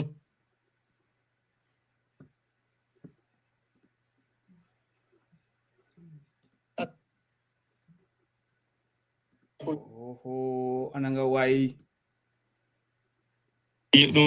process of stages data collection on button what goes submission not on sa pari don kaben dem joto public routine arab ki moy kenen ki moy Trump Junior haydara mankani madani be fo mi totti be fo hayda butut mankani ki moy Trump Junior indi kenen ki suñ archaeologist bi ko asuka suka be way won darot gale mabbe be ngia hebde on confident ko mamba ko fo darade wiya punta wiya mino solid dabbude ko fotino arda de lady wona Paus fana kooku moom kooku mun nañ koo romba waaye comme niñ wax rek I think IEC did a very good job at least indil ñu lifin indil ñu tuuti waaye comme soo leen ñuy join rek fii nii on Linguère Post liñ leen a indil rek nii mooy result yi nga xam ne moom lañ nekk di gis from ñi nga xam ne parce que Gambia fi mu nekk nii xam ngeen ne fi ñu saanee karta foofu la ñoo compter results yooyu noonu nag jóge si agency foofu noonu party agency yooyu lañ leen a indil nii fii nii results yooyu la ñoo jël yónnee ko IEC su ko defee ñooñu def ko si seen Excel sheet bi indil leen administrative area bu nekk kan moo fa win fi mu nekk nii liñ gisangum from li nga xam ne mooy from Banjul mooy wane ne kii di Adama Barrow foofu ñu ne dina fa jël fi nga xam ne itamit mooy URR di Basse tundu Basse bi administrative area foofu tam wax nañ ne most likely Adama Barrow moo fay jël waaye li ñu wax rek mooy itamit ne li nga xam ne itamit mooy li nga xam ne mooy Batul area bi mooy fi nga xam ne foofu la voters yi gën a bari mooy di Brikama administrative area ak KM area bi foofu noonu ba léegi amanguñ ku gagné margin bi naka la moo mel foofu but it looks like foofu ku fa gagné rek itamit am nga chance boo xam ne di nga mun a win presidency bi xam ngeen ne Gambia it's majority carries so yow boo amee sa 13% te yow yaay di highest then yow yaay jël li nga xam ne mooy win bi ñuy ñaan rek ñuy comment saaga yi nag moom mu daga bu saaga amee rek ñu am pour delete ko boo saagatee nag moom ñu am pour génne la parce que definitely ñun ñëpp ay mag lañ fii nii fanaa mun nañu waxtaan ñàkk a juboo sax waa ñu def ko si yar ak teggin so ñu ngi leen a ñaan yéen mi comment si comment section bi ngeen bàyyi foofu bu saaga amee rek dinañ am pour delete comment bi te soo saagatee comme niñ ko waxee dinañ am pour génne la ñu bloc la parce que ay maga fi nekk te fanaa war nañu mun a joxante cër politique bi mun nañu politique waaye nag ñu def ko si yar ak teggin ñu def ko si tamit si li nga xam ne mooy ñu respectante ñun ñëpp ku nekk foo support rek nga support fa waaye jarut saaga jarut li nga xam ne mooy yi ñuy defante ni politique yi loolu jaru ko so ñu ngi leen a ñaan loolu rek ngir yàlla comme niñ ko waxee nag fi mu nekk ni results ya ngi ñëw ndanka liñ leen a indil yëpp loolu mooy li ñoo jotee from ñi nga xam ne sànni nañ karta ba pare ñu compter foofu noonu nga xam ne foofu lañ sànnee si kanam tuuti am sure IEC dina door di ñëw boobu tam dinañ leen ko connectal pour ngeen gis di official results from IEC waaye comme niñ ko waxee rek ba léegi ñu continuer di leen indil from the polling stations mooy béréb yiñ sànnee karta li nga xam ne mooy results yi nga xam ne moo faa génna again Lamdo yow noo gisee li nga xam ne moom lañ nekk di gis fi mu nekk nii si trend ji ni mu nekk di demee comme niñ ko waxee fooguma ne mun nañoo wax ne kenn winangum na parce que fi gën a bari le vote fii decide election bi ñooñu seen results yi ba léegi leeragut mooy Western Union Western Division maa ngi wax Western Union sax man mel ni kuy jot si xaalis xaalis baaxut Sarga Santa.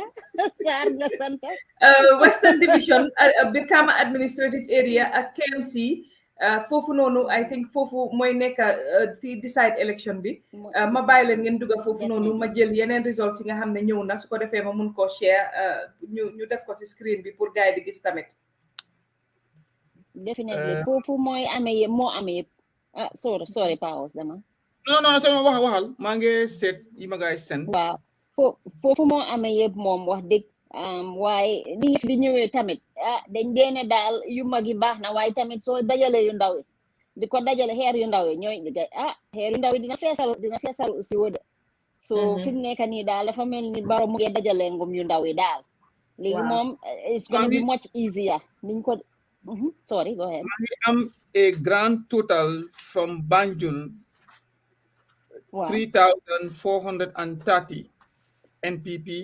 1,778 UDP 165 FAL 19 Jame 186 Kante 447 Sala Banjul North Banjul North am not 3 police stations or 2 daal because am na Crab Island am nga St. Joseph so how ma ajal ok sabi tamit polling station si fa nekk yëpp boobu tamit ñëw na after dinaa la ko yónnee nga aj ko Paos dafa mel ni foofu itamit lefit yi yëpp ñëw nañ polling stations yi yëpp ñëw nañ fi mu nekk nii mama riidoon nga base waaw maa ngi doon riid base riidoon na Julangel ak feneen fi bi mu dugasee waaw yooyu riidoon nañ ko so mu ngi mel ni from li ñoo gis daal like we said election bi moom xaajangu ñoo gis winner parce que yi gën a population bi fi mu gën a bari foofu noonu itamit UDP stronghold la te yooyu ñëwanguñ margin bu fa UDP di winee mun naa determine kan mooy win election bi or margin bu fa Barrow di winee mun naa di decide kan mooy win election bi so ñu ngi continuer di monitor foofu noonu suñ amee rek lu ñu leer dinañ ko indi boobu su ko defee ñu indil leen ko fii nii ok am nga Latrikunda Sabiji Latrikunda Sabiji fana waxoon nañ ko de waaw Sabiji déedéet indi results yi foofu bi ma am is not signed ok then suñ ko signutee rek du ko indi yeah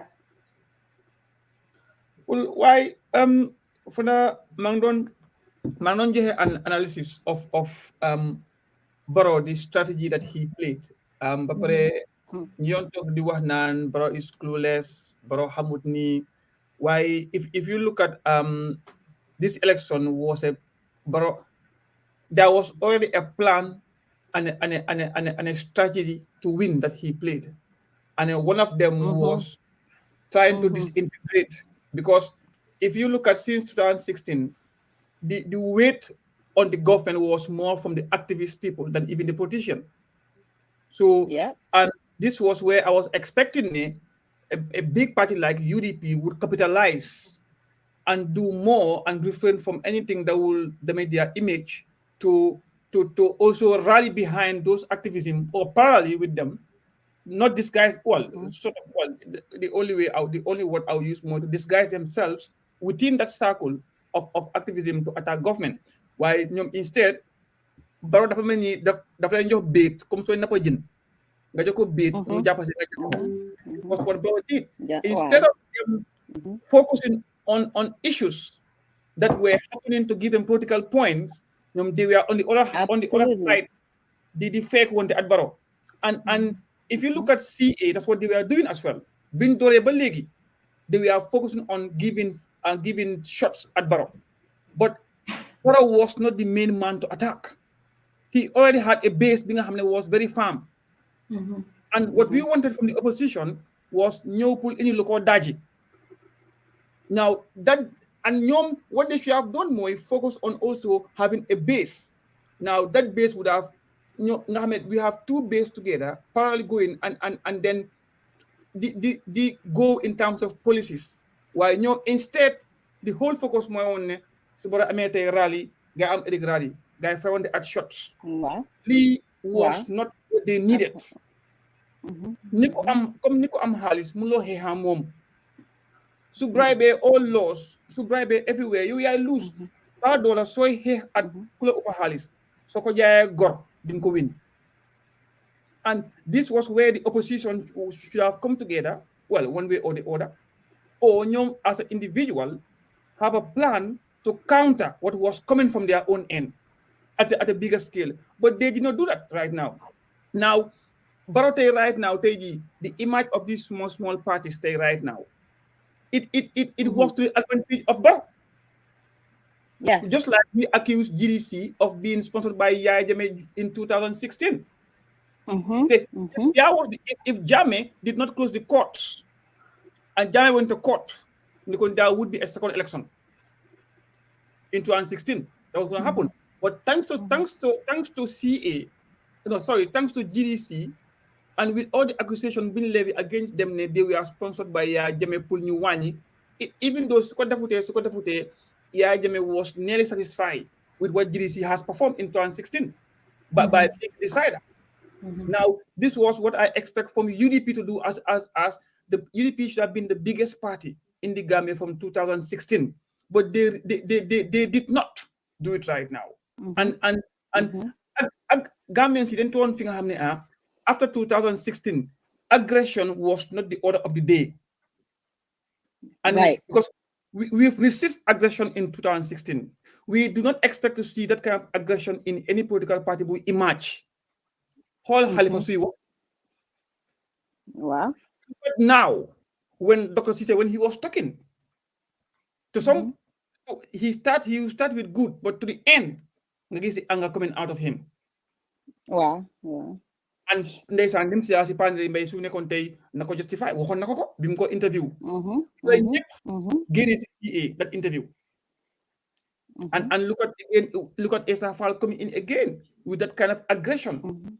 The Gambians am na ñoo xam ne suñ seetloo si yow rek they see a reflection of what happened from 94 to 2016. jërëjëf Because anything li nga xam ne was a characteristics of loo xam ne is a quality that you could have find in Jammeh bugaat ñu ko gis in the Gambia right now.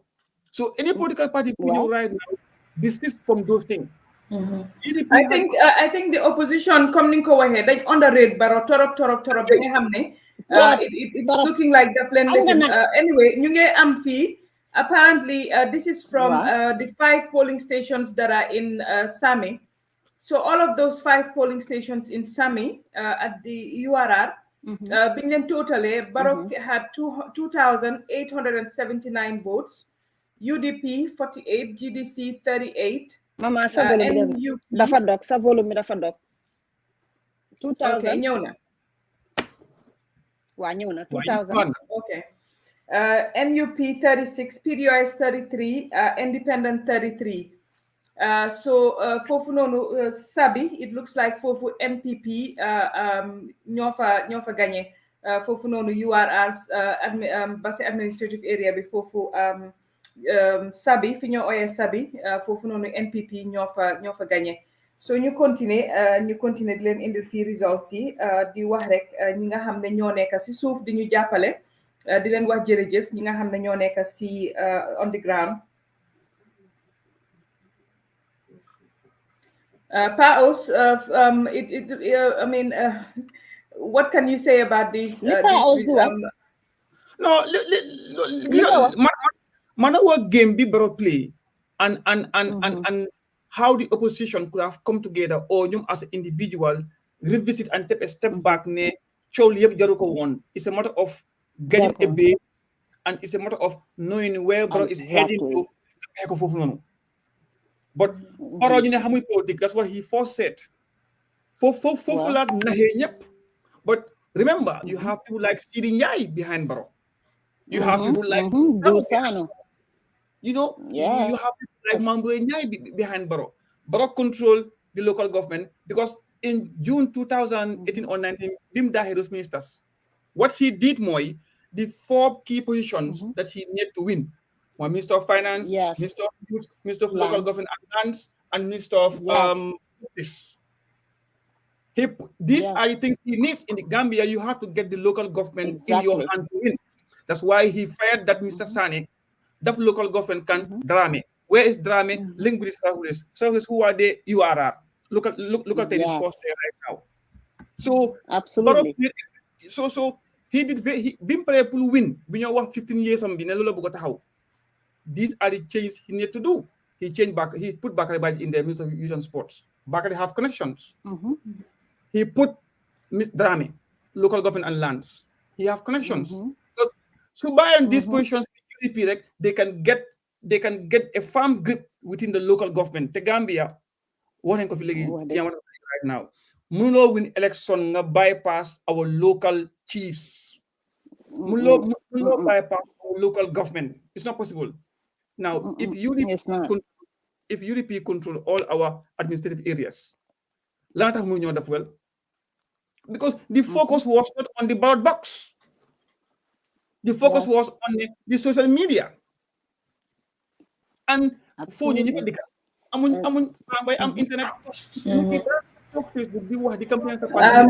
Paos, as we said, we're monitoring IEC. So with the official announcements, didn't connect.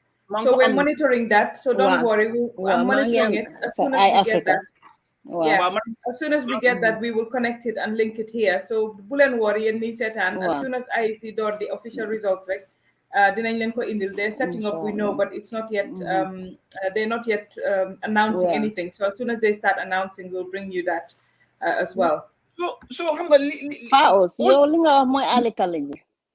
know, because all they needed was to fake up Brasilim o Brahamuton dara. Why Nico surround comme mo ñu son yaay dem rek ba mu bëggee bàyyi ko koto bul bàyyi PP ba jawal ko teg position am mag ñi ñu ko fa teg wow you don't need to get to the whole Gambian people, you need to get their reps.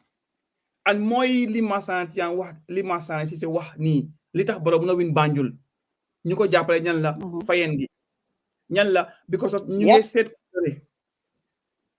so someone nga seet boppi coloré yi nga target for pam. But UDP did not do that. And UDP, they are the biggest party in the Gambia by far right now.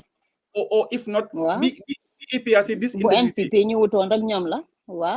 So now, why do we have to have MPP, a party that was born within a government?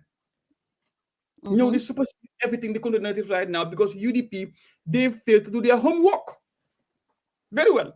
100%. And UDP is a party with big educated people at the top level. Can this guy?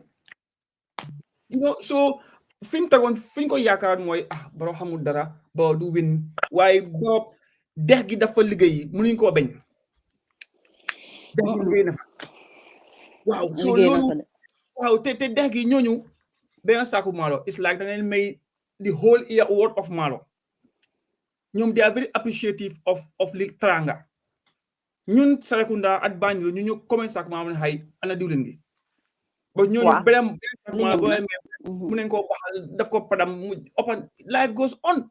So UDP mistake, and these guys, they were going up and digging in and going to recruit these people, and that is a smart politics of Gambian politics right now. Lawyer Dabo hamna nakala. Now the combination of Lawyer Dabo and Bibi Dabo right now, what more excuse do they have to lose elections? Zero. But they came late, and they start late. Bibi Dabo came in very late, because Bibi Dabo only came in after big gap Yahoo, because of because of his absence. Bibi Kiang regla indi. But Kiang, you won't expect about to have one vote. You expect them to have a massive win. Absolutely. Look at in the last election, APRC 17,000 votes in KMC. That's what we're talking about. Big numbers. Absolutely. Absolutely. So, Absolutely. It was all about Yawali, do digan nangam ni, the right now. Baro musko wax realize ne li mo wax ne ko digare mu yeko ci yaramam musuko def. Okay, I'm getting some results unconfirmed, but it's from it's from the party polling agents. Ma indi len rek yoy nonu quickly. Yini is from the party polling agents. Ñu ngi wax ne Jokadu fofu nonu NPP 5,994, UDP 1,703, GDC 1,750 votes, Halifa Sallah PDOIS 620 votes, Abdullah Jame of NUP 161 votes, Esa Fal Independent 192 votes. Total votes for Funono was 10,420. Total votes registered was 11,357. Percentage voter turnout was 92%. For Funono, again, Barrow scored 58%. UDP came a close second with 16%. So again, for Jokadu, it looks like Fofu Barrow took that as well. Fi Lower Badibu, Barrow NPP 3,679, UDP 3,035. Fofunono Itamit, it looks like Yenen parties did not do well there, but it looks like Lower Badibu, there's a close margin between UDP and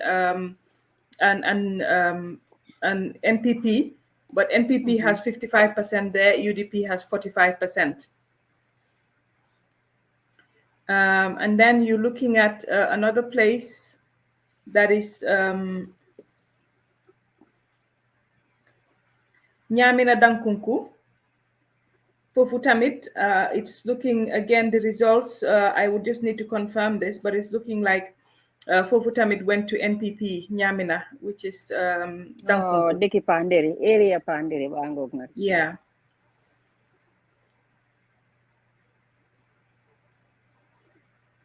Yeah, so it looks like all of those areas is going to UDP.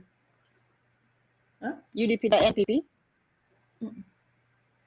Can you see that picture?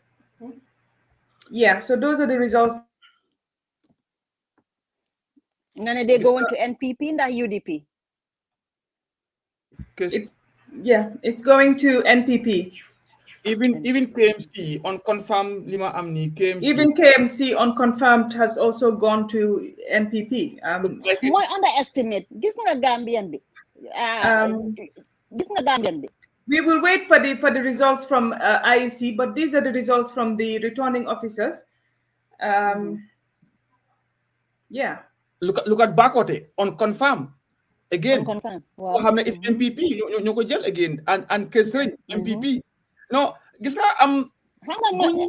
Pause. I'm not kune pour ma laaj len da is it Gambia versus UDP in a sense ne hijna again am na ñu doon wax ne Lawyer Darboe does not do enough. He's a very nice person, but he does not do enough to counter these tribal sentiments yi nga xam ne moom la supporters am yi dee def and supporters am yi ñoom suñ koy def dañ koo def nit ñi fone is on UDP when it's not on UDP. It's the party, so it's and it's a little niche of people. It's not even a group of people. Why ñoo de loud ba nga xam ne ñeneen buñ déggee seen wax yi ñu ne dañ ñoom ay tribalist lañ war a ay nii lañ. I mean waxoon naa ko fii nii even bu ko Yaya Jammeh repeated. But whether that factor as well, loolu la ma kii di laaj nii ndax factor boobu noonu tamit ne the UDP because of these elements within them ñi nga xam ne you know this sentiments yi ñu génnee audio yi di génn fu nekk whether loolu tamit impacted leen tey because the party executive duñ dee génn strongly pour debunk these allegations or these people that are making these statements. So is it a case of Gambia versus UDP in the nit ñi xëj na sax suñ bugutee Barrow sax they would rather have Barrow am jàmm boobu noonu than UDP ku wax sa ñu ne la ok yow sa fa la nga jóge génnal dëkk bi wala nañ la génnee dëkk bi and it's just like I said it's a minority of people ñoo xam ne xëj na they're so loud that they tend to overshadow li nga xam ne mooy the work of UDP and especially Lawyer Darboe mi nga xam ne definitely he hasn't got a tribalist bone in him but this is crazy. xam nga li Pa also wax mu ne aggression bi waaw xam nga aggression Gambien bi moo bëggaatut aggression niñ ko politics of aggression dafa nit ñi dañ sonna nit ñi dañ struggle ba pare ñu ne li kundo bin rey sama boo séenee lu ñuul daw boo séenee kuy ñëw mu ngee door di ñëw di raam dañ li olof naan li raam si ñag bala jëm mu ngee ñëw di ñëw 2016 ba léegi gisuñ fuñ taxawee condemn ko ba élection jot nit ñi dañoo ragal Gambian bi jaama la xam li ñoo wax su lay bañ nañ ko ba ñoom foog nañ ne smiling cause bi mooy ne nit ñaa dee smile xooluñ sax ne lifin bi la dee ne maat bi mooy smile because of lim open mu ngi surround all three by Sénégal open si géej gi loolu mooy di smiling cause waaye xale yi sax dañ gëm ne Gambia is the smiling cause mooy ne nit ñi dañ friend ni dañoo smile léegi nag boo buggee indi façon ni politique boobu kooku lim la laaj is very valid te pause loolu la wax mooy politics of aggression Gambian bi moo bëggut politique bu mel noonu Gambian bi bëgg na ko maandu Gambian bi bëgg na jaama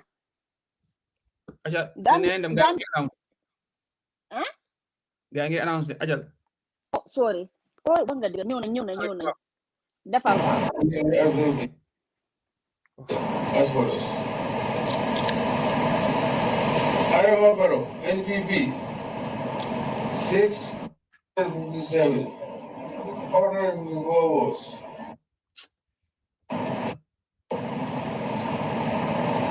SMI5, independent.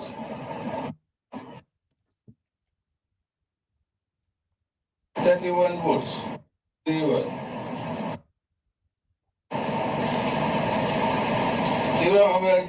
NUP 12 votes. 12 votes. Mama Kandi EDC 91 votes. 2-1. The results were witnessed by and endorsed by Bana Konjira, agent for EDC. All of them agent for Doy. BI, agent for UDP. Agent for NPP.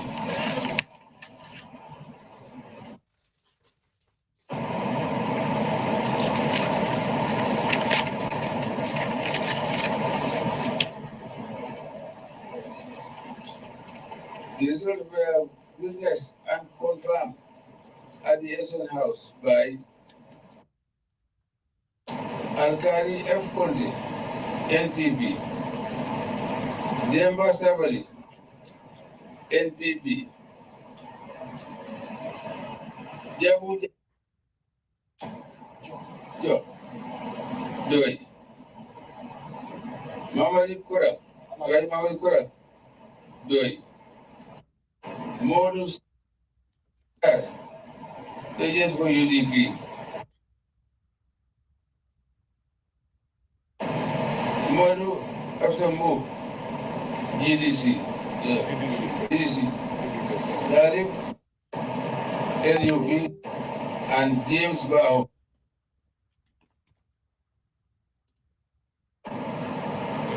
For Esa Baifal, thank you.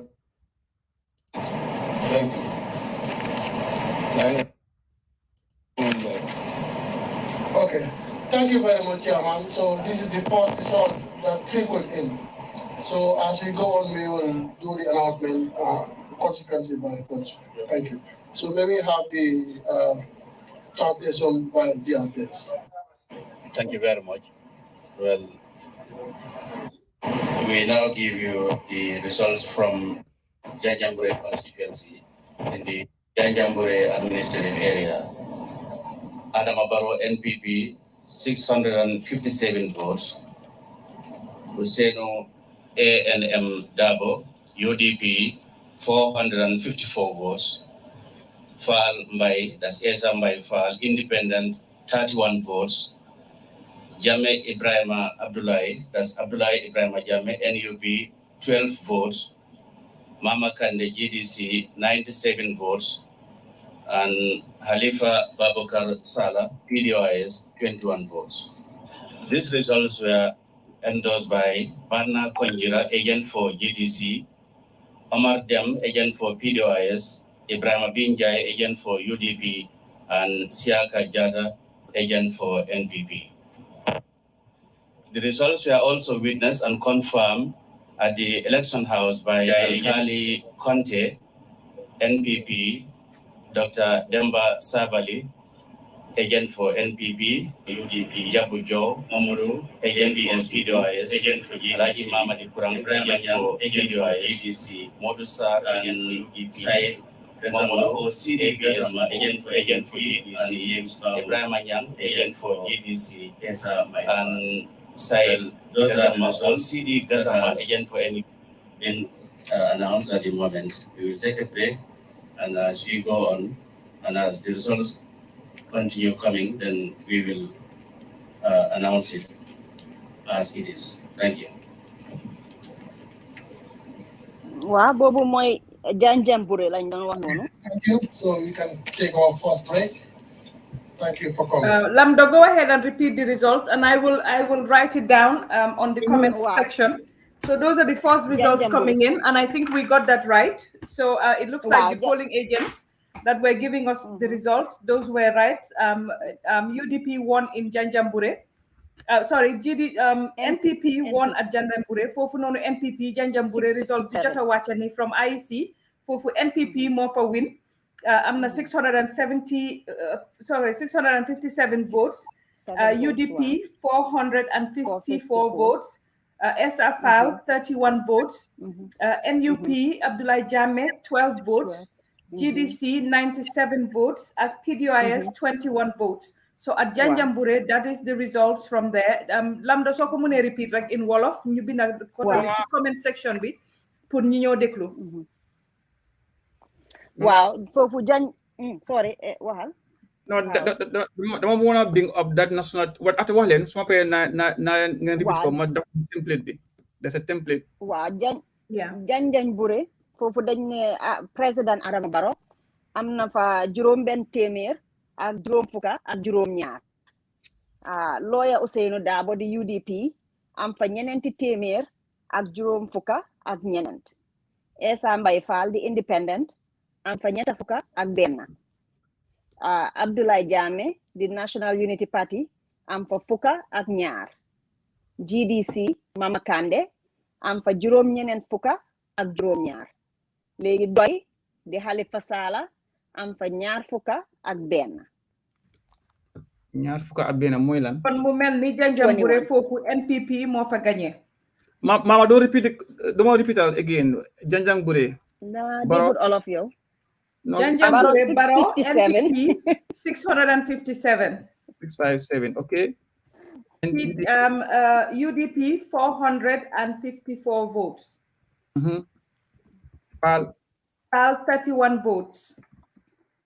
Jame NUP 12 votes. Kante GDC 97 votes. 7. Salah. PDOIS 21 votes. 21. So So the winner there, I'm just putting it on the there. It's on the screen as well. The winner there is from Janjambure was NPP. So NPP ñoo win Janjambure. Send margin be by 200 and something votes. Fofu nonu liñ winee Janjambure. Okay, here it is now. This template is up. Okay. So Mungini, this do confirm is correct. Janjangbure here, right? Yeah. Okay. If you go to this summary here right now, what had come in so far is Janjangbure. Yes. Munyuagum right now. Well, sa spreadsheet be am na solo. Wow. Yeah. So Janjambure lañ amangum. Fofu results yi comme niñ leen ko waxee woon noonu la ko IEC itamit confirmé. NPP 657 votes, UDP 454 votes, FAL Independent 31 votes, NUP 12 votes, GDC 97 votes ak fi nga xam ne mooy itamit PDOIS 21 votes. So that gives the winners there. Thank you, Fatima. Yai Mohammed. Okay, so that gives NPP the lead there in Janjambure. As we said, dinañ leen continue dinañ indi results fii as soon as ñu jot correct dinañ leen ko indil. So it looks like again fi nga xam ne mooy Janjambure foofu noonu NPP the party President Barrow moo fa gagné. Waaye comme ni ñu leen ko waxee lii is early results, so we will continue of course to monitor lu IEC indi rek dinañ leen ko indil. Waaye ñu ngi doon waxtaan fii ne ndax lii nekkut voting boo xam ne dafa mel ni you know Paos Gambia versus UDP and it's indictment on fanaa ñun ñëpp ñu xoolaat suñ boppa si politique yi saaga politique aggression and all of these things because definitely voters on the ground the silent majority ñoom dañ ñu dee seetaan rek waaye suñ paree ñoom liñ dee def dañ ko dee def. No, Mama, gis nga foog naa lii is not Gambia versus UDP. Lii is Gambia versus Gambia la. Because UDP, let's forget about the party. There was Gambia before the party. There was the Gambian before being a UDP member. So the important right now, mooy ñun ourselves, how do we compose ourselves out there? How do we address issues when they arise right now? We wax bi dafa neexut ba neexut. We know where the fire and the heat was coming from. Now, this is about politics. And we constantly saying, let's exercise respect and discipline and tolerance. Limo democracy, learned here in 2016, achieve ko. Now, if UDP as the biggest party do not come out to condemn many of these things, and the honest truth is, my UDP, my analysis is very neutral right now, but we're going to say it as it is. Now, the average Gambian is fearful of a UDP government. That's the truth. Because every individual will want to, every individual would want to exercise the power in power. Lee was, whether it's right or wrong, it was circulating. UDP, many UDP is from hell. UDP is only a party composed of Gambians, my friends, your friends, my family. What is the fear? But there is a fear in the Gambians' name. If we have a UDP government, how would they treat me? Not the government, but how would the policeman treat me? He's from UDP. How is that person in diaspora going to treat me? Lee is what was going on in the minds of the Gambians. The same thing, the Gambians they came together and they removed Yahya Jammeh out. When the Gambians want to speak, they speak. Gambian bi mun na daf lu ko neex but su pare ba fippu daf lay def loo xam ne yow you wouldn't even imagine. this is my own opinion, and people may want to disagree, but the truth more, the UDP that we know in 2016, that was the perfect UDP for Gambia. Then Sensen Asovisa was not yellow, it was white one. I'm picture Lloyd Dabo in circles. The first UDP Asobi was white color. Now that was the UDP of 2016. That was the real UDP that have ruled Gambia today. They have all the technocrats in UDP. You have all the good people and the educated youth in UDP. Little Munyo win moy ragal. Come rek niku mu nga janga ba fu sa xam tolu. Bo sojj ko su baxute. Janga bi doñ day dala ñu reñut. And this is the truth. We must see it as it is. Man, I have my friends in UDP. Meo Banyu is my very good friend. You know, anti-party politic munyo bole. You even this you say one thing like why do we have to hate a Gambian? What reason do you have to hate ko hamne jahut la malo upale wudla yo mom mud la may yo mud la jox yo sling aduna mom dinu ko right now yo koku loko hate. What reason do we have to hate each other? The word hate is a very strong word, but we constantly use nan danko hate, then you hate. Who is UDP? UDP is not an individual in the first place anyway. We can't hate UDP because UDP is part of Gambia. UDP is a party that was born in Banjul. UDP emerged as a result of BIJ banning PPP in Banjul. So UDP ñoom seen même si seen boppa war nañoo xam leen create affaire yu not la woon yaay ji may bi mu notee people from taking part in politics. UDP fa la imagine the theory of UDP waruñu ko def kenn tamit. So we must have to reason like a Gambian, think like a Gambian, by the one naan hate nii, and that thing you call me hate, of course dama ragal yow soo toogee loo ma def. If you think I hate you, if you have it in here that we hate you, why would I give you my vote in the first place? Why would I my friends give you? Because I am fearful so toge what you might do, and this is being circulated in the social media. UDP suñu winee dañoo revenge. Guys, guys, Facebook. First question mooy kuñ tooñ kenn. Why do they think we want to revenge on them? Because let's look at here the mindset of the accused. Why do you think they're not tooñ? Lord have been not tooñ? Why didn't they go the politics that the guy they call Hamudara Moy Baro? Let's counter him in the game he's playing. Look at Ahmad Ba. Look at Henry Gomez. Hamudara. Why look at what they're doing? They play the game to favor them. And look at their they know ground game. They know the ground game. This is what you do. Look at OJ. What did OJ do to the party? OJ taxaw fi taxaw naan nañ jox xale ñu ruudi kam. What did he do that? He gave UDP, he gave PPP to the brother. How old is he? Then Anatuma Njai. You know, so what we always need to read the minds of these politicians. They want to divide. They want dañu bëgg a jël pour jaxase ñu. They don't allow it. And this lila yaay jabe daan def da yaay dafa am si kër jox jëkkër jabar liggéey daaxa jabar o jaxa jëkkër jël jabar takala o ñu ko tumaal ak moom. This is what he was doing. So lii moo tax Gambien si bu ñoo gisaa dara lu similar ak liñ jógee ko ñu ne kundo bi récemment suuf la ñu da ngaa daw Gambien nag for 22 years then diga under si ku na suppress dika ko na ay freedom loolu yëpp anything right now suñu gisee luy helmati at loolu bokkuñ Gambien bi di ngay ñàkk na fay de but soko bàyyi ko make your informed choice fu kenn nekkut you'll be surprised. So you know, and this is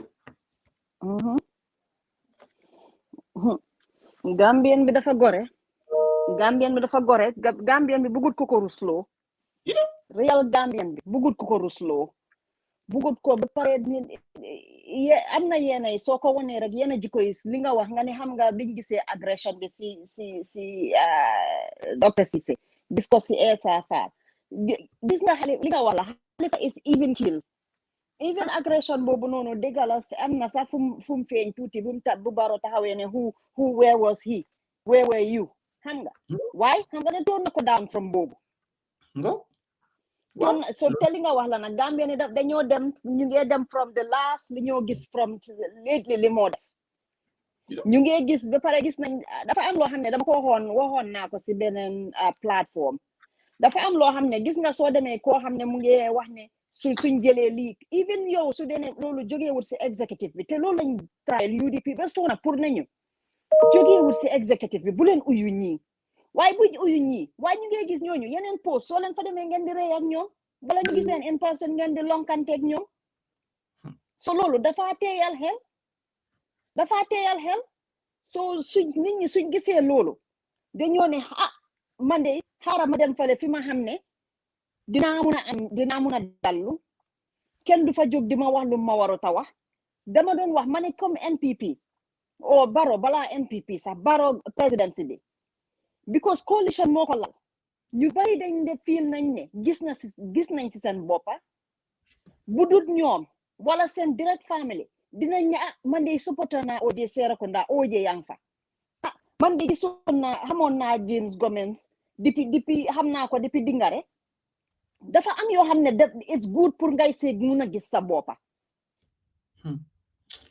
no Gambia waaye di Barrow daf moo leen si ëppale Gambia pour nga do the politics foog nga am that social connection and network absolutely if you do not have it rek you can't prevail man bi let's go back fast forward just pour ñu remind rek gars yi ne leen benn official result rek moo ñëwangum from the IEC result boobu noonu mooy from Janjanbureh foofu noonu NPP moo am 657 votes UDP am 454 votes Essa Faal am 31 votes NUP Abdoulaye Jammeh am 12 votes GDC Mama Kandeh am 97 votes PDOIS am 21 votes foofu noonu so yooyu mooy votes yi nga xam ne official votes yi nga xam ne ñëw na from IEC nekk results yoo xam ne moo jotanguma ñëw fii ñu ngi continuer di leen monitor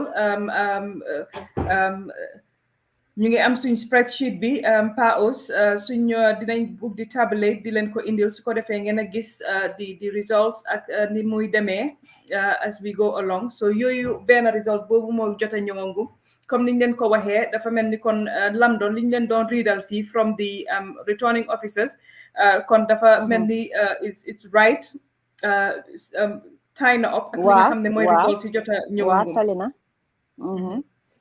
so te loolu moo tax nag ma like loolu because credibility matters li nga waxee ne ñu make sure ne yu bari ñu ngee ñëw results yu bari ñu ngee ñëw waaye make sure ne liñ sign li gaay yëpp sign ne boobu la ñu read loolu it adds to the value moo tax bu IEC ñëwee ba loolu méngoo loolu lu dal xel la loolu dal xel la so keep it up with that Lamdo xam nga if you look at the way majority of the Gambian vote this year not ñu bari dañ maybe sax dañ parti seen ñaaka maalo or dépense or ñaaka seen doomi liggéey but what they voted was they are very comfortable with jama ji gaay am tey maa ngi seen all media houses ñu ngi interview the streets ñuy wax ñëpp di wax kenn ku wax naan dama ñaaka liggéey o di ka bi naxay na o di ñoom what they say mooy ñu de am nañ jama ji waaw te nag jama si la développement xaj wax dëgg si la yëpp xëj Afghanistan Iraq Libya they rich oil continuation but amuñ jama mun ñoo develop they can't even utilize their oil so loolu mënuñ ko ayee Gambia tey ama ñuy agiw naan jama ji ñoo ko xeex of course ñoo ko xeex waaw nit ki nag nit ki li nga xeex danga koo sàmma dañ ko xeex après sàmmuñ ko so what we wanted to do mooy consolidate that why we make a change. To restore what we lost for 3 decades or 2.5 decades. Or restore democracy, institutional reforms. Li nga xam ne benn political party du ko def tey right now. Tey the same law that consumed my party and Cissé is the same law that they could have changed 2017-18. Absolutely. But they did not. They feel very comfortable of ci li gaay nekk. Why Barrow fekk right now, am na people like Sidi Ndiaye behind the game. Di ko ne koto ne def kenn la Barrow am fi taxaw naan ma ñi TRRC bi. Kenn la Barrow taxaw naan ma am fiti naan dama sampal bi taan o ma indi ci. Mo politique boy campaign lu la neex nga wax. Because am kenn ku politique bi. Wow, because dañ ko ne ko Barrow amal fit waxal kenn la tontu. Fit lañ ko jox de. Te dañ ko yow fit. You know, te fit boobu nag. Wal ñaan mo yàlla mu dem ba upp ko loxo. Anyway, it's no way sax mënu ko upp ko loxo. But the truth mooy ne our opposition parties, they have a big job to do. They have to get in there. They have to do the job with selflessness. Yes. They need to get in there and be the front line or the face of their party, not their representative in the diaspora or on social media. This Facebook campaign be with no impact on the results of we have seen right now today. Kan mo neka janjang buri am WhatsApp dina am time di déglu Facebook 1 hour. Gambia so nek de honda sis fa nga di to na Facebook live 1 hour. Kon mu jeex di rek do amati. And Gambia people buy credit once every month. You know, so the point more, our political parties need to go back to the drawing table and look at where they went wrong and try to apply a strategy. Politics is about strategy. You need to play the game before you can win. This is only a country of new vote is only 1 million people. They not strategize to meet their demands. The president and the government, they are not your concern. Look at what government is not doing, and you counter those things with policies and programs. When you go out for campaign, this is what you hit hard. You can't expect to borrow with nam get change life. Munuko. Nyom nyep liga was a manifesto muninko achieve because whoever wins right now can see nyom ni hamusa what National Assembly has put down as our national our budget. How much that their manifesto matches what the National Assembly has approved. The State House budget for next year is 3 times bigger than the health budget. Ban political party leader Montahousi campaign make reference to that. But you get again they will change schools with empowerment. Urban Hallis. What the you allocate right now. Now, whoever wins right now, apart from Barrow, your main focus is trying to reform, trying to do these things. And try to unite the country too. And you can't be a politician and divide the people at the campaign and we expect that if you win, you can unite us. It's not going to work. You have to show that leadership. I'm a leader who unites people. Then those are open. But you do not want to appreciate and keep quiet and stay mute of national issues that divide the Gambia. You're consuming right now, you know, and we have had then talk on the politics, so Lando, Bulletela condemn. Wow. Stay neutral. Look at what are we seeing today? We are seeing today collision. You have collision, yep. Nan kilim am bahut. Wow. Right now. So how are the genuine people how are you expecting them to take you seriously? See an example, not being part of any collusion. To them, it's not something very brave. No. They've been paranoid. Like they have joined what my party had done many years ago. Boycotting elections is not democratic. You must be part of the change process. either you have to be either on one side. So boycotting elections is never a solution for a country. This thing limited cost in the Gambia. Next election right now, what are they going to tell the Gambian people? What reference are they going to make? Where have they go on campaign? This could have helped them get themselves known on the ground, get to know the social network, get to build the network. For the 2017, we build network. 18, 19. Can you borrow neka? Can you borrow am neka friends abase? It's officially. Buying a door. Dam base. Bili ka post Wi-Fi. Tay dafa win tay. Tay winu fa. Wax dëgg. So léegi waaye madam Citizens Alliance su ñëwoon win Sukuta kon comme fa ñoom dañoo taayal Sukuta. Waaye moo tax la kuy campagne.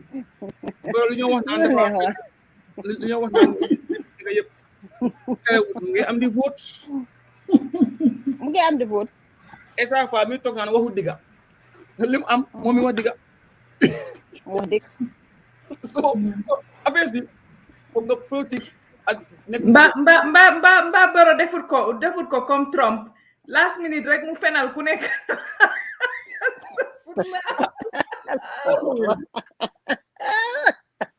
Wow, moom kañ nañ xaar fake news rek ko neex mu wax.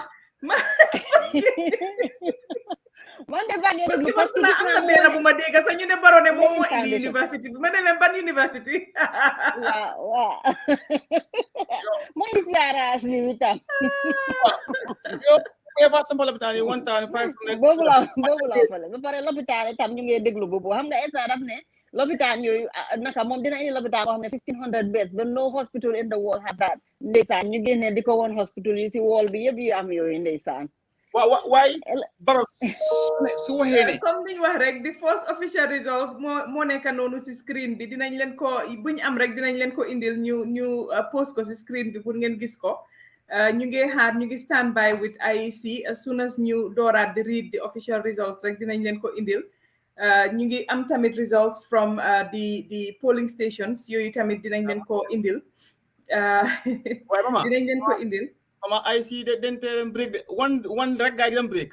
Man one result ñu dem break moo ma jaaxal na ay caame na fa nekk xaw ma nga caame yi moom ak lefin yi polier joolaay moom ñoom mënuma ko understand break bi dañu dem compté ji beneen ñoom suñ buggee def nii guddi gi dina yaatu de dem compté benn dem lekk ñëwaat dam dayo sa xam naa ne ni nga blagué nii sa screen bi yëfi pol ngay def yaa ngi si ron di lekka Mama polu ote kañ dem bokki mukk du ma leen toppa sax no waaye nag waaye ba aus war nañoo dellu memory leen ñu indil leen yeneen campagne yi Amat Ba waxoon na fi mu ne Baro naka mu ne Baro handsome na Baro su solo xaw ma naka man campagne bu mel nii musuma koo gis suma àdduna mu ne moo leen daxal non Fatou baalal ma ba nga xel tam yang putri ak yaay jame yangs nga yangs bu ko yaay jame daxee tamit election da koy iniwaat te yangs moo neex ak campagne yaay jame so ñi dañuy study what the government need because time campagne la time parti la waaw xale yi ñëw tiga fii ca tàccu dem lekka ñu xee tey neex na loo fa jëlee dara t-shirt nga fa jëlee xama ini Amat Ba mu ne woy leen ñu meen xaalis woy leen ni ak ñi fens Gambia waaw kale na nañ tayal Gambia bi kan xam nga ba mu waxee loolu ñu ne ko politique waa doy yëpp génn ne politique of tàccul moom ma ne sa tàccul leen ñu may leen xaalis daf fi jeex waaye ndeke jeexu fi de Yeah, the results are early, but you know, this is just one result from Janjanbureh, like we said. ñu ne ma bàyyi poli ye joolaay rek soo leen gisee seen screen yi dem black rek dem nañ lekki ñun séeréer yi moom ñun suñ bismillah rek ñun suñ biir yi fees nañ waaye poli ye joolaay tey di nga leen gis fii ñu def fi loo xam ne sa doo ko understand so Janjanbureh is in foofu noonu MPP moo fa gagné 657, UDP 454, FAL Independent 31, NUP 12, GDC Mama Kande 97, PDRS 21. So yooyu ñoo jot a génnagum officially from IEC.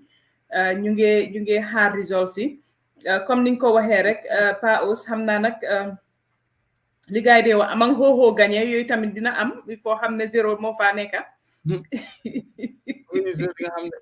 zéro moom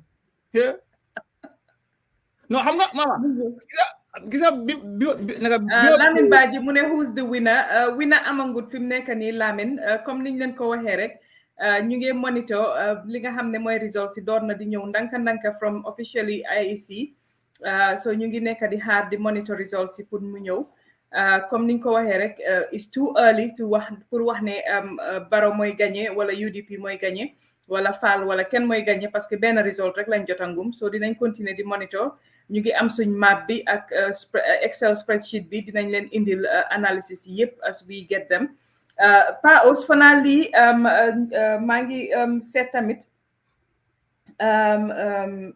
seet tamit fii at Janjanbureh ñu ngi am foofu noonu 79.5% turnout loolu lañu suñ kàngam bi nekk si ron ñu ngi wax rek tamit ne ñi ñuy seetaan on YouTube ñun dina wax thank you ñi ñuy seetaan itamit si Sénégal tamit ñu ngi leen a wax jërëjëf comme li ngeen ko waxee ñu ngi link itamit ak Sénégal ñoom itamit ñu ngi ñuy fay seetaan ñu ngi leen a wax ñoom itamit ñi ñuy seetaanee foofu jërëjëf di wax itamit rek ne 79.5% voter turnout lañ am fale na la di Janjanbureh suñ team bi nekk si ron Diro ak ñoom Nancy ñoom itamit ak ñoom Essa Gueye ñu ngi si ron ñoom itamit ñu ñuy monitor si suuf luñ ci am rek dinañ leen ko indil fii si kaw su ko defee ñu indil leen ko ngeen gis ko waaye comme niñ waxee rek fi mu nekk nii benn result rek moo génnagum from IEC Aliou Maman Ndiaye moom nag njaayeen la comme suma yaay moo tax bëgguma ko wax dara waaye dafa mel ni moom itamit lekki ji na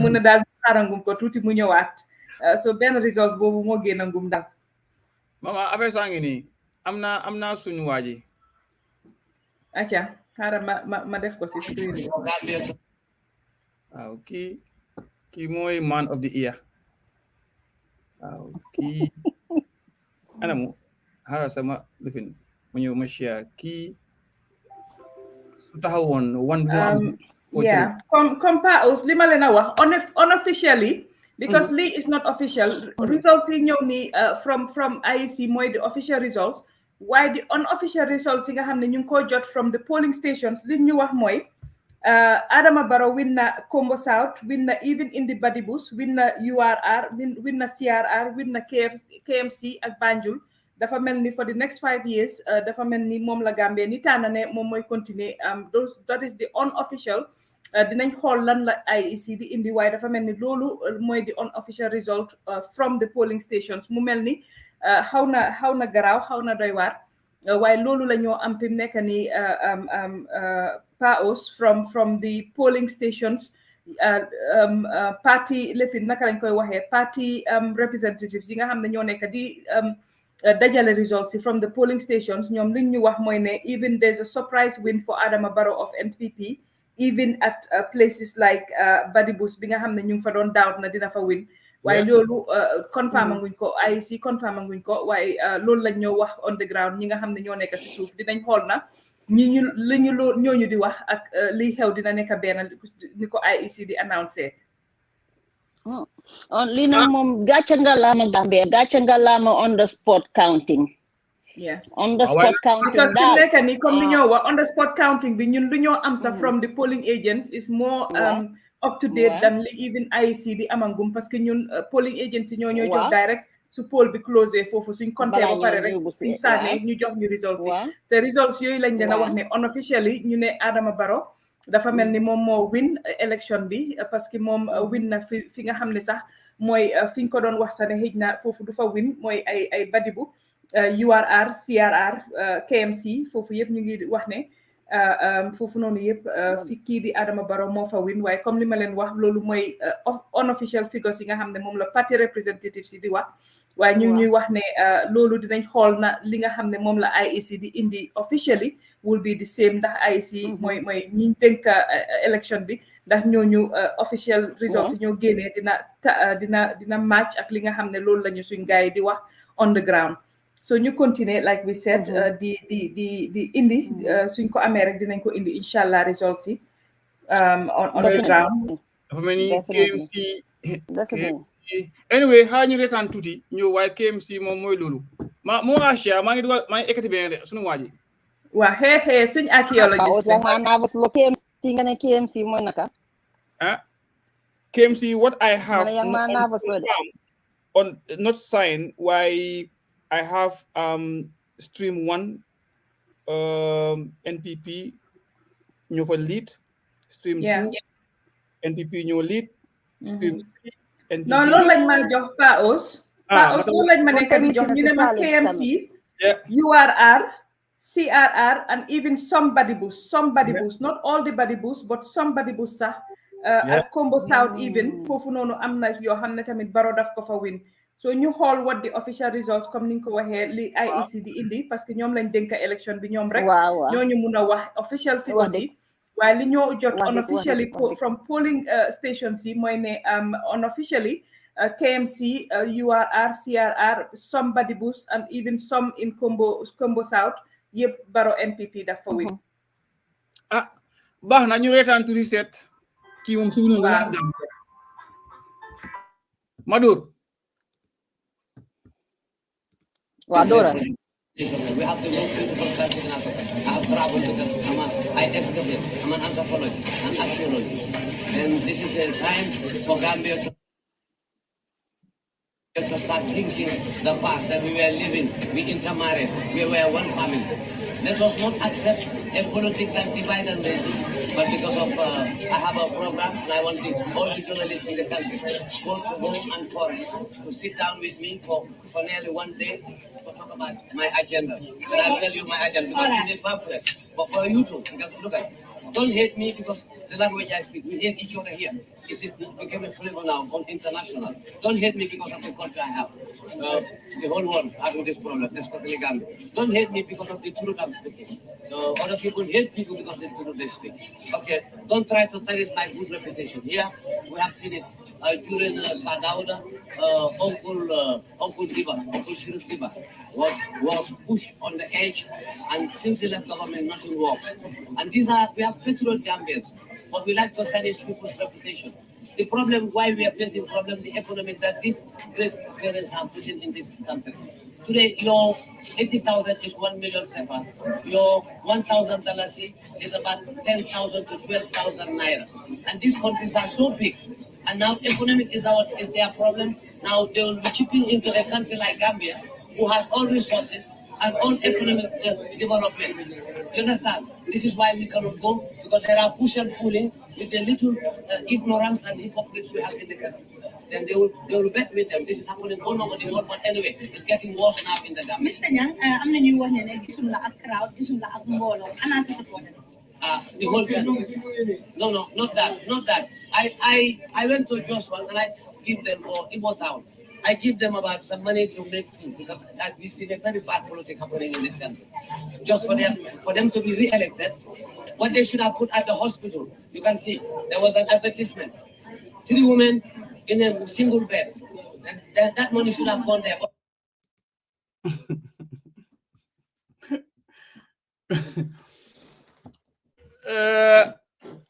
Yo man xam nga ñi ma leen gisee tuuti ma dem ne xaramanta ma duga parce que ñi ma gis ñu génn naan dañoo taxaw président tuuti ma dem de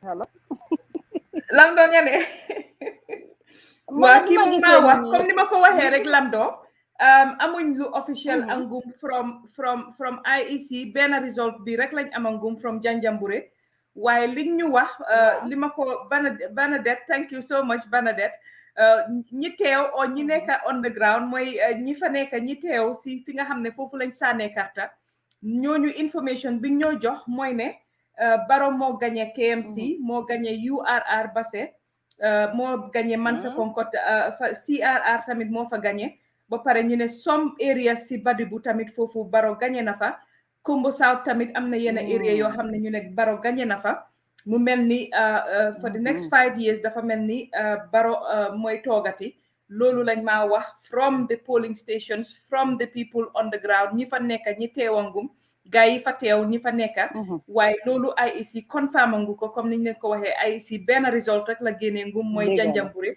so dinañ continuer di monitor luñ am rek dinañ leen ko indil ñu ngi am itamit ay guest yoo xam ne dinañ nekk di dugg ñëw fii pour waxtaan ñoom itamit joxe seen xalaat si li nga xam ne moom la ñuy gis fi mu nekk nii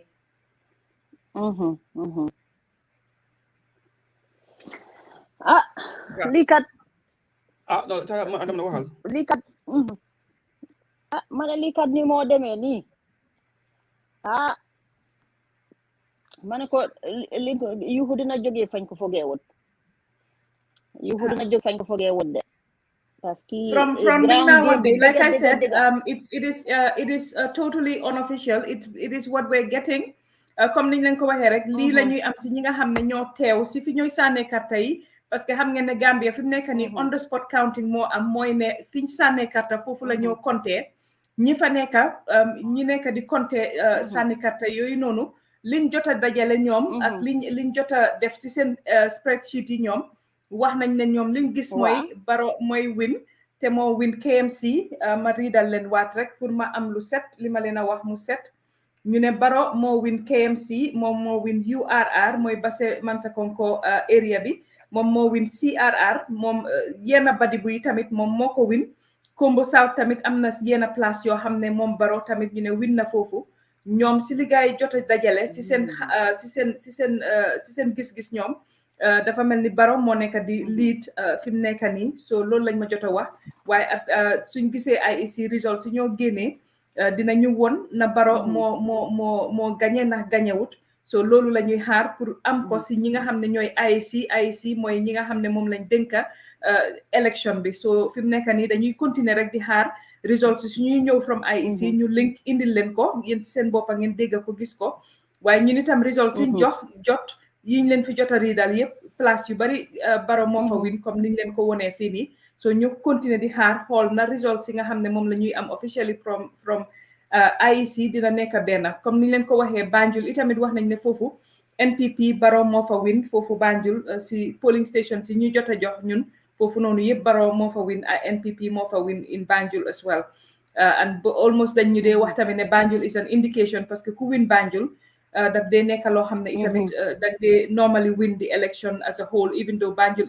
has a very small voter population mooy li gisangum daal so as we are saying this is unconfirmed is unofficial foog ñu xaar ba IEC mi nga xam ne ñoom lañ dénk sànni karta bi ñoom ñu génn wax ñu ndax lii mooy li nga xam ne mooy result si boppam ndax leneen lañ ñuy wax so ñu continuer di xaar waaye ñi nekk si polling station si fiñ sànnee fiñ compter parce que on the spot la fi ñu sànnee karta foofu la ñuy compter ñooñu ne definitely win yiñ gis yëpp NPP moo ci gën a win daal fi mu nekk nii mama gis nga amal mu doon a wax lii was towards the IEC and then one of the reforms yi nga xam ne from moving forward lu jara wax la ak media house yi or journalist yi dañ si war a jub bu baax a baax a baax mooy maa ngi play that video ñu ñëpp ñu ngi rey it was very funny but this was a guy who wanted to be at number one you know why xamu ko lu fa def right now why who knows anyway nit ki lu sa wërsëg rek danga ko dee am by force yaa xam nag aloo mu ci doon ñu ñoo toog fii di ko ree waaye yaa mi bina doomi aadama xam na lam ko may but this was a serious thing li nga xam ne was needed to be addressed. The cost of contesting was almost the cost of buying an iPhone 10.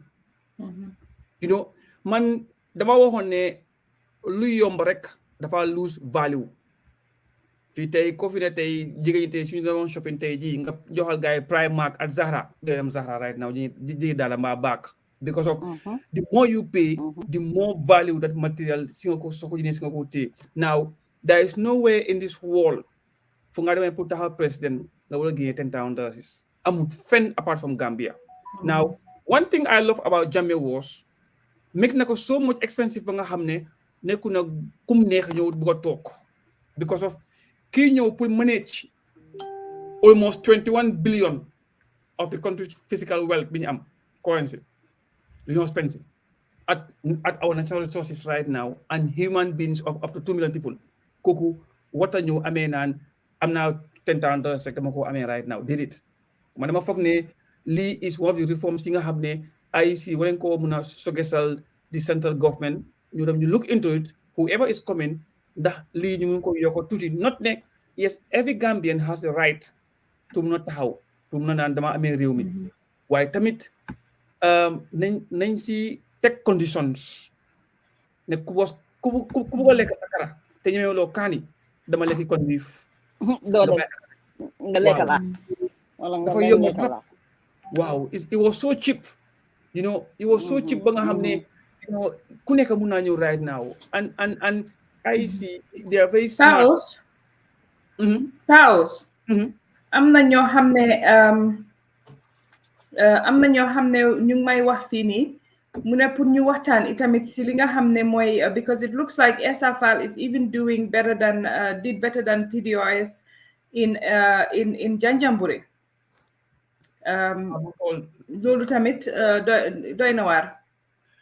xam nga gis nga Essa Faal dafa ñëw jaay ji fi ndongo ay fi dangam te looluy politique loolu la because man ku ñëwoon tey mama man ni ma em nii ku ma teg si classe di ma jàngal damaa junko nelaw o su yàggee dama gisaa seconde and PDOIS with due respect to all what Halifa is and all sacrifices yëpp it's now time to do what Romans are doing in Rome. Na diwlin di saf na sabari jolli gaay woy ñu melen xaalis waaw gaay woy ñu melen xaalis waaye fana xëy na Jaha mu ngi wax ne moom dina taxaw 2016 te su fekkee ne moom mooy nekk di candidate for PDOIS mooy Jaha Doucouré xëy na dinañ gis a lot of changes from the young generation bi nga xam ne ñooy ñëw take over PDOIS xëy na dinañ gis a lot more of you know parce que comme ni nga ko waxee rek ñun suñ politique dafa am yum àndal mooy di nga joxe di nga joxe li nga xam ne mooy diwlin bu bari ñu tooga mu niin ñu rey nag yi ñu lekka ñu sabar ñu fecca loolu dafa bokk si li nga xam ne dafa bokk si ñun soo ñu buggee xañ nag moom mbalax beeg yooyu moom duñ la saanil de kontal Gambia ñaata library fa nekk what you going for that Gambia you know Essa Faal diga ñëw na at ñëw na moo mujjee ñëw but in politics amut how long you been there unless in terms of experience and the network bi ma doon wax moo tax wax naa ne politique dafa baax nga def network nga am a social network on the ground nga am a solid base foundation Halifa lim am wuli su ko amoon Gambia yëpp ni kon tey jii waxaatuñu fi Halifa tey right now ni kon Halifa tey mu ngi win rek waaye they had to compromise. They are dealing with people who a population being a majority of our people they cannot read or write. What you try to impose, they would not understand what you were saying. Now, Essa Faal dafa ñëw di bokk baro yi moo nekk di wax and Essa Faal dafa ñëw humbal. And that's what the Gambia need right now. But unfortunately, that should not be the way we do politics. But in the context of the Gambia, we must do what the surrounding requires. And if you want to win in the Gambia, you must do what Gambians need for you to win. You know, and if the change, yes, Gambia has decided.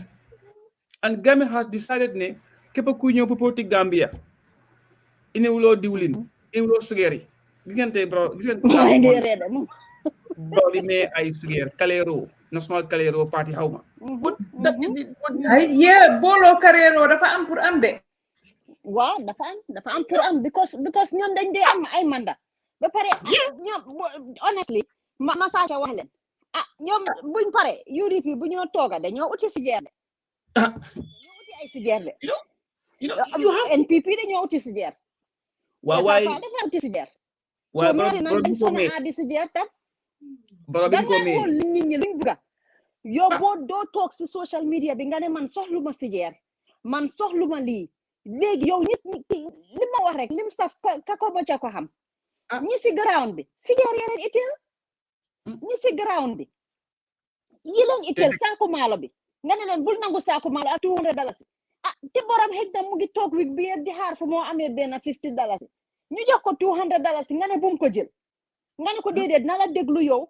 mu vote parce que yow da nga ne corruption dafa am Pawes li nga waxoon digal gis nga corruption bi àdduna bi yëpp la te corruption bi da nga foog ne da nga pour ne ñun ñëpp la soo demee nga liggéey nga jël fa pen corrupt nga suma xarit bi lu ma wax mu ne ma ibaadu la mu ne ma gis nga soo diine bi soo ko toppee soo déggee sooy def diine bi dëgga mooy ne àdduna dangaa mel ni ku nekk dangaa mel ni ku nekk jéel nga xam nga yaakaare boo demee nga am reward bi soo ñun li ñoo wax ak liñ ko dee li ñoo jàngal ak li ñoo waare def nekkuñ di ko def dañoo dem liggéey ñu jël break te sa break loolu baakaar la sa break bi jotut gis nga bi mu ngi wax 8 am nga def foofu pour ñu fay la 8 ba 5 wala 8 ba 4 yow àgga nga 8 waaye génn nga dem nga si ngénte wala dem nga dangaa dem taka wala nga ne da ngeen am dangaa dem breakfast wala nga ne dangaa dem seeti dem si banque ñëwaat te taagoowuloo loolu yëpp si corruption la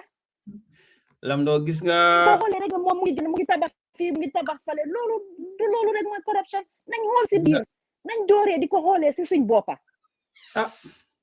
mu ngi de gis nga am te nga Essa Faal even though Essa Faal man dama foog ne man I'm not gonna penalize him for anything he has taken step in the right direction mooy ñëw pour bokk si game bi ante dafa ñëw gaaw a kacco bokka now but he had to look at his campaign strategy he had to look at the message he's been out there. Now, you do not sit down in the current 21st century of Africa and hear corruption. Support ko, but there are certain things that you do not see. You keep quiet, you do your own campaign, you focus on issues, you focus on people's daily livelihood. Make sure people have access to the basic needs. This is what we want in the Gambia. Gambia, Ben Party munta ñëw elevate Gambia from level 1 to level 20. It's not possible. Mënuñu ko amuñ xaalis. So we fofu nañu de ku ñëw pour def corruption fighting dañ la génné. Wala manja. You know, man ñun mi suñu dem Gambia example. If I'm going to Gambia right now, léegi dama bëgg gaay baal ma duma fay suma amee excess. Waaw. Léegi dama bëgg gaaw génn si line bi duma kiw. Because comme li nga wax rek, let's always put ourselves in the picture. Let's address things from our own position. Ne man suma fa nekkoon. How is it gonna work? Man maa bëgg a win. I want to do what it takes to win and make the change. Now, they want a system change, being a hamne, nekagun in the system, but they want to be in the system. Now, get in the system and get to change the system. Now, I in fact highly disagree. In the Gambia, we have a system, but the system is not working. What we need now to reform that system to make it work. And how do we do it now? Is the people. The system is only a thing that you don't see or you don't feel. But technically, the people run the system. The people are the system. The people follow the system. Exactly. Now, what we want to see is a civil service audit. To look at every civil servant, what they have, where the skills matches the job they're doing. Ghost workers, yes, and ghost workers. This was what we need. Because mënuloo jël e banque ngeen ko dama yóbbu tey nga dem liggéey agriculture. They will work. Dafa dem pour sa xaalis. But this was what we need. These are things we need to see in the Gambia, the reforms. But when they fail to do these reforms, tey ñoom ñu nekk at the other side. Loolu moo ñëw te leen bite. Election campaign nomination day. ñu joxe 8 to 5. Xam ne it's not feasible. Wow. It's not possible. Public scrutiny. Just guy 5 minutes. It's not possible. But li ñu woon a joy 2 months ago la woon pour ñu reform ko. IEC looked into it. Exactly. But they did not do it. They just what a baro daf leen deviate daf leen jox lu gaay wax. Daf leen waaw. Fekk mu nga liggéey ñoom ba ñu foog ne baro daa lekk ci diwtiir rek di jinko fekk baro xam na li moo def dafa dem liggéey noonu ba ñëw toog ba noo di jinko. Waaye nga xel saa bu baro dafay njaaxum rek. It's not always ne li nga gis ci kaw la li si ron ngaa xool. Waaye ñun we're so reactionary. Duñ def dara dañoo xaar dara xew ñu react to it. Wow, bu yow de te Essa Faal he has a future in Gambia politics, but the war change. Essa man personally I like his personality. Why mer du politique.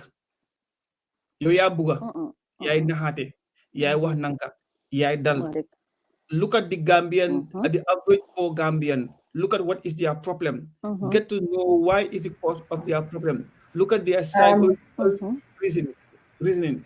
Yeah, I have Tijan Masane Sise is coming soon to join us. But Lamdo and Paos, the results that I am getting from, again, the polling agents in Wellingara, Sunchu Balia, Sunchu Alaji, Kunku Jang, Sunchu Sori, Nema Kunku, Ol Yundum, Tawuto, Mariama Kunda, Yuna, Lateria, and Jabang. All of these results put NPP on top. Barodor na len? Bana never. Wa IEC seen break bi ni ñoom lu fa tajé. IEC yàgg nañ ci break bi benn result rek ñu dem compté ji ba dañoo compté ji waat dem compté ji maabole. Jaayan yo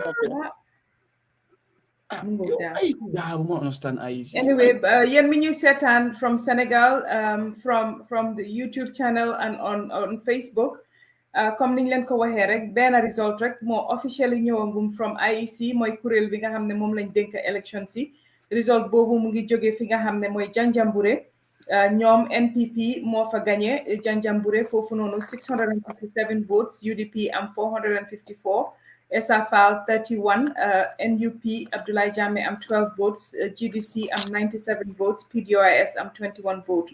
Bobu moy the only result bi nga xamne mom la kurel bi nga xamne mom lañ denk election ci di IEC ben result bobu rek mom officially ñewangum waye yi ñuy wax officially from party representatives yi ñi nga xamne ñoo nekk di collate the results on the ground ñom wax nañ ñu ne fi nga xamne moy ma génné wat ko rek mooy fi nga wax xam ne mooy KMC foofu noonu ñu ne NPP moo fa gagné URR CRR foofu tamit ñu ne some Badibus some Kombos di lead bi nga xam ne moom la UDP amangum ñu ngi ko am Kiyang ak Jara ak Kiyang foofu noonu la UDP di lead at the moment so ñu ngi continuer di leen monitor li nga xam ne moom la ñuy indi dinañ xool na IEC results yi ñuy jox ak li nga xam ne moom la party official si di génne ndax dina nekk benn ndax dina méngoo waaye liñ leen a wax mooy comme on the spot counting la ñoom lañ contest si fi nga xam ne foofu lañ sànne karta ñoom loolu la ñuy jël from seen party representatives yi dal di ko def ñoom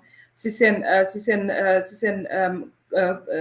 Excel yi pour mën a collate ñoom seen own results so from those results la ñoo wax ne Kiyang ak Jara foofu noonu moom UDP ñoo fa am the lead Kiyang ak Jara waaye even in some Badibus foofu noonu CRR URR ak KMC foofu noonu Barrow NPP moo fa am the lead so ñu ngi continuer di leen monitor li nga xam ne mooy results yi comme niñ ko waxee and we will bring those as we come along lam doon ndax da nga bëgg a repeat in wolof li nga xam ne mooy numbers yi nga xam ne moo génnagum officially from IEC comme nga foye ñamin dorong resultul min nata kilin doron ne botanang saying IEC wolum Janjanbureh tundoti Janjanbureh jeto iko NPP wole je gagné folo ila one polling station ni yalon ko wo result le fintita wo yatandile ko NPP wole je gagné bari hani saying kamin fo ngamin soto duma mol mi yalon ko tol bi je ye kontiro ke damen ye carte fay damen ye kontiro ke damen iko jeto de Jara anin Kiyang je UDP lebe ñaato bari niya jibe place dolto comme KMC URR CRR wolde jeeto iko baro adama baro NPP wole be UDP ñaato jeeto hani sa ñi mu result sol le timi yalon ko iman na follow bari nga fo ñaming unofficially hani ban sang fangoy ko UDP je iman je soto je fanan tatale NPP so ba belale fo result ol ñi mi yalon ko wol binalale wol ning mi yalon ko polling agents ol ye min di ila parti molla foybe kala kilineti bari ko polling agents ol ñing ye minu di ila parti molla ye minu konte e place ol fango minto ye carte fay daming jeto iko jaraning kian je UDP lebe ñaato bari KMC URR CRR aning badi budol jeto aning hani kombo south fango dulal doto iko jeto NPP adama bara wole be ñaato jeto ngalam do fanam bula atena ay sura kango fanam fo Paos, if you can take it in English so that we at least get some representation as well. Serer bu degut serer la gis nga li dega sose deguma serer. Ya Paos ngini wara dega olof muna nga repeat ko ñaatu ka ben ñaatal naka la ko de waxe ci angale.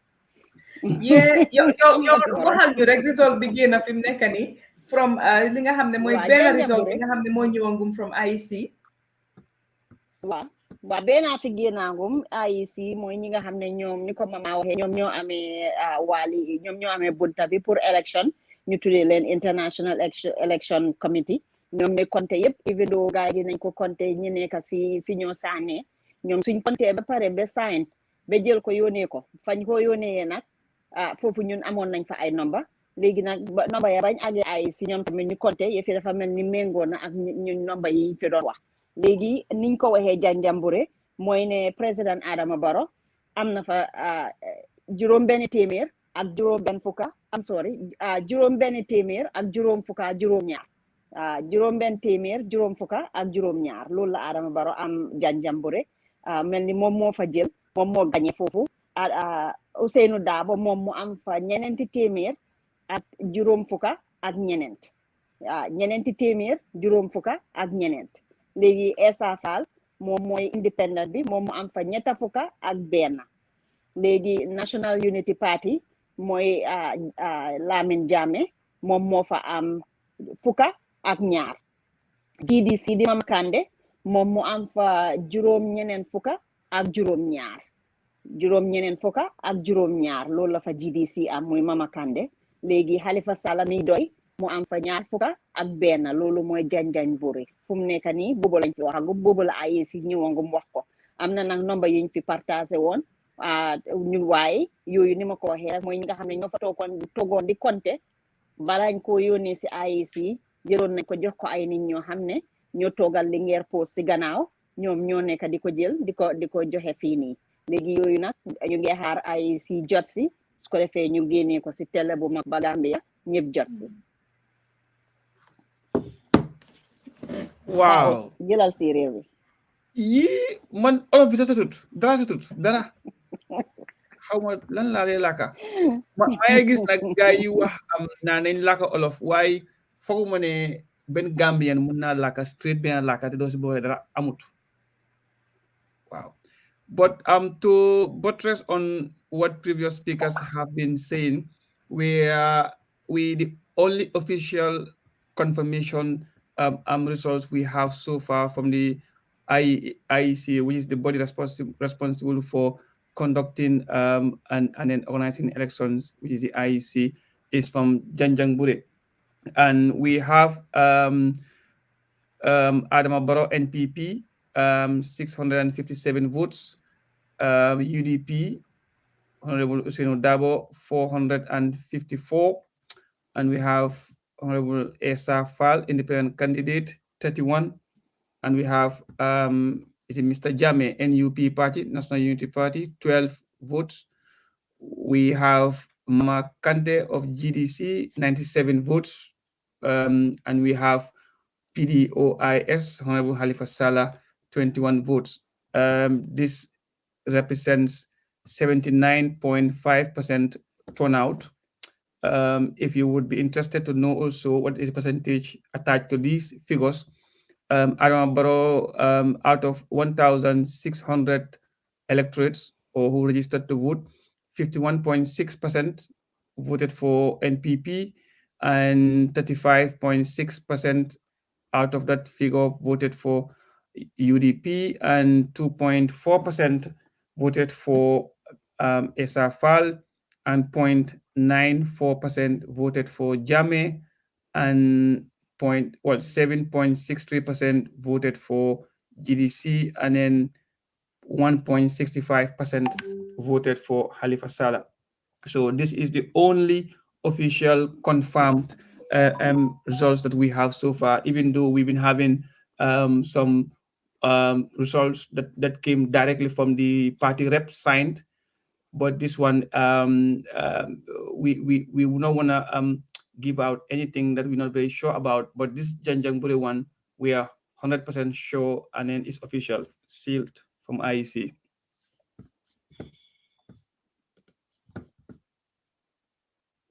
Definitely, that's what it's looking like, PAOS at the moment. Like we said, the only official result so far is from Janjanbureh administrative area, and that puts the NPP on top. We are continuing, of course, the coverage here.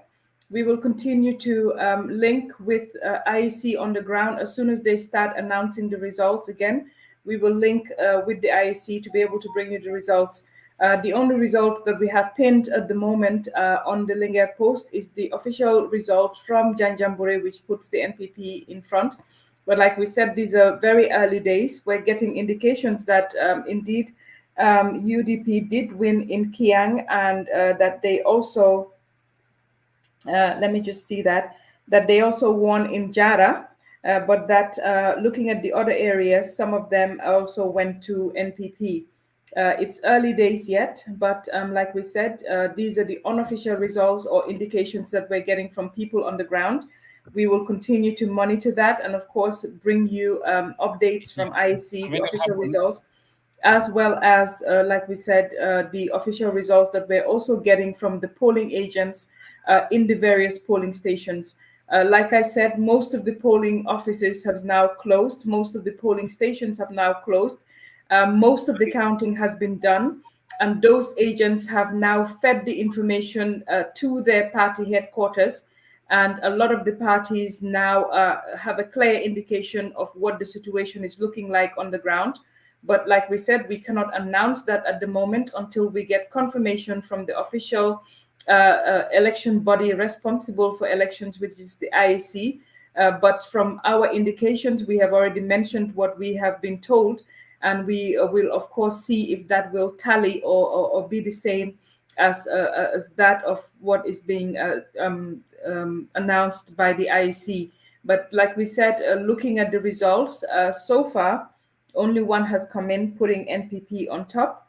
But the rest as well, we are hearing from unofficial sources, but these are polling agents from the various polling stations, that from their counting, from the indications that they can give us, most of the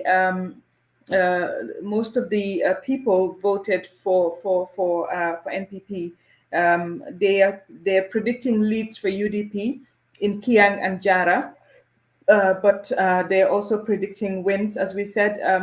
Looking at the results that we got from the polling agents in Banjul, the polling stations there, that puts NPP Adama Barrow on top in Banjul, and also in KMC, but we will see if that is also confirmed by IEC when they start announcing the results proper. We will also see if that is the same result that we will get from URR, CRR, etc. So we will continue to monitor this situation. We will continue to bring you updates officially from IEC, as well as updates from the various party representatives at the various polling stations who have now counted on the ground. As I said, this is what we're getting, and this is what we're sharing with you here.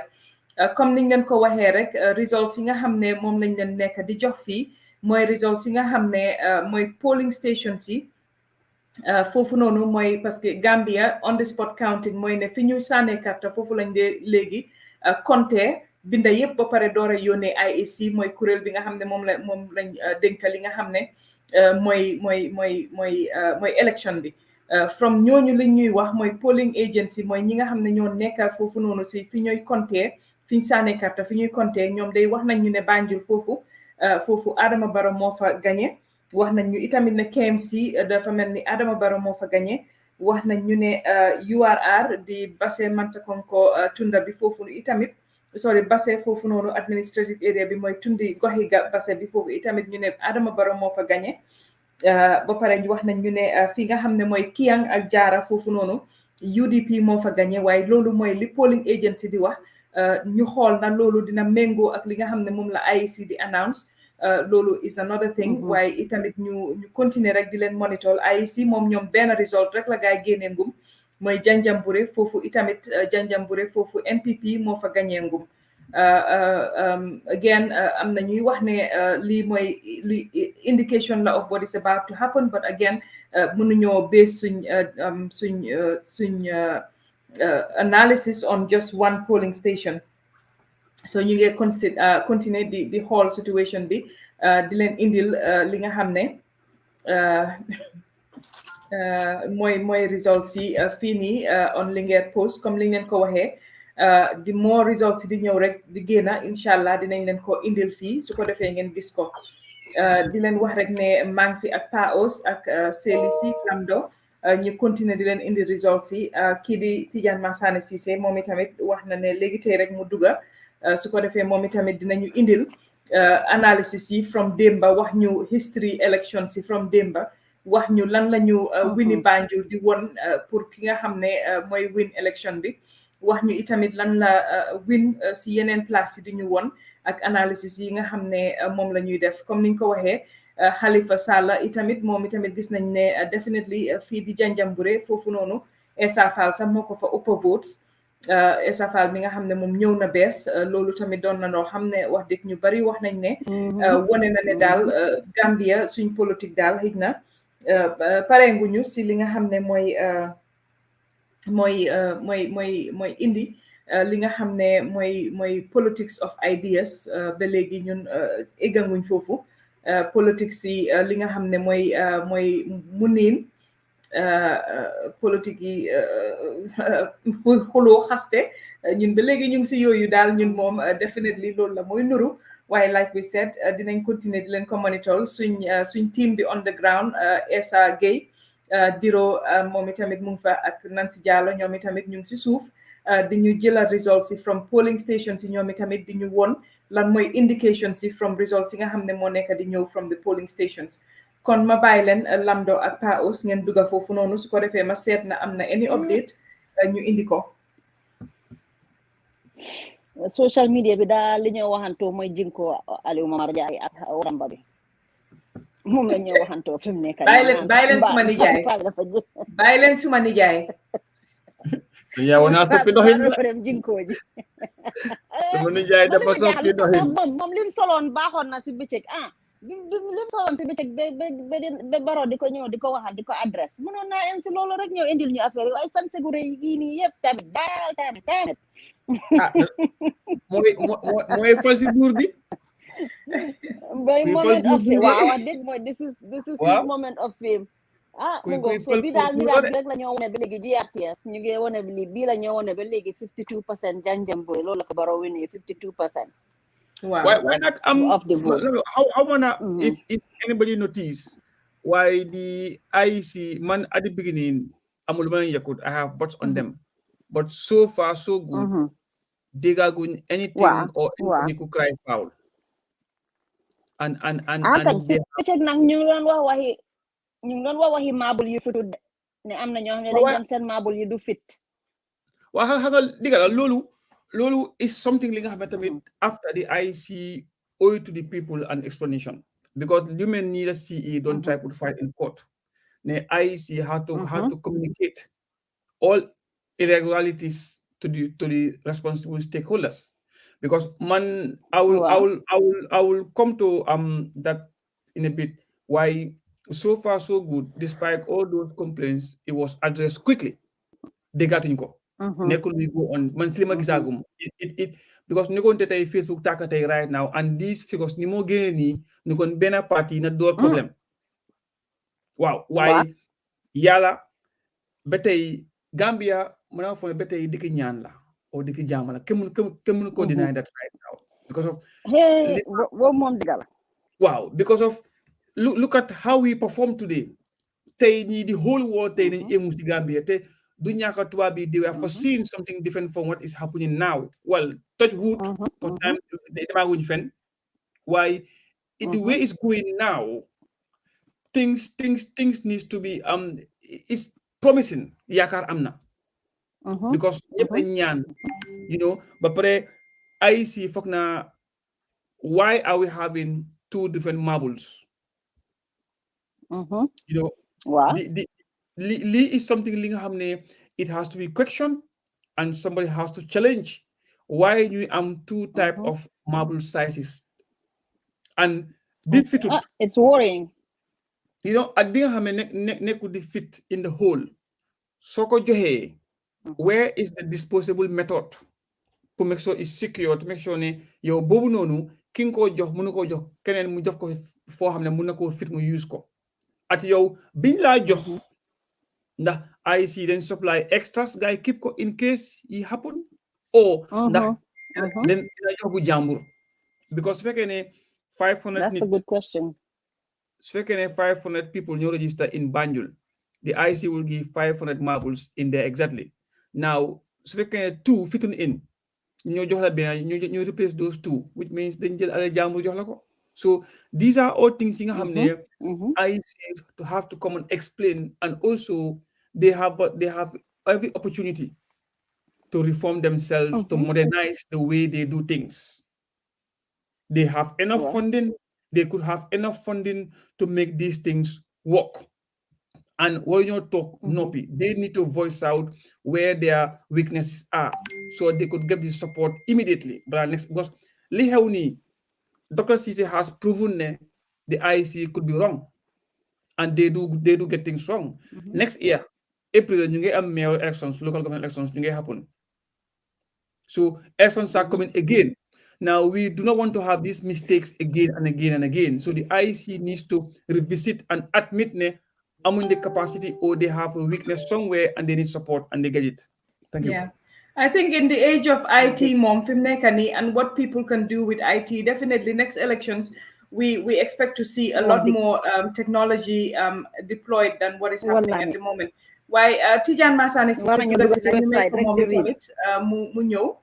and just to say that this issue of the marbles, is unofficial because we haven't actually seen anywhere officially any video showing this or any complaint about this officially. But let's continue to watch the situation. Tijan, what are you getting? How are you analyzing what you're hearing from the ground at the moment? Well, really, I think this is going to be a very close election, quite frankly. And again, I want to stress until the IEC comes out and say that is it, I think we should all be cautiously optimistic at this time and wait for the IEC to come with the authenticated results before we fly over. Either way, whoever wins will be the president for all Gambians.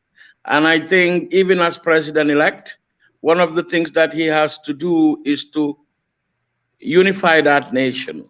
We are broken across political lines at this time, and I think it is very imperative upon whoever is elected president to come in there on day one and on the agenda, bring this nation back together the way Sadauda did it. You know, when you talk about heads of states that have done that very well in Africa, Sadauda Kairaba Jawara, and I think General Yakuba Gowon of Nigeria, who would come in after the Biafra and was able to reunite that country. And I think the new head of state, the president-elect, will have to do that. Now, we've touched on some history. I've seen people say the opposition has never won in Banjul. That is not correct. Opposition have won in Banjul in the past. And in 2016, the incumbent did not win in Banjul. You know, and then you look at who swept the polls also in the parliamentary elections in 2017. I just think that this is good for our democracy. Our democracy has been tested. The will of the Gambian people have been tested. And I think they voted their conscience.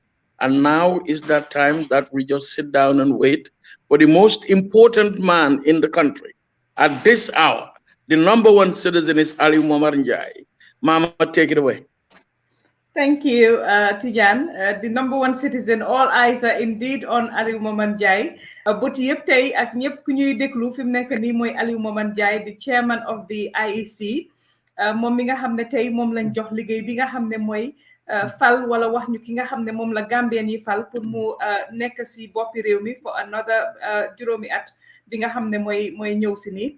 Alieu Momar Njie boobu nag tey ñëpp moom la ñuy xaar di njiiti kuréel bi nga xam ne moom lañ dénk élection yi muy IEC moom fi mu nekk nii wax dëgg ñi toog ñi taxaw ñi jonkoon yëpp moom la ñuy xaar ñu ngi koy déglu benn result moo jot a ñëwangum jóge foofu nga xam ne mooy Janjanbureh foofu noonu nag kii di NPP di parti président Adama Barrow moo fa gagné ñu continuer rek di xaar kii nga xam ne mooy ni ko Tidiane waxee di #1 citizen tey pour mu ñëw moom Alieu Momar Njie continuer di génne li nga xam ne mooy official results yi mama am nga olof yi dañ dee wax ne manaan dañ koy ñambaas ma ñambaas rek ne tey kaaraange réew mi moom lañ ko dénka raayo bi moom lañ ko dénka bàkki askan wi it moom lañ ko dénka akay macha allah kon kooku tey di Alieu Momar Njie am na li nga xam ne mooy taxawaay bu am solo boo xam ne moom la war a taxaw tey si réew mi ñu continuer nag di ko xaar moom Alieu Momar Njie pour mu ñëw wax ñu li nga xam ne mooy li nga xam ne moom la Gambien yi def moom la Gambien yi wax li nga xam ne mooy baati askan bi tey moom mooy ñu koy wax fii nii si li nga xam ne mooy élection bi ñu continuer moom di ko xaar pour mu indil ñu li nga xam ne moom la askan bi ak ki nga xam ne moom la askan bi taana kon Tidiane dafa mel ni tey guddi bi dina gudda waaye mama I just want to say you know 5 years ago this day you and I were here anchoring this program and I think we should be grateful to the Almighty for giving us the strength and the wisdom to be back here 5 years later. And also, I've been your sidekick for a long, long time. Now, I am going to take the anchor chair and put it to you three at this point in time with the inflow, whether they were official or unofficial, where is the swinging at this time? Mama Linga. Definitely. Comme ni ko Tidiane waxee, fana il faut itamit ñu sant yàlla lamdo il faut ñu sant yàlla paos parce que sant yàlla weesu wut last election ñu toog fii indi leen results yi this election yàlla may ñu kattan bi may ñu fan bi ba ñu fekkee this election ñu toogaat fii di ñaan rek itamit yàlla may ñu fan bu gudda ak wér ñu fekkee yeneen election yi nga xam ne itamit moo fi ñëw am kon loolu wax dëgg neex yàlla sant yàlla war nañu Tidiane comme ni nga ko waxee ñu continuer comme ni nga koy waxee di monitor li nga xam ne moo nekk di xew benn result la IEC mooy kuréel bi nga xam ne moom la ñu dénk élection yi benn result moo génnaangum waaye dinañ continuer di leen indi result yi suy ñëw rek dinañ leen ko indil li nekk nag di xew si suuf li ñu polling agency nekk di wax mooy li nga xam ne moom lañ leen mun a indil paos maa ngi riit li nga xam ne itamit mooy Dadi Njie di Ñang Njie moom nga xam ne moom si parti bi nga xam ne UDP la moom si la bokka Ñang Njie day wax na moom si lim génnee bu yàggul rek nii si Facebook postam moom Ñang Njie wax na ne I think it's time for me to focus on Ñang Njie not Gambia. We can only transform the country if we understand issues, not dwelling on personalities. Time to leave Gambia the way people want it to be. Every people get the government that they deserve. Lan la loolu miin si Ñang Njie parce que man Ñang Njie moom xamee nañ ko ràññee nañ ko si kàngam yi nga xam ne ñoom ñoo nekk foofu noonu UDP di jàppale ki nga xam ne mooy lawyer Ousainou Darboe di seen candidate moom day 16 minutes ago lañ wax ne moom si la génnee kàddu yi kaddu bi mu wax mooy ne moom day moom Ñang Njaay te bokka si fi nga xam ne mooy UDP moom Ñang Njaay de fi mu nekk nii moom nee na moom boppam lay tal fi mu nekk nii du talati li nga xam ne mooy Gambia wax na ne Gambia niñ koy mun a jëlee rek def ko si Gambia buñ bugga mooy ne ñu understand mooy ne ñu xam am li nga xam ne mooy am xalaat si li nga xam ne mooy liy xew mooy issues yi nga xam ne moom la ñu war a def mu nekk loo xam ne moom ñuy tënka waaye moom wax na day ne moom Ñang Njaay wax na ne fi mu nekk ni day moom jot na moom mu bàyyi li nga xam ne mooy Gambia nit ñi niñ ko buggee mu melee noonu wax na itamit ne Gambia dafa mel ni nit ñi lañu yelloo rek si government loolu la ñuy am loolu la wax moom lan la Ñang Njaay xam loo xam ne ñun xamuñ ko ba mu ne moom daal fi mu nekk nii bàyyi na yëfi Gambia loolu mënuñ ci wax waaye lii daal nekk na loo xam ne moom Ñang Njaay xaw ma na dig ñu ko mun a shareal paos ci suñ screen bi parce que moom UDP la nekk te moom day lii la wax ndax lii lan la muy niru parce que comme niñ leen ko waxee ñu ni tamit suñ nit ñi ñu ngi si suuf li ñuy wax mooy ne definitely ni muy nuru mooy ne UDP moom kii di Barrow moo leen gagné loolu mënuñ ko confirm comme ni ngeen ko waxee li ñuy dégg rek la from polling agency on the ground waaye foog ñu xaar ba IEC ñoom ñu jox ñu official results ñu mun a xam lan mooy lan so loolu mënuñ koo confirm waaye su fekkee ne ku mel ni Ñang Njaay génn na wax lu mel nii dinañu jaaxal moom lu mu xam loo xam ne xëj na ñun xamuñ ko ba mu binda li nga xam ne mooy post bi waaw comme niñ leen ko waxee nga minje sayin be min karankanjang wolom Ñang Njaay atede aning abe UDP la parti leto ate Ñang Njaay bari a fintita ala Facebook daminto ay safero ke ko atede ate Ñang Njaay sayin ate be Gambia la kuol bulalale aya fango mira ay wala safe ala Facebook post. I think it's time for me to focus on Ñang Njaay and not Gambia wala ko Gambia la kuol de ate be wala la karalale ala aya fam mira ay wala safe ako Gambia te talano nyato nimmang na politico understand nga mol fa nga na politico faham nga lo mimbe kering ako sainde ate be Gambia bulalale at Gambia be nyameng aba bulala wala nyama ako Gambia nol fanang iketa nyamen dorong ibe wo leader sifa ibe wo president sifa le sotola ate wole fo ay wole fo ala post mi yalon kaya ke Facebook sign malon fo Ñang ye kuol ne mi yalon kontol malo bari ate wole safe mi yalon ko ate yangambe ma bondi kanjanto ay do fanan safe ako voting is a personal choice to select leaders, but in Gambia voting is a choice to punish people for wrong reasons. Democracy is messy, but in the case of the Gambia, democracy is stupid. Bobu tamit nekk na loo xam ne moom Ñang Njaay moo ko binda moom Ñang Njaay waxati na si beneen post on Facebook nee na li nga xam ne mooy sànni karta wax na ne sànni karta day moom Ñang Njaay mu ne sànni karta dafa doon loo xam ne nit ki moo koy tànnal boppam mooy tànn ki ko neex mu sànnil ko waaye mu ne Gambia nag moom ñun ni ñuy sànnee karta mooy ne dañuy xeex nit loolu la wax moom mu ne démocratie nag moom musuta jàkk musuta rafet dafa messi mooy ne jagut waaye day mu ne Gambia moom démocratie moom dafa stupide mooy ne Gambia démocratie moom kenn xamut parce que jàngut jongut ni ko ndeysaan nem si yàlla daan waxee ñun suñ démocratie Gambia daal du démocratie boo xam ne démocratie xel la mu mel ni kon moom Ñang Njaay loolu la partagé foofu noonu si page am bi moom Facebook kii ne Tony Njaay ne wax bu àgga dofa ko moom ñun de ñu ngi xaarangum wax digga neex yàlla comme ni ñu leen ko waxee mënuñoo announce dara loo xam ne fii IEC waxu ko mënuñoo wax ne kenn win na te IEC mi nga xam ne moom lañ dénka élection bi waxul ne nit win na waaye comme niñ leen ko waxee liñ nekk di am from the polling agents di ko am from ñi nga xam ne ñoo nekk fiñ doon defee li nga xam ne mooy compté carte yi ñoom de lañ ñu wax mooy ne place yu bari ñi nga xam ne ñooy UDP ñu gañe wuñ fa ñoom UDP wax nañ ñu ne ñoom day fañ gañe mooy fi nga xam ne mooy Kiyang ak Jaara ma seet rek bu baax ndax ma mun a correct waaye ñu ne Kiyang ak Jaara day foofu moom UDP moo fa gañe waaye ñu ne boo seetee Banjul ak yeneen place yëpp foofu KMC URR mooy Basse administrative area bi CRR ak yenn part Kombos wax nañ ñu ne foofu de foofu NPP Barrow moo fa gagné waaye comme niñ ko waxee loolu mooy li ñu nit ñi di wax on the ground waaye du luñ am result boo xam ne moom la IEC officially génnee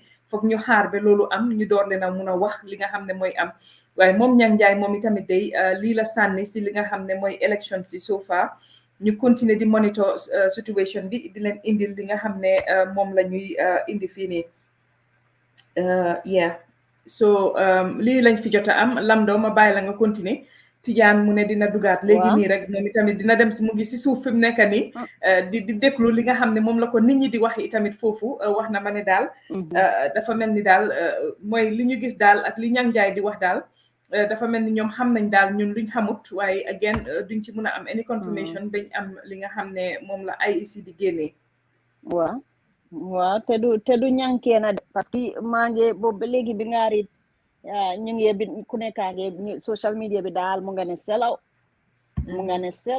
selaw niti Barrow yi rek nga gis ñu génn di wax ne aca leen naka la IEC gis naa ba gis Alpha Photos tam am na lu mu binda so te xaw ma nag mu ne fi mu ne nii daal parti yëpp waroon nañoo xam fiñ fan la daal luy seen taxawaay parce que dafa mel ni niñ ko ni si noonu rek again di ko waxee noonu xam naa bëgguñ di report loo xam ne tamit amuñ si lu wér loo xam ne officiel wut waaye daal dafa mel ni ñëpp a ngi wone ne ni ko Tijaan doon aske pendulum bi fan la swing dafa mel ni daal côté NPP la swing daal parce que Alpha moom lim binda noonu mooy Alpha Photos moom binda na ne naka Barrow fi mu nekk nii ñu nekkoon NPP polls yëpp report nañ si moom xam na fi mu taxawaayam taxawaayam daal so ndax loolu nag lu miin leneen li bëgguma seeduga parce que ñu xaar rek ba IEC comme que biñ ko dooree ba léegi ñu ngi xaar loo xam ne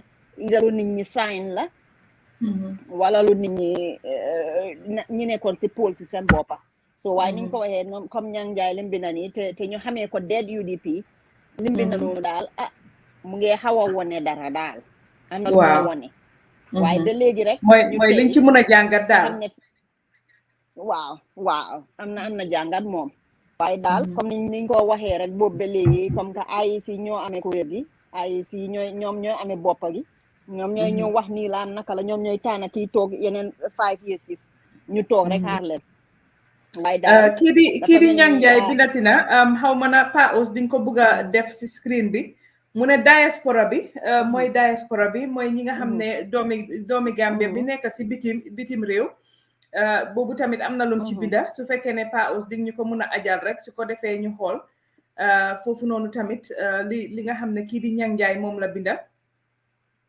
mu ne diaspora bi boobu tamit mu ngi si page bi Pa Ous boo ko munee share rek si screen bi su ko defee ñu génne ko foofu tamit am na lum ci wax comme Tony Ndiaye li mu koy waxee wax bu àgga moom dafa ko moom waaye ñu continuer rek wax di comme ni nga ko waxee di xaar official results yi mooy results yi nga xam ne mooy jóge si kuréel bi nga xam ne moom lañ dénka li nga xam ne mooy élection si waaye xam nga ni ko Pa Ous doon waxee diaspora bi ak li nekk social media lii wane na ne des complete disconnect ne dëgg la war nañu waxtaana mbokk yi waaye ñi nga xam ne ñu nga jógee seen dex ga ñu nga amee seen xalaatuñ lu dul fu ñoo dem ndax taw ñëw na seen liñ jabat mun a déena ñu xam ne loolu la ñoo jël def ay denc ko war see dunda ba beneen at ñoom loolu moo leen itteel ndax soo léegi ñoom ndax yow nga wax leen ne leen kii lii ak lii la fi def ak lale ñoom boo mutu sax ñu gisee ko neneen ne la toppatoo sa yow moom jox li nga war a def rek def ko ñun xam nañ ni ñoo def ñoo la jur ñoo indi si àddina xam nañ li ñoo def parce que yëfi bu saxee ba saf ñu ne ñoo toog duñ jooy nawet duñ jooy ndox bu tëj pompe bu tëj duñ jooy yoon yu baaxul so léegi yow boo naree toog fii ñoom it seen xel màcc na dañ ne ñoom it la nga leen di defal si seen ñoom fiñ dëkka noonu parce que boo gisee mama si dex gi wax nañ ne it's a UDP stronghold waaye man suma famille Basse la jógee mbokk yi li ñoo wax Basse ñu ne yoon yiñ fa gis gëj nañ koo gis gëj nañoo gis yoon yu baaxee noonu gëj nañoo gis ba fa PPP jógee kenn xalaatut leen parce que dañ seen yoon ni dafa baaxoon ñuy mun a jógee ba se di dem fatooto di ñëw di dem fatooto si bés bi di ñëw waaye demoon na ba nga xam ne boo jógee di war a liggéey fatooto dangaa dem fanaan fa nga jógee fatooto dem ba sa fanaan fa ba si ëllëg si nga door a dem wala nga ñibbi si xaaj guddi so loolu léegi nag ñu ne nag trip bi ay within hours dañ dee dem jaabante dem ñëw am na si bañ nañ ko sax comme lu mel ni lifin bi ñoo yónnee xaalis naka la boobu tuddati am na si boo xam ne amul fatooto base la am ñoom seen liñ seen yëpp si leen seen mbokk yi yónnee base dañoo jógee ba fatooto dem ba base jëli ko delluwaat léegi nga war koo def loolu one day trip léegi ñoom nag ñu ne ñoom gis nañ ne léegi mun ngaa dem jëli ko ñëw ba pare te taal añ ba léegi xam nga comme niñ ko waxee rek Lamdo loolu moo leen soxal Lamdo comme niñ ko doon waxee rek benn result rek lañ amagum officially from IEC mooy kuréel bi nga xam ne moom lañ dénk election si there has only been one official result so far from the IEC and that's from Janjanbureh. It's on the screen pinned for anybody to see. We're analyzing what Nyang Jai, a member of UDP, is saying and he continues to say here in another Facebook post that diaspora has a lot of soul searching to do with their families. Help only comes to those that help themselves. I am troubled by the psyche of our nation. Poverty is a crime and ignorance is a curse. No amount of talking will enlighten Gambians. Mu mel ni foofu itamit moom Nyang Jaay amatina leneen lu mu fa wax mu wax ne diaspora bi mooy Gambien yi nga xam ne ñoo dëkk si biti ñoom war nañu itamit xoolaat bu bari seetaat seen boppa ak seen famille yi nga xam ne ñoo nekk si Gambia wax na ne ndimbal dafa ñëw si ñi nga xam ne dañ bugg a dimbale seen boppa mu continuer ne moom daal li nga xam ne mooy Gambien bi ni muy xalaatee moom jaaxal na ko moom Nyang Jaay mu ne li nga xam ne mooy ñàkka dafa mel ni dafa nekk crime suñ dëkk mooy ne ñàkk daal moom crime la suñ dëkk te wax na itamit ne li nga xam ne mooy ignorance mooy ñàkk xam-xam loolu tamit mu ne loolu doy na waa torop suñ dëkk mu continuer noonu moom na Nyang Jaay mu ne gisut dara ay waxal boo xam ne dina mun a tax ba Gambien yi ñu mun a eewu wala ñu mun a gis li nga xam ne mooy dëgg comme ba fala ñamindoro Nyang Jaay mi yalon ka fanan be UDP le ay safero do ke ala Facebook page jeto aya fode ako gambianol min be bantala banko kan wolom diaspora ti ako wol nyante fan jibe lale ila family min be gambe jibe bake ako fanande makoy ro kana minuto wolom mi yalon ko ye fam makoy walante lafta makoy ro la ako atede ate Nyang Jaay ako aya jinyaminde ate amang gambianol ike mira nyamin ate man wolong andong ama asidal a continue ka foko nyimi yalon ko wolom fetoti akode Gambia o mu crime leti wolom wode wo mol batandi je bake atu fanan ko mi yalon ko wolom ko molude ignorance wolom ko mol man hakilo soto ako fana ye mol batandi bake Gambia ate Nyang Jaay a continue ka foko ate ma mira ko diamundiro wo ba taralale wo ba tinnalale Gambia no le kuning ya long inyanta kaminke aketa ko sign aketa ko sign ha wolebe kering janto ate bota UDP ate wole fo mba fala nyamin dorong result kirin doron ne fintita follow wala bota Janjanbureh sate kono jeto wo jeto de Janjanbureh NPP la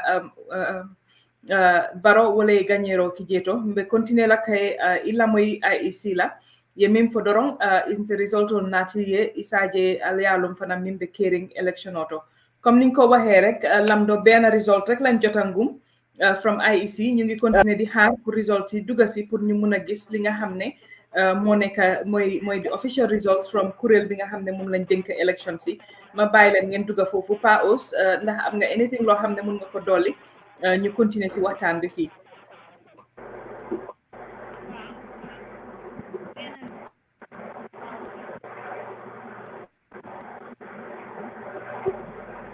Pa Ous yaa ngi mute.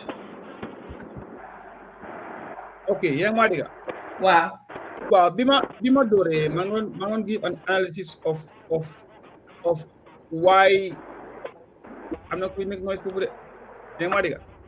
Wow, ñu la dega. Wow. Okay, go ahead. I'm not might give a point. What Gambians fear and why is Boro going to win and not UDP? And one of them I mentioned about the fear and that psychological belief that we have or the average Gambian have against UDP. They may be wrong, but that is what they think in their minds.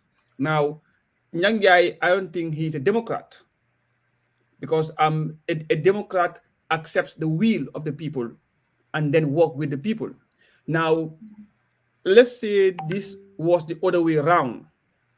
He will accept and celebrate and say, yeah, democracy is good. Democracy is not just messy or, well, I rather take something which is stupid and messy. Something that is messy is worse than something that is stupid. Because what is stupid can be corrected, but what is messy is gone. Bam. So we always do not want to use our feelings or our emotions to dictate right now.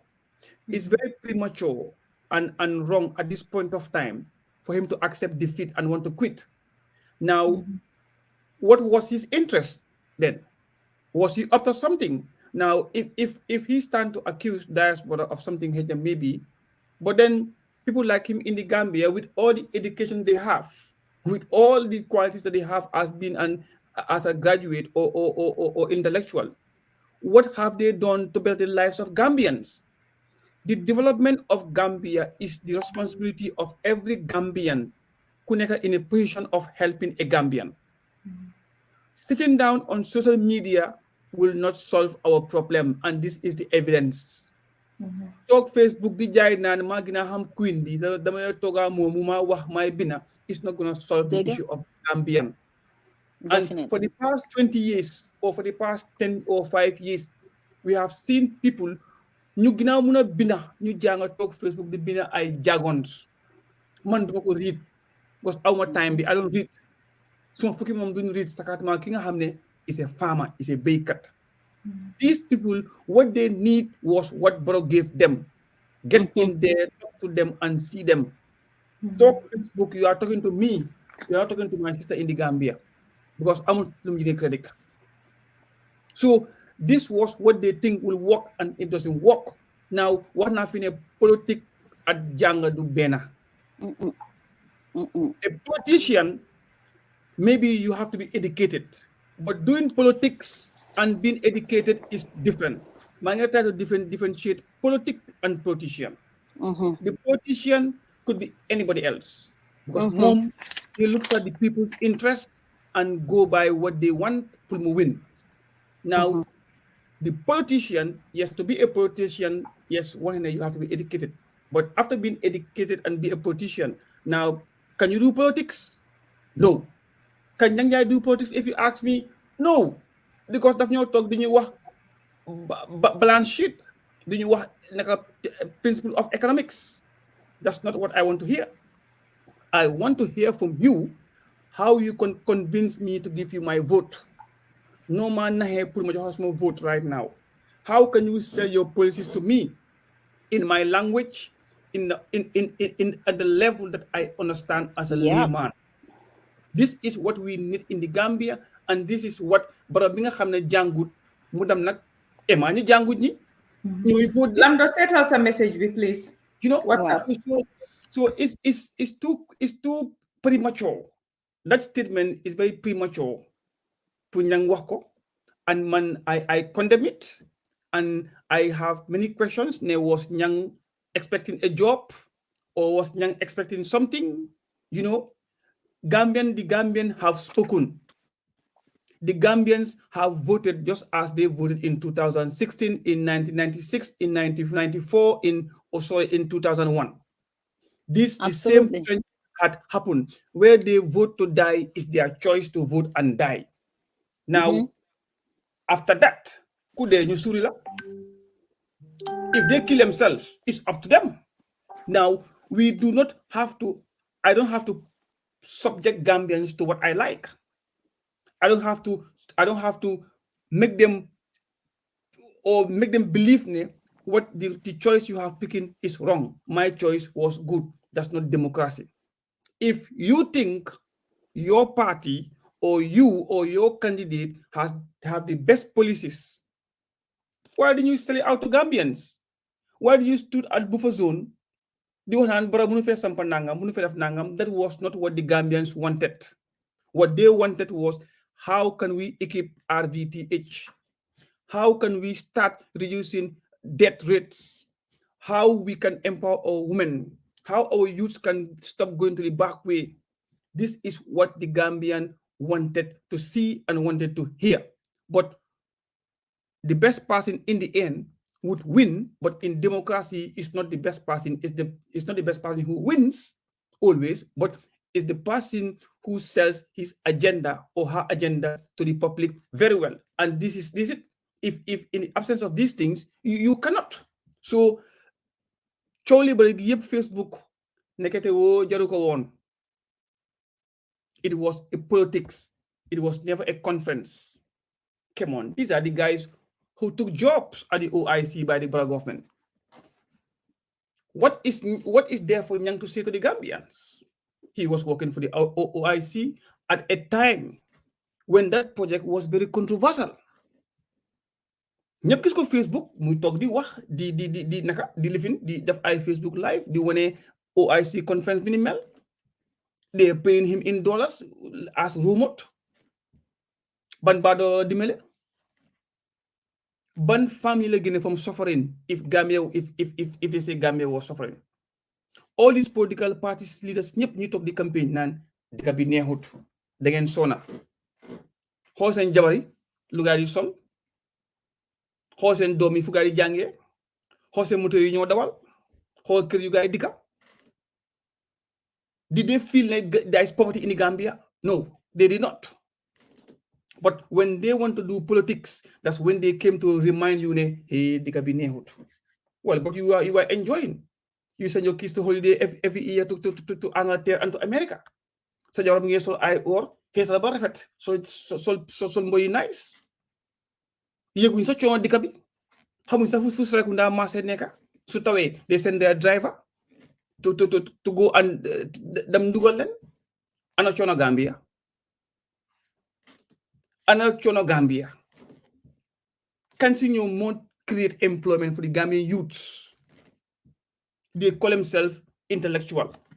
They call themselves Amna Halis. Ban family la guy help. So Buma go too much into this thing because it's not. The purpose is only for elections, but it's too early. Put express frustration and anger. If Adam Barrow wins, or UDP wins, or let's say if Barrow wins right now, our duty as a Gambian, as prescribed in the Gambia Constitution, the responsibility of a citizen, Moy, support our government to win, support our government to succeed. In truth, support our government to make a difference. The development of every country lies in the hands of its citizen. Government will never, ever implement a policy that will make them lose credibility. Never. But any policy will have compromise his seat to go implement. Now it's up to us as citizens and our National Assembly members to make sure government are held accountable at all cost without taking sides. But you don't put your message across with hate and anger because Bokmasa party or Bugumala. That is not how you do things. It's never gonna work. And it failed lambote limota mu filtay. Chowli exactly. Tay ñang lim realize moy ba pare sax ñun diaspora ni yaaga nañ ñu ko wax yeen yaaya jame defu leen fi dara wax rek ngeen def léegi nag yi fi feeñ na de loolu tamit wax bi ñaari wax la waaye man li nga wax ni dama si ànd 100% parce que so for any government to work ñëpp dañ war a ñëw opposition time bii la ñëpp day ñëw together ñu jàppoo ñu dimbale government bi for the next 5 years ñu liggéey suñ pare they add it to their resumes ñoom ñëpp ñu wàcc ñu dem taxaw opposite again, these are from the polling agents on the ground. It's not yet from IEC, but the polling agents on the ground, NPP, at Kotu Community Center, another polling station at Kotu Community Center, foofu noonu NPP 344 votes, UDP 120 votes, SRFAL 24 votes, PDRS 138 votes, Mama Kande GDC 132 votes, and NUP Abdoulaye Jame 1 vote. So at the community center at Kotu, from the polling agents, liñ ñu fa jox mooy ne foofu NPP moo fa jël. Kotu layout football field bi fa nekka indil leen foofu tamit lan la polling station polling agency di wax again li polling agency li ñoo jox loolu lañ leen nekk di leen jox not li IEC indeegum IEC benn result lañ indeegum pour Janjanbureh waaye am sure ne suñ ñëwatee after the break it will be very fast li nga xam ne mooy results yi ni moo ñëwee fi mu nekk nii wala ñu alamaan sa oncle yeah no suma uncle su ñëwee this time moom dina indi results yu bari at the same time Kotu layout one by one by one by one Kotu layout foofu noonu itamit Kotu layout football field bi foofu noonu tamit polling station bi fa nekka wax nañ ñu ne foofu NPP 718 votes mooy Adama Barrow UDP Dabo mu ngi fa am 387 votes GDC Mama Kande mu ngi fa am 165 votes SRFAL Independent 49 votes NUP Abdoulaye Jammeh 9 votes PDOIS Halifa Sallah 209 votes.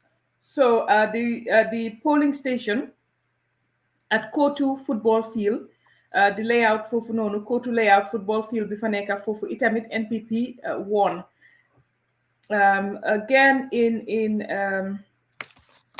Sunchu Sori foofu tamit li ñooy wax mooy ne Sunchu Sori mooy the official results yi nga xam ne moom la polling agency indi Sunchu Sori NPP 2,323 UDP 502 GDC 269 PDRS 172 NUP Abdoulaye Jammeh 32 SRFAL Independent 88 votes. So foofu tamit Sunchu Sori foofu itamit NPP moo fa win.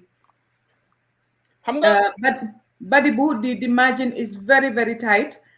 So ñu ngi xaar boobu gaay confirmal ñu ko. Waaye Bakote foofu noonu tamit Bakote. Foofu noonu itamit we have the results for Bakote. Foofu noonu tamit again.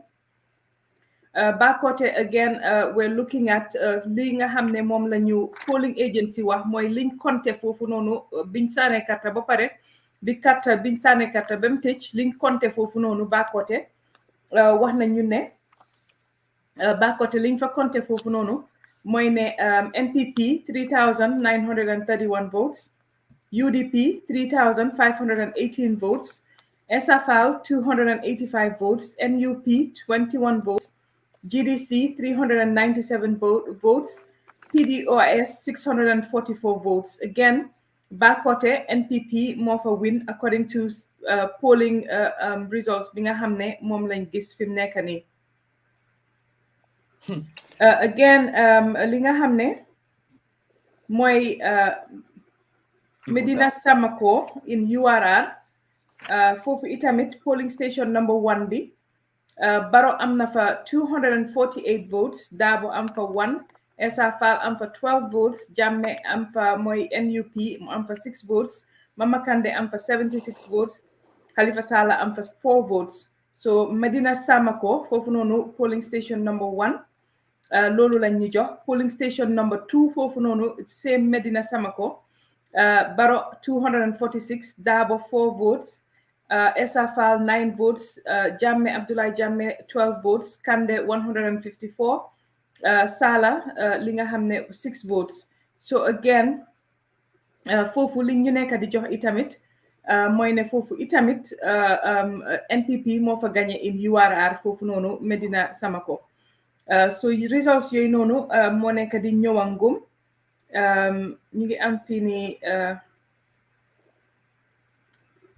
Kartong tamit foofu itamit am nañ fa results yi from again li nga xam ne mooy we're looking at these results they're not official from IEC yet they are from like we said the polling agents foofu noonu ñoom itamit wax nañ ñu ne Katong foofu NPP 1063, UDP 711, Essa Fall 85, Abdoulaye Jammeh 53, Mama Kandeh 283, Halifa Sallah 126. Again foofu noonu dafa mel ni NPP moo fa gagné. Ñaani constituency foofu noonu itamit liñ ñu won liñ ñu joxangum mooy ne results yi NPP 7187, UDP 2228, GDC 1675, SFL 176, NUP Abdoulaye Jammeh 125, PDOIS 83. Again su results yi official results yi ñëwee dinañ mën a confirm ndax li ñooy results yi nga xam ne moom la IEC tamit di confirm waaye from li ñuy yónnee nii moom definitely li ñuy jotagum daal mu ngi put li nga xam ne mooy NPP in the lead si areas yi ñu leen joxangum nii results yi but like we said mënuñ koo confirm benn result rek lañ mën a confirm mooy bi nga xam ne moom la IEC joxe from Janjanbureh foofu NPP moo fa gagné loolu la IEC wax mooy ñi responsible pour election si foofu noonu IEC ñu ne NPP moo fa gagné 657 votes, UDP am 454, SFL 31, NUP Abdoulaye Jammeh am 12 votes, GDC 97 votes, PDOIS 21. So ñu ngi maa wax tamit ne Katong NPP moo fa nekkas moo fa gagné so dinañ continuer di leen seetal li nga xam ne mooy results yi nga xam ne moom la ñoo jot from the polling stations like I said polling stations yi foofu lañ compté ñooñu ñoo joxe nii seen li nga xam ne ñoom loolu lañ compté waaye foog mu jox dem IEC nga xam ne ñoom ñooy kuréel bi nga xam ne moom lañ dénk élection yi bu ko defee ñoom ñu xool results yi daal di ko certify daal di ko génnee wax ñu ko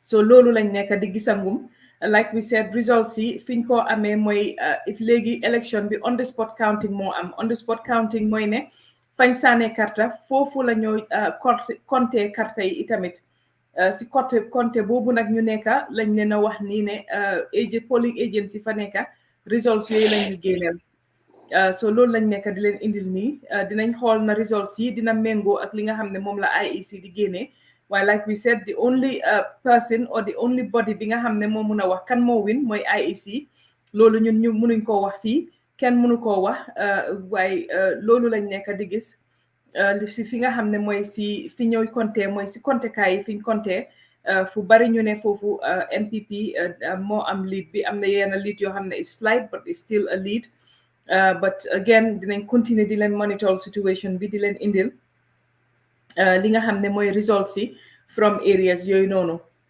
Mankamankunda itamit foofu noonu benn station rek a fa am ñu ne Mankamankunda mooy fii ki nga xam ne di président Adama Barrow foofu la jóge Mankamankunda ñu ne foofu noonu itamit wax nañ ñu ne NPP mu ngi fa am 525 votes, UDP am fa 6 votes, GDC 115 votes, PDOIS 8 votes, SFL 4 votes, Abdoulaye Jammeh 5 votes, total registered 750. Foofu noonu mu ngi mel ni kon total votes yi fa cast is 663 foofu na tamit Mankamankunda foofu noonu Mankamankunda ñu ne NPP Adama Barrow foofu noonu moo fa win so again liñ leen a wax rek la results yi mooy liñ nekk di jot from ñi nga xam ne mooy polling agency nga xam ne ñoo doon compté fañ saanee karta dinañ xool again ndax results yi IEC di ñoo génnee dina méngoo ak li nga xam ne moom lañ ñoo jox ni fii nii Pa Ousma bàyyi la nga dugg again rek pour wax ne benn result rek la IEC génnee IEC moom moo responsible pour election bi ñoom benn result rek lañ génnee mooy Janjanbureh foofu NPP moo fa win waaye comme ni ñu wax rek xam naa bu gaay ñëwatee moom fi mu nekk nii results yi ñoo indi dina bari parce que wax nañ ñu ne fu bari tëj nañ ba compté nañ yëpp yu bari compté nañ ko fi mu nekk nii so xam naa dinañ ko communicate to IEC den mu indi ko. Jërëjëf Mama comme to be we just repeating well re-echoing the fact that we are not authorized, or we are not even in no authority to announce any results before they've been announced by the IEC, who is the authority that announces these results. And I can see some of you guys are doubting or asking how we get these things. The method of voting in the Gambia is count on the spot. We vote now and count immediately. So therefore, the party reps on the spots will know exactly what their party have in that area, how many votes. But again, to officiate that results, it has to pass through the IEC and sign and seal. And the only one we got so far from IEC is the Janjangbure administrative area, where we have out of 1,600 voters or registered voters, the turnout was 79.5%, and NPP got 657, which is 51% of the votes, and UDP got 454, which is 35.6% of the votes, and SRFAL got 31, and which is 2.4% of the votes. Jame got 12, which is 0.94% of the votes, and 97 for GDC, which is 7.6%, 22 for Halifax Sala, which is 1.6%. And then these are the only official counting that has been sealed and read to the public or to the whole world by IEC. Everything else we've been reading through was coming from party reps on the ground. Some of them may be fake, or some of them could be true, but I think most of them could be true. But this is not coming from our media or our platform, that we're not confirming that they are true or not.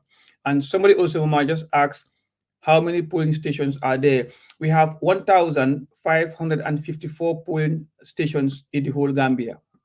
So this is what we have: seven areas, 53 constituencies, 120 wards, and 1,554 polling stations. So out of this 1,554, we only got one so far. So we are waiting for 1,553 official results from the IEC.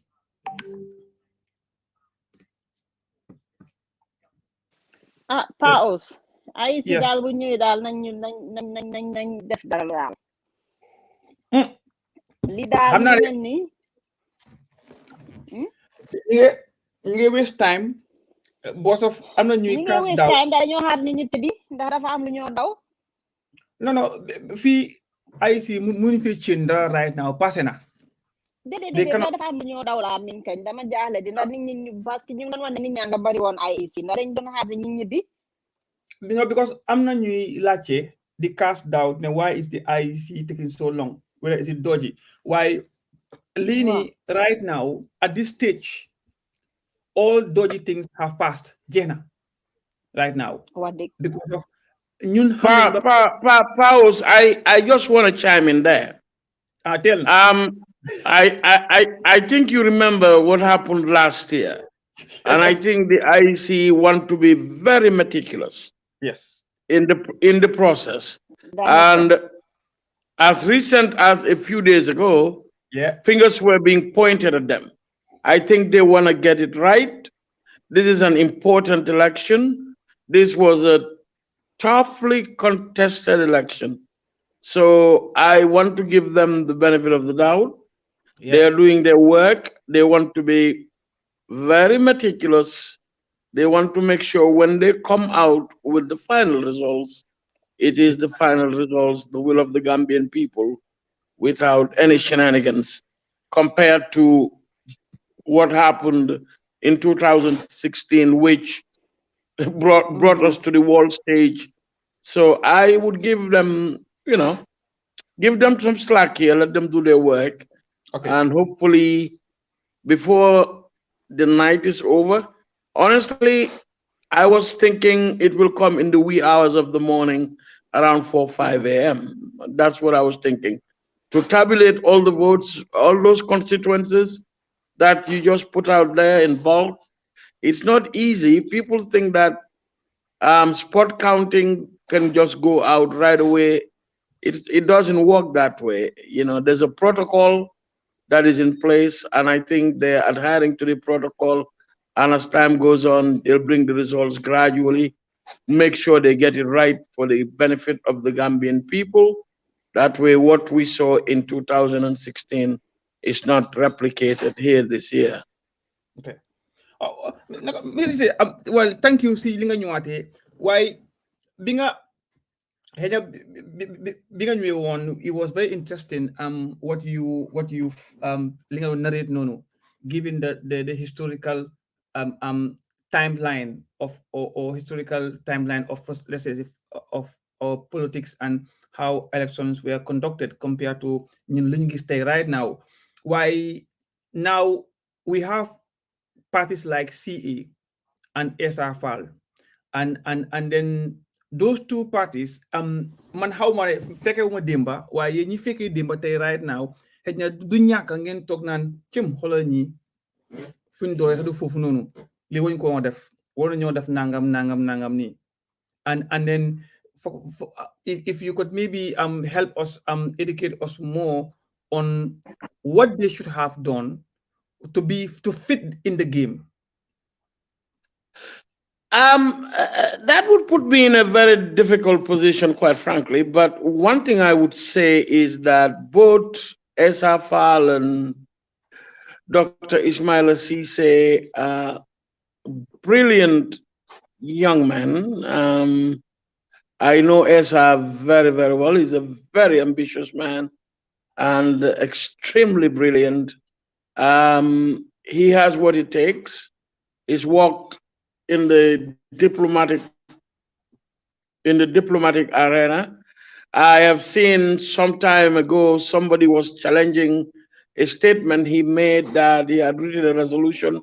Yes, he did write a resolution. He was the legal man for the Gambia at the United Nations, and the Gambia was one of the leading countries in the peace in the peace mission in Guinea-Bissau.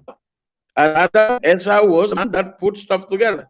And I'd seen somebody put that down, but he was accurate. Yes, he did. Ismaila, of course, I've spoken to him a few times. And I wouldn't say, they took a chance. I think these are bona fide patriotic Gambians that also have the interest of the country at heart. When you are new in politics, it takes time. And I bet you lawyer Usainu Dabo will be the first person to tell you that. It took him 22 years to get to where he is today. So I am sure these people are going to go back to the grassroots, prepare themselves. They have 5 years to observe and to mature as politicians.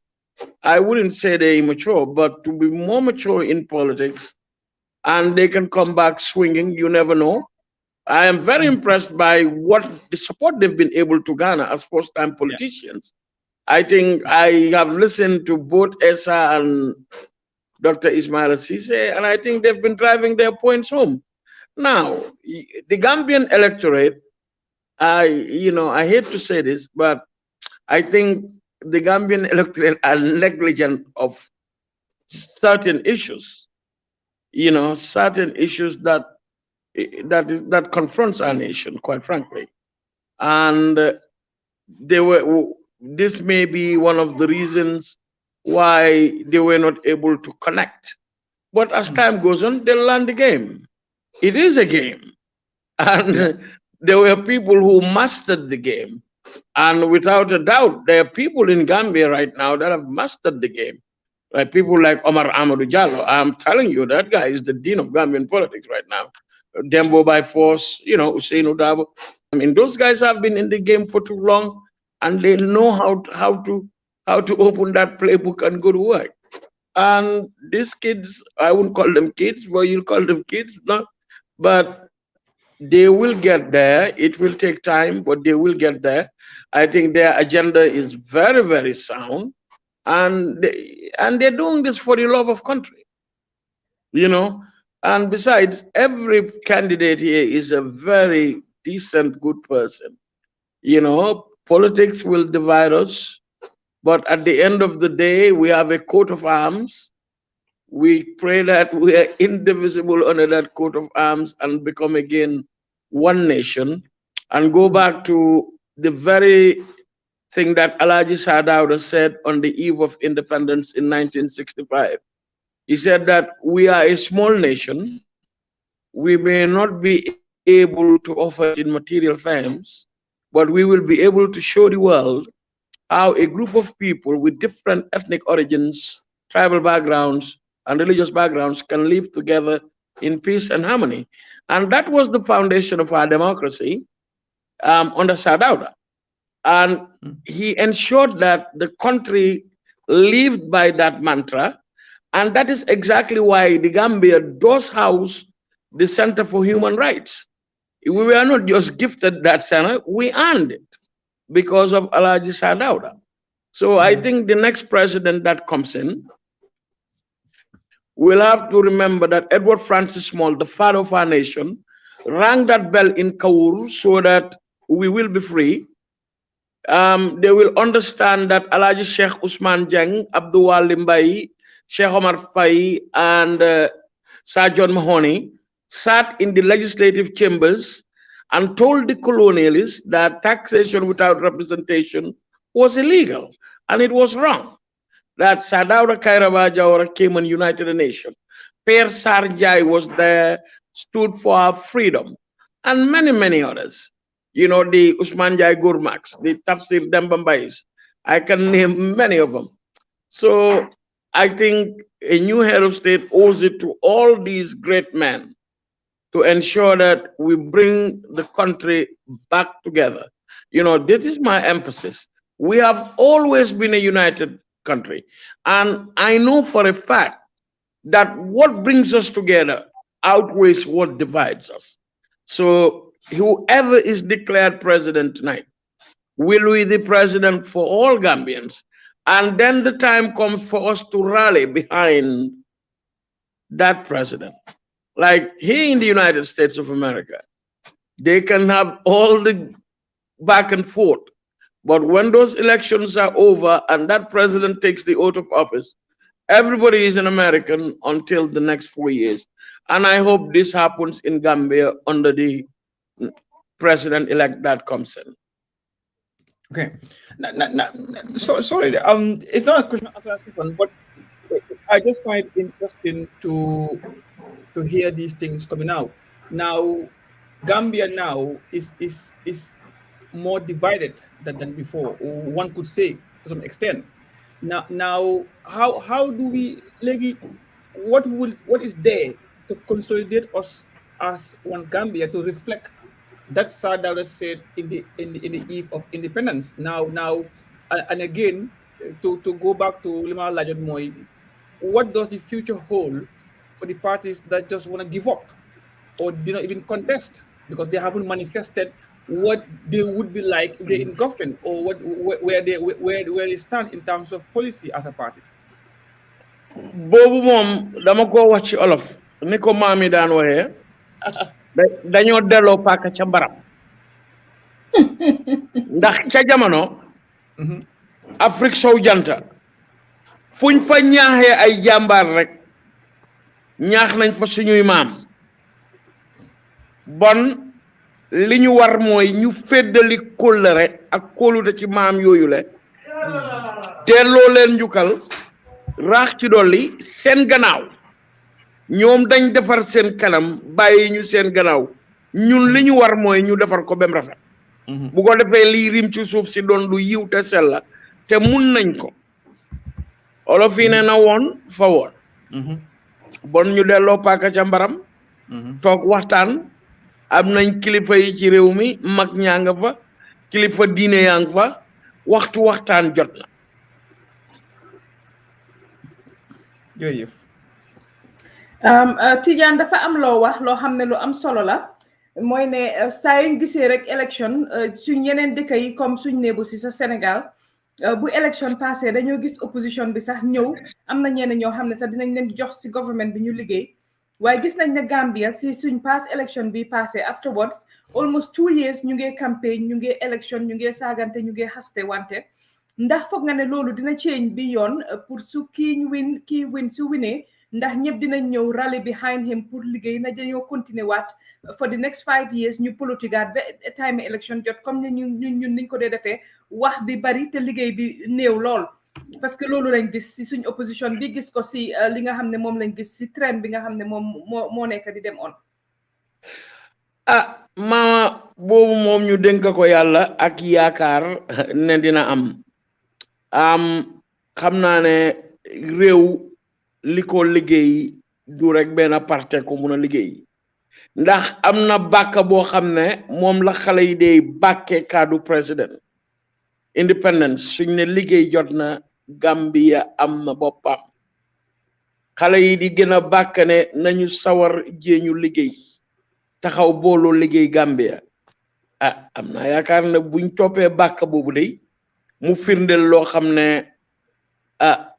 lu am solo ak naa ne ku toog rek amul rek pour laa génnee nit waaye dina ut ñi nga xam ne ñooy borom maxaama yi ci gox bu nekk ci nguur indi leen ñu toog booloo liggéey réew mi ndax loolu la liggéey jot na wax ñu taxaw booloo liggéey Gambia am naa yaakaar ne loolu dina am waaye it ñu boole ci iñaan am na solo Pa Ous na foog nga ne loolu dina change Lamdo ndax foog nga ne dinañ gis election after election ñi nga xam ne ñoom ñoo ñàkka ñu ñëw bokk ak ki nga xam ne moom moo gañe liggéey pour Gambia bu time election campaign jotatee ku nekk dem sa yoon waaye comme ni ma ko waxee luñ notice this time te ñu wax ko rek mooy ne definitely for the past 2 years la xew si dëkk bi rek mooy campagne ak politique ak saagante ak xaste bi ak jiiñante bi ba nga xam ne liggéey bi from xëj na opposition bi sa néew na ba nga xam ne xëj na tax na itamit askan bi tamit xëj na sa am na loo xam ne manqué na ko si ñoom si opposition bi si side boobu noonu gis nañ wax dëgg ne yàlla lu bari luy xew mooy comme ni nga ko waxee rek politique boo xam ne moom kenn mënu laa wax am nañ ñu bari sa ñu doon wax ñoo xam ne fi mu nekk dañ noppi ngir kenn bëggut nga jóg suba wax sax sa xalaat ñu toppala suba ba ngoon di la saaga di la xas ak yeneen yi nga xam ne mooy xew Lamdo ndax lii dina doon loo xam ne gis nañ ci dinañ ci mun a yaakaar coppite ndax dafa continuer rek di mel comme ni muy mel nii su politique passé ba juróomi at yi jotati pour politique ñu nekkati rek nag si politique bi rek nag moom liggéey bi moom duñ ko tal suñ buggee defar Gambia de te li ñoo wax dëggu te ñi especially 26 candidates yi jógoon yëpp war nañoo xool xam ne we have a nation to build that's a very very valid hashtag we have a nation to build ñu xam ne Yaya Jammeh lim yaaxoon ba léegi mu fa te su dee ne Barrow moo win lii dafa firnde bi mooy ne dafa wane ne doo ko du luñ mun a defar si 5 years after lu Yaya Jammeh yaa 22 years dafa wane ne ñëpp war nañoo bokka ñëw ne Gambia moo leen ñor soo ne dëkk nag moo la ñor it doesn't matter who leads it America ngi nii Trump dem na de bam demee ñi nga xam am na ñu bari ñoo xam ne dem nañ si ron ñu ngi liggéey Biden am na ñoo xam ne dañ leen appoint si kaw bi Obama demee yëpp noonu la woon am na ñu dem liggéey ñoo xam ne bugguñ dañ dem si Trump si biñ demee nag gis buñ demee ba xam ne liñ faa gis neexu leen si lañ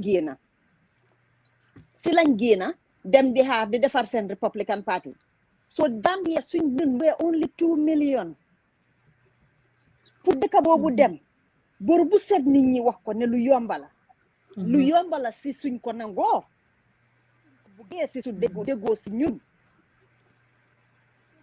ñëpp ñu jóg ku nekk a jàppa fi nga war a jàppa suñ ko defee waaye kenn di eeg kenn ñu def di crap in a bucket mentality kuy eeg nga ñod di mu wàcc duñ musa dem de we'll be in the same place 5 years from now so foog ñu wise up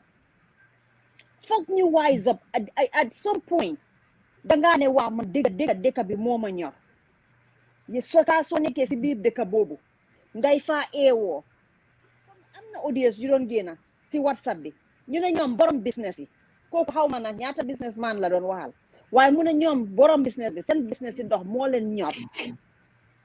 So ñoom they would keep this what's in there, they will keep the incumbency pour seen business yi mun a continuer mun a dox. te ndax caaxaan lam dëggalam ndax benn nit a ko wax ak fukki nit a ko wax waaye doo ñëw di traité nit ñi di wax ne su ma ñëwee pël yëpp dama leen a delloo Guinée olof yëpp ma delloo leen Sénégal séeréer yëpp ma delloo leen Saalum. That's not how you run a country. That's not how you run a country. kon soose yëpp ñoo suñu ñoo ne manding ñan ñooy des si dëkk bi ñun ñëpp a ñëw nañ bokka nekk benn defar dëkk bi xoolal rek Adama Barrow li tali yi ñoo gis so loolu keneen ak keneen bu defaree ñu bàyyi maa ngi suma side mentality mooy lii suma si gisul suma boppa duma jóg gis nga foofu ëppa doole bi yëpp dañoo jóg di raba danga boo duggee marché Serekunda nga xam ne lii doy ñëpp ku nekk dafa jóg xëy si dëkk boobu di ut looy yóbbu at the end of the day dimanche nga dem marché bi doo gis kenn képp ñëpp a ngi toog seen famille moo laa won ne dëkk boobu nit ñi tayaluñ waaye xëccee society ñoo di mooy suñ problème di dee ñu nit ñu eewu xam ne lii nañ ko bokka def ñoom Halifa biñ defee coalition bi ñëpp demoon nañ te fi mu nekk man su di ko whoever wins muy Barrow muy Darboe nañ jéem a indi nit ñi jéem a indi ñoom may faati jéem a indi ñoom there's so many people ñoom kii nim ko kii waxee kii wax na ko fi PAOS mu ne ñoom Madi Jobaate nañ leen jéem a indi no matter who wins bring them to the table Dr. Cissé Essa Faal bring them to the table ndax kan moo mun di win parce que fi mu nekk leer na ne diggante UDP la ak NPP so ku si mun di win lii lañ laa ñaan indi nit ñi indil ñi si sa opposition bi especially boo fa gisee seen ne seen xel yi am na foo leen mun a dugal indi leen welcome them to the table lu ko mooy in 5 years bu dee yaa win léegi nii 5 years sa win dina métti parce que dinañ xoolaat ne ba nga winee after bi ñu waxee Jammeh ba collision bi ñëw ba léegi collision bi jeex na léegi bii mooy the first one since Jammeh boo xam ne Jammeh nekkul si ballot box bi now what are you gonna do? This is the real test mais yow li nga oote ndax mu ngi si yow fu mu nekk nii daal loolu mooy di bottom line kan nga pare pour indi tiyente loxo defar dëkk bi na leen su time élection bi te xam nga may fàtte loo ko mun di wax ñëwoon na in toog bokk si moom tamit bokk NPP bokk not NPP but bokk si Barrow waaye gis nga bi élection bi di jot si or whatever happened transpired dafa dem mu dem defar pateem so suñ defee noonu waaye buñ toog ne dañoo defar pati yi léegi fu mu nekk dëkk bu ku ci mun di win na ñëpp bokka National Assembly nag xam naa mu ngee ñëw boobu tamit MP boobu tamit beneen laa nekka suñ ko defu tactical join nañ ko def tactical task so we have to figure out ne even su balaa boobu ñu jéem a seet naka la ñoo liggéeyee ba àgg si boobu den buñ defaree MP yi ba pare ñu jéem a bokkaat defar because mu ngi nii ana majority bi nekk National Assembly majority is there 31 but lan moo fi change even a simple constitution couldn't change waa ñu ne la brown envelope wala ñu ne la yellow nga loolu du ñu fix color ñun we are Africans we love colors so everybody am na color boo prefer which is okay but when it comes to national issues we have to hold hands we have to join forces lu ko mooy fii la ñoo toog di seetaan beneen 5 years IEC di ñu ko benn every génnee benn dem toog 10 hours balaa beneen di génn ndam du dem ndam du dikka ori pandiri mbay dem si yàlla si yal na ko yàlla yërëm xare ko àjjana waaye this is the fact this is the fact foog ñu bàyyi gorante yi we cut people off from the legs like nobody's business who wins doy na waar doy na waar I mean it's sad it's really sad definitely we don't need system change we need mentality change mentality will change the system. But if we just think they're changing a person at Marina Party is going to change everything, it's a fallacy. It's a false choice. Lamdo dafa am ku ma ne man laajte ndax Janjanbureh rek moo nekk Gambia parce que IEC moom fi mu nekk nii benn result biñ wàccee nii rek lañ wàccee rek ne selew ne sew dem seen yoon ñëpp jaaxle kenn xamul lan mooy lan IEC tamit nag fi mu nekk nii ñi jonko na ñi taxaw yëpp moom ñoom la ñoo xaar nañ def dara. That's the question. mbaa gaa sax demuñ julli fajar because we have Janjanbureh rek a nekk Gambia de parce que boobu la gaay annonce rek ne menteng meles dem seen yoon bàyyi ñu nag mama dafa am lu fi lam do wax léegi nii lu am solo la gis nga when the president was returning from the tour, I was invited on QTV together with CDCC and Ansumana Eso Nyasi. And this very subject matter came.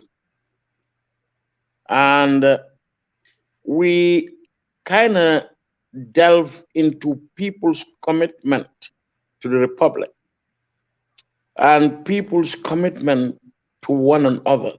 That has changed in our country. And I'm going to put this out today. Lamdo si winga gisni sumarakala ndax seli njay daf ma japon comme domam. Every day I was there. Gambia bobu lañ xamone. Gambia bobu amatut.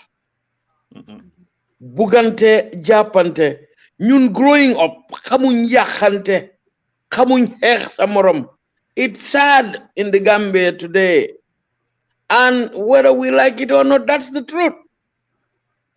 I don't care who is president, as long as Lolo Mungfarek, Anyangi, Khechante, Yakhante bi, Dimbale would ben leader. And that is the order of the day in the Gambia. And then go what man. Why muidega? You know? That is the sad truth. It is the truth. You're growing up. We were all the same. Dem si yàlla biri njaay daf daan wax ne mu ne dama day am kudu ci suma poos kër guñu ànda duga rek suñu ne asalaamaaleykum buñ tegee aji rek ba gidee kudu bi why that was the Gambia we knew you know dafa ko daan tooje why Gambia, that's the Gambia we knew. It gives you, quite frankly, a clear perspective of that country. Can it be like that again? What will it take? Da nga gis nit ku traffic bi mu xam ne dafa wrong mu ne driver bi soma tampong ma rek yow bu la tampongé dang ko fekke wax dëgg these are things that we need to fix. Tijan Ibrahim Siñaan mu ne ñu nuyu la ko mu ngi si YouTube bi ñu ngi nuyu ñi ñooy seetaane si YouTube bi itamit moom foofu lay seetaane. I was his coach. He was my goalkeeper. Mashallah. Dem to Gustin High School. Mu ngi la seetaan si YouTube bi. Wa ko ne fay naa ko. Kooku si suma boy si la. waaye mu ngoog niñ doon wax rek Pa Ous yaa ngi bëggoon a laaj Tidiane dara ma bàyyi la nga dugg foofu noonu. waaye daal ñu ne ndax Janjanbureh daal mooy di only constituency bi nga xam ne foofu la result di génn parce que lii moom mu ngi bëgg a ëppa man maa ngi nii man moom maa ngi overdose on coffee man. waaw yow man jeexal naa fi ñaari ka. waaye bu leen wori amul yaakamte su gaa yi ñëwee rek dañoo bugg di bom rek. waaw léegi tey gaa yi ñëw alamaan ni jaaye mama oncle mama xam nga maamam. loo ñu waxtaanee mooy xëj na am na ñuy déglu du ñàkk a jàngaa tax gaay toog tey pour déglu pour xam and from here tomorrow to recompose what they've heard from here. Now yaa ngi compare or yaa ngi give an example yéen démba ni ngeen meloon man tamit xaleel laa de waaye fekkee naa lu neex tuuti Banjul waaw fekkee naa tuuti ne Banjul neexoon na. Now but what I'm asking here now mooy what went wrong because suñ buggee demaat si démba right now, did we dafa mel ni there's a loss of touch between, for example, yow ak man suñ generation right now. Now who is at fault? Who do we blame for that? maa war a ñëw ndax yaa war a ñëw. Well, no, I think. Balalema I, tuuti kii go Ali ahead. Momar Njie tontu na leen de dem di Mu ne la? Mamadou Njie wane na nataal mu ne we are wide awake coffee and waiting for the results. Hopefully a lot will be coming soon. Mugenyo, wow. Faust. I think a cultural revolution and social media had a lot to do with it. Ndax amoon na jamono joo xam ne man su ma defee dara jigéen ji nekk number 33 long sit dina ma jàppa ñef ma be yóbbu ma kër suma yaay ñefaat ma waaye loolu yëpp amatut léegi Gambia everybody minds their own business am na oo amut am na waaw yeah waaw boobu ca jamono yar moom ñëpp a yar sa ticca daf laa ñef ba pare sa yaay ñëw nga ñëw kër ñu ñefaat man amoon naa xarit boo xam ne su demee su ñëwee kër mu ne ko father of detention mom is detention waaye xam nga loolu yëpp amatul léegi you know time boobu ticca si ñun suñ time ticca si sa lamdoo ngi ni suma yaay tic na ko waaye lamdoo xam na ne bu defee dara suma yaay dafa waaxu dem ba opéra sto dem boole ji ko loolu rek amatu fa amatu fa ñoo dina sa noppay génne la banana island ne la yow yaa taxaw nii they were, you know, a lot of things have changed, you know, and how do we, I don't think we'll ever get back there because of social media and technology. Yeah. I think it was more cultural, yarak tegin. Musna pateleku when independence. Alaji sa dawda bimo watana ndaw ñi ci traditional address am. I was covering that independence. Mune xale yi mune len liñ len suuf mooy yar ak teggin ci seeni jàngalekat ak seen waajur ndax mu mun a ànda ak li nguur gi bugg a defar ndaw ñi waaye rek foog mu ànda ak yar ak teggin. Yeah. Why are we pushing that yar ak teggin today? No. You know, I run an academy in the Gambia. We have a Medina United Football Academy. And we have under 9 to under 17, over 200 kids. Yeah. And I don't know, maybe halay itam ci demographic biñ jógee la. Most of them are from the Lamin area. Why yar ak teggin la xale yooyu am. From 9 years lala wani de yar ak teggin. You know, their coaches are always talking about the discipline. You know, I don't know. You know, how do we change it? I was in Gambia for a few months. Nakala. Where is that coming from? Nakala. Bulkham. You know, I'm like, I've been watching. Over time, one time I picked it up. Bulkham. You know why I think it's social media and a cultural evolution has to do with it, quite frankly. Abraham Lincoln once said something, and I'm going to quote him verbatim. You cannot continue to do for man permanently what they could and should do for themselves. Yeah. You know, I sometimes I just sit and I think about that statement and I relate it to our country. Yarak tegin, lolu ken munu ko def ci yow de. Yow ya ko def ci yow. Te rew mi nak nit ñi fokk rek ñun ñi fa nekk ñu am yarak tegin. You know, respect each other. Ñu mëna liggéey rew mi dem kanam. Fekk lolu amul rek.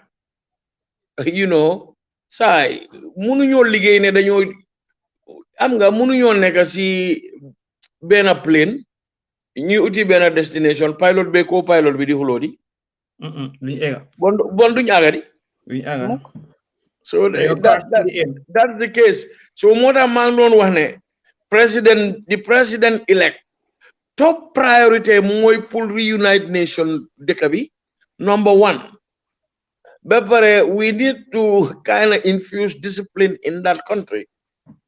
You know, we have to. You know, I'm not going to name a hospital, but I visited a hospital in the Gambia a day before I returned to the States. I am telling you, all the nurses were at a table eating ebe at 2 o'clock. Ken wa gis? You know, I mean, you know, and then it boils down to ngurgila. What makes it gurgi when you are given a responsibility to do a job? Thank you. Yeah. Li has always been my point. We are good at manko loyal. Menako lan la yoni president be MC the director of agriculture. So mess up his or her department. What has that got to do with the president? Why and ever since I go to Gambia, when I come back, the same thing I keep saying, discipline. Discipline is doing the right thing when no one sees you. Like, for example, in the military, when we walk past our flag, our regimental flag, we turn around and salute. When we see the crown, we salute. Now, the whole point of a military man giving a salute to an officer is not the physical self of an officer, it's the crown and the rank and in honor of the queen. So that is discipline that we lack in the Gambia. A police officer will get up and do the right thing, not because of the security, but because of discipline in the service that he is or she is serving. You are doing the right thing. You are obeying a command. You are do the right thing is discipline. And Lini Gambia, most of the youth is yep. Man youth lade. I'm a Gambian de, but when you speak these things, they think ne yanko because you're Dikulo Gambia. But Dekun Gambia, but you gina de Gambia, because you upale, si chono Gambia. Why?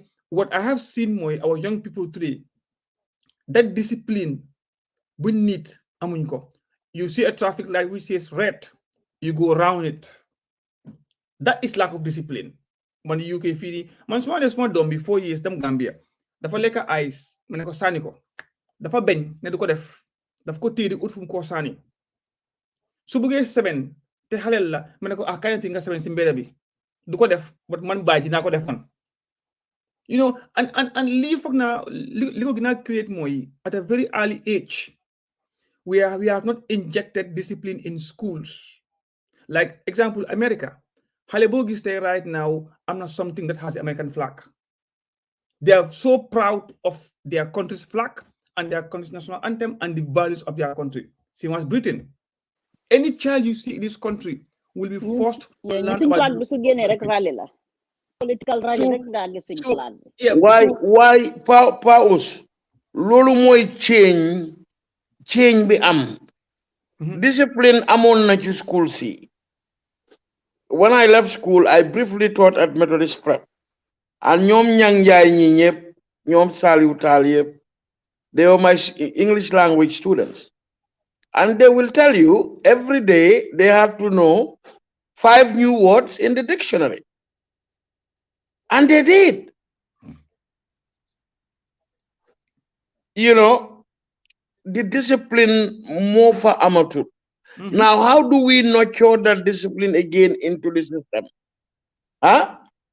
Yo, ñun sung jamano bi ñoo dem school before you get to class in the morning, especially bori February nga xam ne mu gis sera. You better know your multiplications balañ la door hose pipe bi. You knew the hose pipe was coming on you, right, Lambda? You know, so I don't know what it takes and what do we need to reinvigorate in society.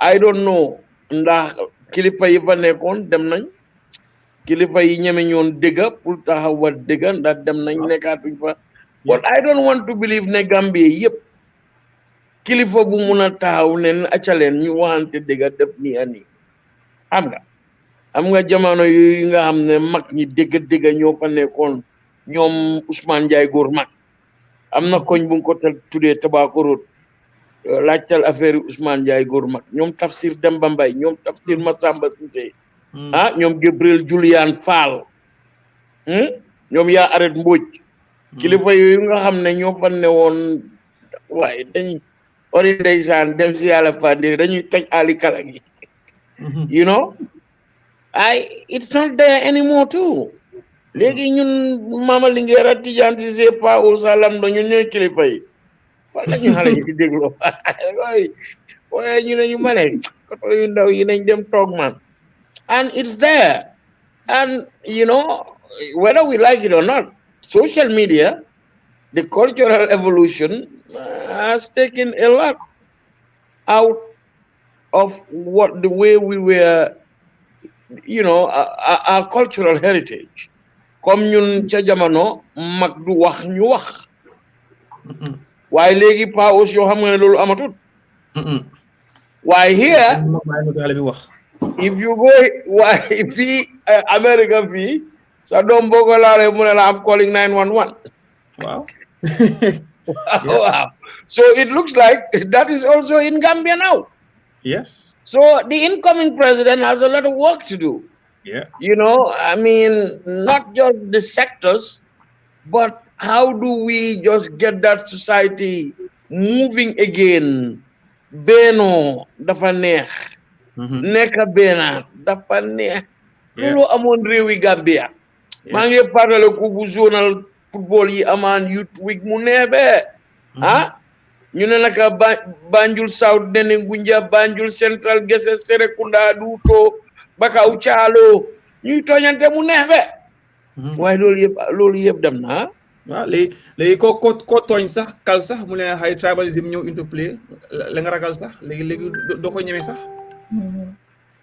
wow why I mean I think that thing about tribalism I think it's the elephant in the room and any new president we need to confront that you know I remember when I interviewed the former prosecutor of the ICC I brought that up with her, particularly in Kenya and all that. Tribalism, what it brings is disastrous. Why? I don't want to ever believe in our nation that Gambia has tribalism. Look, my grandfather is from Aljamdu in Nyumi. There is nowhere in any part of Africa that this is remotely possible. If I don't tell you I am Mandinka, you wouldn't know. This is the Gambia we know. But I am Mandinka. You know? So, nañ leen ñu seet rek bu dee dañoo delloo rek njukkal ki ñu war a delloo njukkal nañ ko seetal nim dundaam ak lim liggéey ci réew mi ak fi mu yóbbu réew mi Alaaji Saa Dawda Kairaba Jawara juddoo Bara Jali ñu jox ko Payoma Jallow mu indi ko Banjul yar ko mu dem Mohammedan dem Methodist Boys High School jóge fa dem Achimota College dégg nga tudde fa David Kwesi jóge fa dem Scotland you know ñëwaat Gambia doon doomi soose pire why you will never see it in him.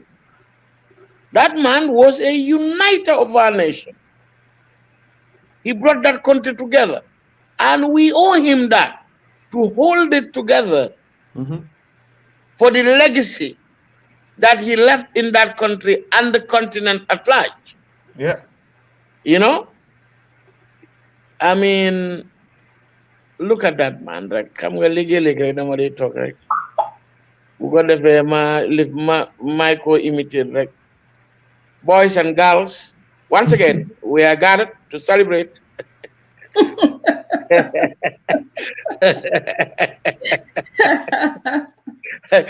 I used to mimic his voice, so that Mama Chilel would tell me, Wula Papa Jape. And I did it so well. You know, I mean, you gotta give credit to that man, quite frankly. He held the country together. And you know, I want to say this and I want to put it on the record. I know Usainu Numukunda Dabo. I ate lunch with him every Friday at Perseverance Street. There is not one iota of tribalism in that man. I have no political leaning towards his party or him. But let me be clear. There is no iota of tribalism in Usainu NM Dabo. For a fact, I ate lunch with him every Friday during my formative years. Now, he has also spoken, and I know the man. The man was raised in Banjul. He was raised by Wolof. Yeah. You know, even the president, I know the president, he grew up in Perseverance. You know, right after Biri's compound. He was a goalkeeper. You guys don't know that. Right? And he grew up with Wolof, Pula, Sose, everybody in Perseverance. So that's the Gambia we know. You know, when we went to St. Augustine's High School, there were 800 students in that school. Yeah? And Father Goff knew every student by name. Now, there was no Mandinka, there was no Fuller, there was no Jola. We were one family. Can we get back to that? Can we also try to educate those who think the other way? It is the obligation of every citizen, as enshrined in the first line of our national pledge. It is the combination of government and the people. It is a national responsibility that we are charged with. You know, many years ago, I was covering an independence parade. And I think I saw a banner that said, "Let us face the situation." It was I think a youth front against drugs and alcohol organization, like 84, 85. And I said then, what was the situation? The situation was the challenges confronting the youth of our country. I probably said this in 1984 and 1985 as a 16-year-old, but I didn't know I was being a soothsayer. Because today, the younger generation need more help, need more counseling, and a better upbringing. Comme no go ahead one rek pa was how ma yende. Why man? Hi. Suma hariti papa o suma hariti yaisa. Suma gise may dem big daf ma japa door ma be. Be pare yob ma kër suma ay durat na. You know, I don't know. Lolu amatina. I'm like, you know. Linda, it takes a village to raise a child. It wasn't just about parenting. Why the whole environment ñoo daan raise a child ñun ñëpp loolu lañ xamoon imagine ñun suñ maas yi suñ papa yi suñ toogaan si koñ bi foofu di naan ataaya dofuloo sa timis nga romba fa ne dangaa dem wala dangaa dugga si balaa timis di nga daw dugga because óor na la ne you know soo fa fekkee paa yi moom after timis ngay dof lu moom mooy loolu so definitely I think those are the values yoo xam ne war nañ koo seetaat bu baax a baax a baax ñi ñooy seetaan on YouTube di ñu seetaan from Sénégal di ñu seetaan on Linguère Post si Facebook bi ñu ngi leen a wax rek ne IEC mooy kuréel bi nga xam ne moom lañ dénk élection bi benn result rek lañ wàccee ngum mooy result biñ leen a won ni si screen bi from Janjanbureh foofu nag ña fa nekk si kanam mooy NPP di parti président Adama Barrow moom moo nekk si kanam foofu noonu NPP moo nekk si kanam Janjanbureh ñu ngi continuer di xaal results yi xam naa fi mu nekk nii ay suñ ñëwatee moom dina nekk loo xam ne dina gaaw dinañ def li nga xam ne mooy indi results yi ni mu gën a gaawee parce que xam nañ ne polling stations yu bari tëj nañ te compte bi yëpp foofu noonu fi mu nekk nii tëj na nit ñi xam nañ ñi nga xam ne ñoo fa nekkoon di toogal fa seen parti yi ñoom xam nañ results yi ba pare si polling stations yooyu noonu so xam naa dina gën a gaaw su IEC ñëwatee pour door di announce results yi. Tijan, just to say, remind everybody watching us on YouTube, on from the Senegalese end as well as here on Facebook, that the only official result that we got at the moment is just one result from Janjambure. That puts the party of the incumbent President Barrow in front. We're still waiting for the official results from IEC. As we said, it's early days yet. We cannot predict anything other than the fact that all the polls have now closed. Most of the counting has been done. Party representatives have indeed given information to their party executives or party headquarters about as to what scores they got at the various polling stations.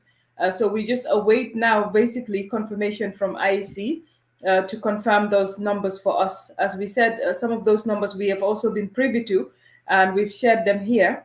But again, we cannot certify them because only IEC can do that before announcing it. So that's why we're being cautious about what we are sharing here. But like we said, what we're getting is from the polling agents on the ground. We continue to monitor the situation, and we continue to monitor IEC. As soon as they start again, we will bring you coverage from the IEC as they're announcing the results. li ñu wax rek IEC kuréel bi nga xam ne moom lañ dénk élection si buñ dooree rek di indi results yi incha allah dinañ leen ko indil fii su ko defee ngeen gis results yooyu noonu waaye daal dafa mel ni PAOS Jaha Dukure moom itamit di PDOS moom itamit am na lu mu wax moom itamit si li nga xam ne mooy élection bi fi mu nekk nii mu ngi mel ni daal am na parti yu bari seen nit ñi nga xam ne ràññee nañ leen torop si parti yi ñu ngi génn di wax ndax loolu dafa am lu ñuy firndeel ndax naka la demee waaye definitely moom itamit moom Jaha moom itamit am na lu mu wax bu fekkee ne mun nañ ko def rek si screen bi indil leen ko waaw Jaha moom mu ngi nii moom itamit mu ne God did not give us Adama Barrow, we voted for him. moom Jaha loolu la wax bu yàggut rek nii moom PDOIS la bokka Jaha Dukure moom loolu la wax te wax na sax na itamit ne 2016 moom dafa taxaw élection ndax PDOIS lay nekk na independent waaye moom Jaha wax na dina taxaw élection moom itamit waaye am na ko paak kuy ñibi mama gis nga Paos ma oncle génne ko si screen bi de Paos dinaa jotee yow Paos mama naam dang bi tudda suñuy mbokk dégg naa nga tudd suñu mbokk yi ñoo seetaan biir Sénégal ma bugg a cee yokk rek ne ca maam ya Sénégal amuloon Gambie amuloon Karang ak Amdalaay amuloon noppa yu weex yi ñoo fa indi frontière waaye ay ngalaf ne woon ca booba comme noir amuloon ca booba ca maam ya dañ daan wax kumaak Amina Biraan bubbal ma ca siin dem ak fara papa ak kàll bàll ci yi yëpp nag Alaaji Mansour Njaay jàngal ma ko boobu doon suma réew nag ma liggéey baak ay ndaanaan yu mag waarteer ñoom Adrien Njaay Ababacar Diagne nekkoon ambassadeur fii Washington Soxna Jeen Abdoulaye Diaw Majib Seen Dut Jeen ca jamono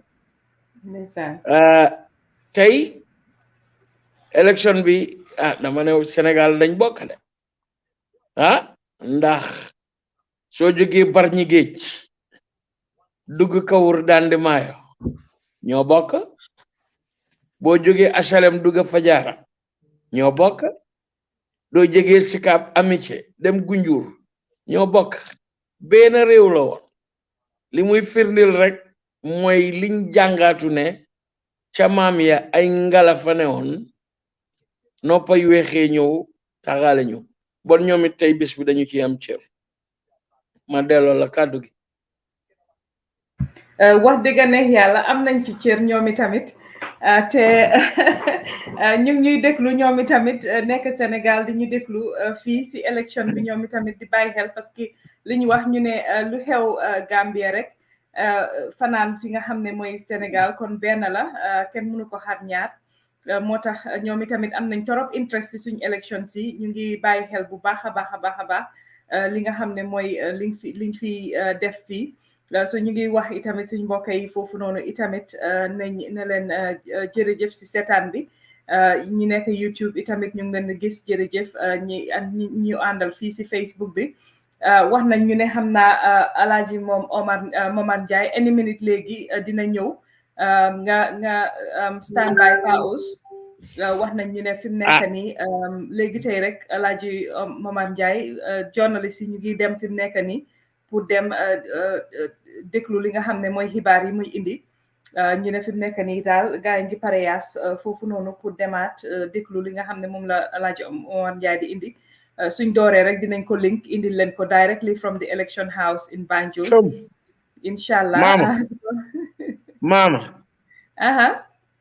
mama olof yi ne foo dégg mburoog soos yàppa waa doyo ku sa ndiga dama sa doxin ñaaw bopp bu toj ñambar yaa jeex tey mu neex kay kay li gaay di wax wëre ba dem na keñ waay ko cam waay fi mu nekk nii moom lu waay doon jaay mu lamba tey maa la ko wax de Paus waaye Paus tey dang ma faj nag yow daal foog rek mama connect ñu yow jàmbaar nga Paus mashallah wow I am very impressed, man. Very impressed. I've never talked to you, never met you, but dude, your acumen is awesome, man. I am so proud of you, and you've made me so positive about the future of our country. Mashallah. Thank you. The same conversation I once had with Bora Mbuch. Bora is my boss. Most of the things you last year on you, Momoko wax. Motax ma waxon la the issue of Tonya boys. Ngay do fa dem. Wow, boss wax na la ko waaye man duma fa dem. yow xam nga luy Tonya boys. So dañ ko bàyyi bu comme niñ leen wax rek ñu ngi stand by xam naa léegi tey ñu doora ci results yi foofu Banjul ñu ngi xaar su ko defee rek ñu connect leen with the election house directly pour ngeen déglu results yi ñëw xam naa nag ñëpp sonn nañ ñun moom ñu ngi fii di overdose on coffee waaye mama 2016 we did a 17-hour coverage. Wow. Was done this? You remember that? Yeah. Yep. You and I were there for 17 hours. Yep. Straight. Non-stop. Yep. Hopefully it will not be 17 hours. Definitely. So we'll find out if it's the umbrella or Fasbi. Xam nga ca jamono mami buñ daan dem xare fas lañuy ek. te am na sax ay tafsir yoo xam ne ba ñuy dem ndeysaan Màkka ay fas lañ ek ndax fas wi la ndax Paus dimbale ma ci yeneen parti symbole yi am na tractor waaw am nañ di son with am nañ janta bi nag lu am solo la ci réew yi Gambia am nañ janta bi li tax ma wax ne dafa am solo ci réew mi am na ci raayo réew mi raayu réew mi xonxa bi nekk ci raayu réew mi pour jant bi la raayo bi nag raayo bi ki ko sos defar ko ndeysaan yal na yàlla seedal yaxam mu nga tëdd ca yoonu saaro mooy paaluy Thomas yi doon bàyyi Marcel Thomas yi suma boss information and broadcasting doon maami paaluy Thomas yi ak Marcel Thomas yi bu ndaw kooku mu ne xonxa bi mooy naaj bi ndax naaj bi mooy jox réew mi lépp lum soxla bon nag ñi jël naaj bi ñoom dañ àndaa raayo bi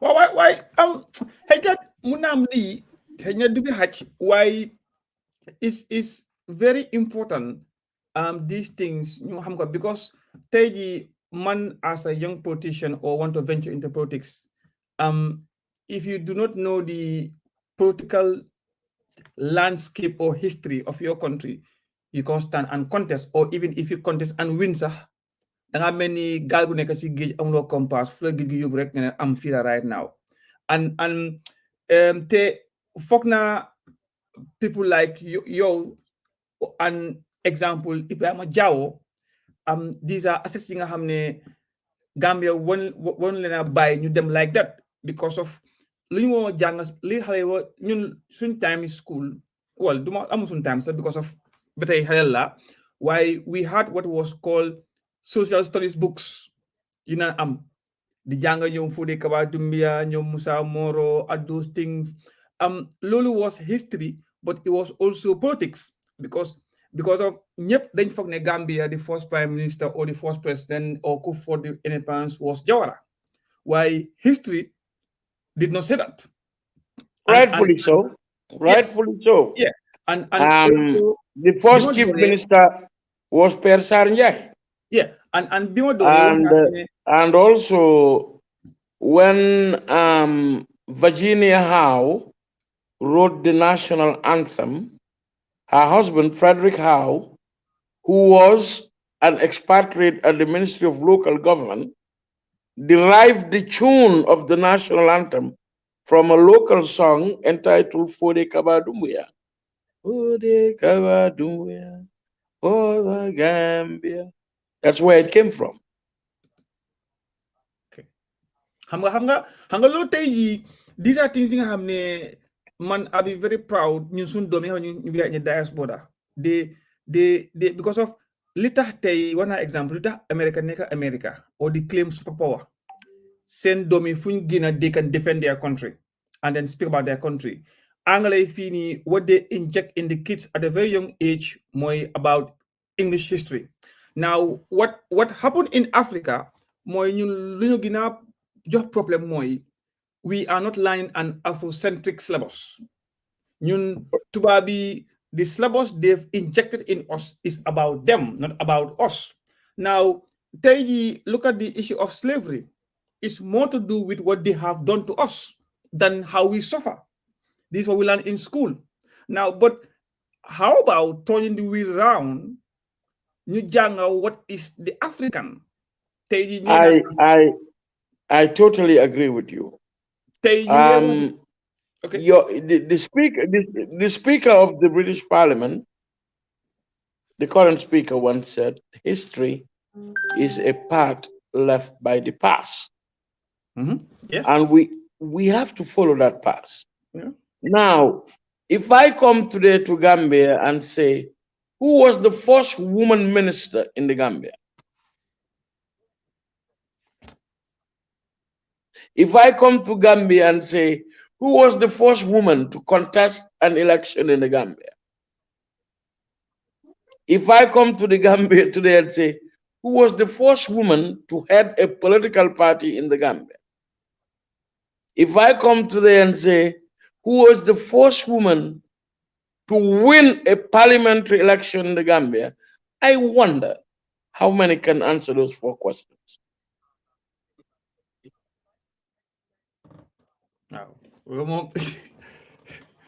Well, I think I once have a glance of that, but not Maremba Kanla one. Well, I'm not, is it Mrs. Roy Joyne or something?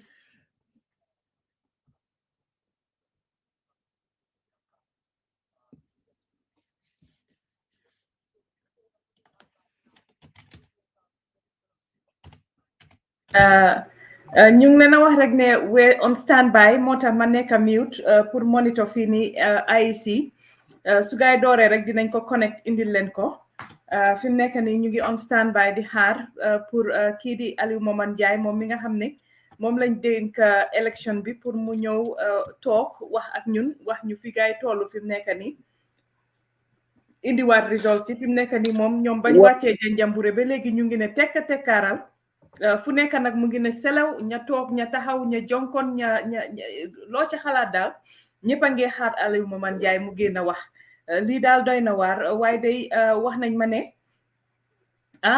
mbir mi moom mooy loolu Tijaan nañ xaar rek ba xam luy xew Tijaan yaa ngi am ansa fii nii de am nañ fi ne ñi ma si ko Bojang kenn ne Louis Njie Wana Dega, Louis Njie was the first woman minister in the Gambia. That is correct. Mm-hmm.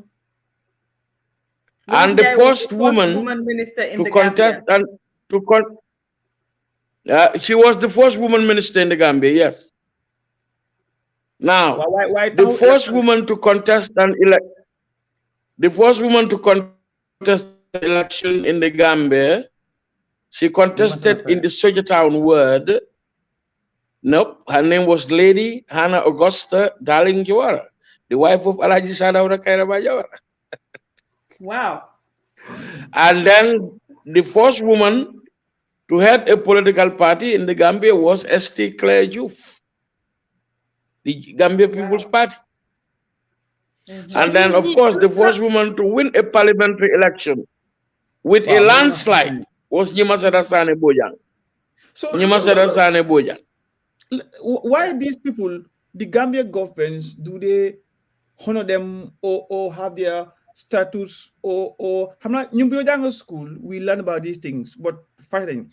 But we let it fade away. You know, we tend to learn more about Mongo Park rather than Nyimasada Sane Bojang. Rather than Precisely.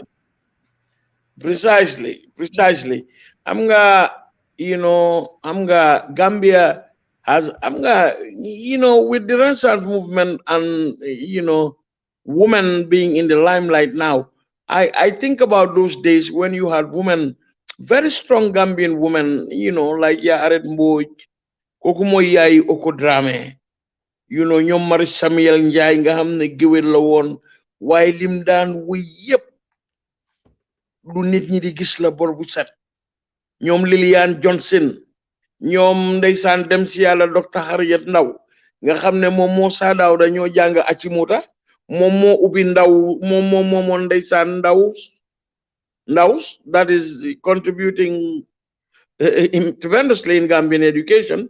Dr. Harriet Ndaw ñoom Rosamond Fawlis ñoom Louis Antoine Ndiaye am nga Nyimasada Sane Bojang Cecilia Emar Cole Belinda Bidwell ma ne yéen jigéeni Gambia jaayeen jëfte gàcce ngalama da ngeen yàgg am jom njaay waaw maa ko taja wax da ngeen yàgg am jom njaay li nga xam ne mooy seen coobare ci réewi Gambia def ngeen ko ñoom anti leena fosta ñoom juka jaabang ndeysaan ñoom bin njaay suma yaay ndeysaan Matilda Mary Gwendoline Chapman ñeneen fukki at mu ngi jàngale ak keneen defar réew mi jàngal jàmbaar yi ñooñu su yi amee dañ leen war di tudda di leen fàttaliku ñoom Loretta Gibson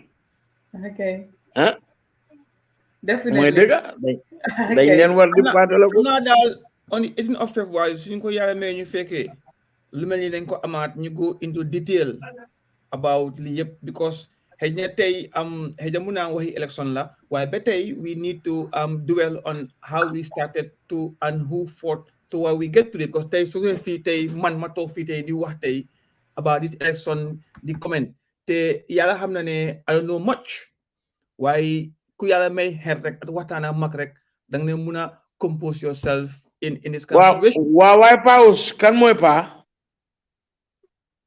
man du man de baba war naa leen bés wara ne fi ngeen dee dem la day def la nga def Tidiane club yi day def la day def de bàyyi leen di ma oncle Tidiane. No, for you, a forum like this on Sunyame Feke on the 18th of February. Because and then it'd be very nice you dwell on the proper history and it'd be very interesting super similar talk as in domain you because is history being a hamne, you know, you are knowing yourself. Lila Khalifa Saadi wah. This is what he's saying. Knowing yourself, because if you know who your mother was or some mom come down on the container talk di nangu ni di inflict pain on you or dajo boom ne am la nga musa baddi hanga lolu gor du ko def way dafa fekk yow tamit nga xam ndax ne yow gor nga tamit because lu nga to right now. So it be very interesting suñu ya mune may fan atu wër bañ ko fekke jama Independence Day ñu am lu melni Mansour Ndiaye man jëm Sénégal tay ma nek fo dama ko daan gis mu tok di wax di wax how the Gambia get independence and who fought for it and then how we get to all these things. Man, bima taxaw I went to Dutal ñim ci mu he coached me. He di ma waxal history. Di ma waxal win na lose na dogo win bul give up. Di ma wax ma lu bari mané ndeysaan. But if I transform this into ñun sun current society tay right now, duñ ma xool sama hey kii naka dafa mage o xëy na kii ñun bëggul ma wax li ñu bëgg mooy jox ñu xaalis ñu dem, and this has contributed to our problem now. Alaji Mansour jàmbaar la. Mu ne ma the Gambia was founded first by the Carthaginians, and the first name was Gambra. Mu ngi tëdda waay bàyyil kooku waay yàlla daf ko mayoon. jàng naa lu bare ci bopp ma nekk xaleel bu ndaw ne dem radio gi di dem radio Gambia muy ma jàngal nit ku baax ku yiw Alaaji Mansour Ndiaye borom xam-xam la waaw seedu xam-xamam nag ak ñu bare jàngee naa lu bare ci moom fa yàlla mos waaye bi programme bi nga wax ni bugga naa ñu indi suma doomi ndey Ibrahima Diawo ndax moom it lu bare la ko yàlla dénk. Yep. Lu bare la ko yàlla dénk maa moom nag dañ di waxtaan dañ di dégg. Li ko yàlla dénk bare na lool. nit ki cëral ko li ko yàlla jox. Yes. Kooku lim xam ci li nga xam ne mooy démba bu Gambia. Comme ni ko maama di waxee rek macha allah right. So it's fortunate the next independence ajuma la mo tombe suñ ko fekke jama on the 18. So lolu is a perfect day amna nañ ko because it is interesting to nga talk ci biir li tubaab sax man tay suma won tay liggéey it be very interesting sax ma taxaw suma boss sax di give be proud of what my country has achieved and from the family and from the people that I know what they have contributed to the success of our Gambia. So those in Kofi Kejama will organize that. Why I see that I see why bide mo is another national civic duty buñ nekk def right now ni bima tok mu ngi lendem xamna suñu jeexatam dafa lendem ma melni gis na ñaari guddi gaay ngeen ba mama I'm trying to get Salutal in the broadcast. From Banjul. I can send him the wow, link. I can send him the link on Facebook. I sent him the link. Okay. Yeah, no, I sent him the link on his WhatsApp. I'm trying to get Salutal into the broadcast. So okay. He's just texted me back. Hopefully we can get him here. He will be able to give us some report on the ground. I know they have a situation room in Banjul where he was. Hopefully he will be able to give us some information and maybe give us a picture of where this is heading.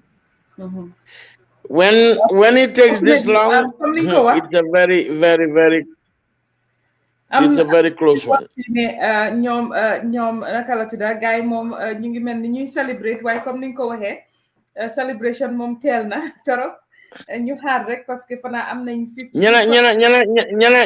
ñana celebrate. Ah, ñu ne waa NPP ñu ngi celebrate de. Wow. Let's be honest right celebrate now. By now. You are celebrate nothing is standing until the constituencies left, right? So that's why mama by now, right now. Win we could have seen the signs from you. Social media, Facebook bagine hello many mark tay daf ko ay ñep Gambia. So xam nañ guys suma guys Suma sister tamit Kadijatu momi tamit mu ne even though my party did not win, I'm still proud of the Gambian voters for the peace and fair election. Mom tamit UDP la de dafa mel dafa concede. That is his spirit because of right now mama nañ forget about ku win. Nobody is a winner or a loser today. The same person. Ngane ndaw si nek UDP mo bindal lolu mama. Wow. Kadija lo len xam ñun duñ xamangut fi ñun. Yeen ñoo ko jaxal de.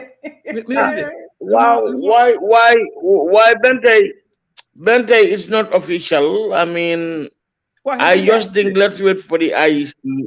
Man gis nga all du kuré ñew wax ne mom dal ñun ñoo appoint Baro yalla appointed Baro Dadi Njie tamit ne mom dal fi nekk bayina Gambian politics mom dal mu nga dem dal concentrate on Dadi Njie legi suma sister tamit Khadija Ibrahim Jabi Gassama mom tamit mu ne dal mom dal why Bente I think with all that I want Linger Post to remain as professional as it has always been. Tijan yanga fatte suñ election ba 2016 bañ jotee results from polling stations. I remember that. Tabulate ndeysan Babu Abdoulaye I remember. Nañ ko call, we are calling it for President Barrow. Ndeysan 2016 Bamba Mas, I remember that Bamba Mas called and say all this is wrong. You remember that?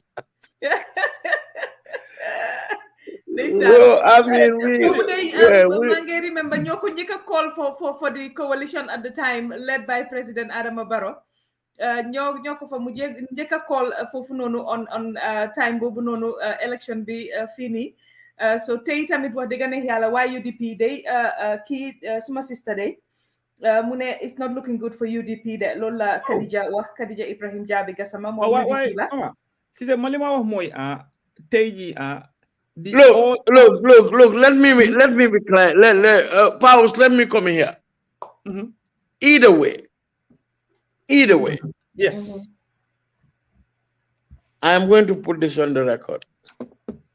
Usainu Dabo is a decent man. He's an honorable man. Okay? I will tell you, if Treves, the elections don't go his way and it was free, fair, and transparent, I will tell you, this man will be the first person to call the president-elect. I have no doubt in his decency and his integrity. And I know for a fact he has never appealed to the fears of our nation, but hope and better tomorrow. I have no doubt that this kid from Daba, raised in Banjul, puts Gambia first. At this point, we keep waiting on the IEC, and either way, announce. Okay. Let's go to Banjul. Let's go to Banjul. Ñu dem quickly to Banjul, back to the IEC headquarters. Paos, ñu delu IEC headquarters quickly. Aliou Momane Njie toog na ñu dugal ko fi mu nekk nii su ko defee ñu indi the results. Hereby announce the results from the circular constituency. It is candidating of the as follows. Adama Barrow, NPP, 7,143. 7,143. 143. Hussein M. Dawo, UDP, 1,952, 1952. Esam Baifal, Independent, 272, 272. Abdullahi Ramajami, NUP, 56, 56. Mama Kale, EDC, 727, 727. Babukar Sala, Alba Sala, Doi, 1,927, 1927. The results were witnessed and endorsed by Moruman Baji, agent for NPP.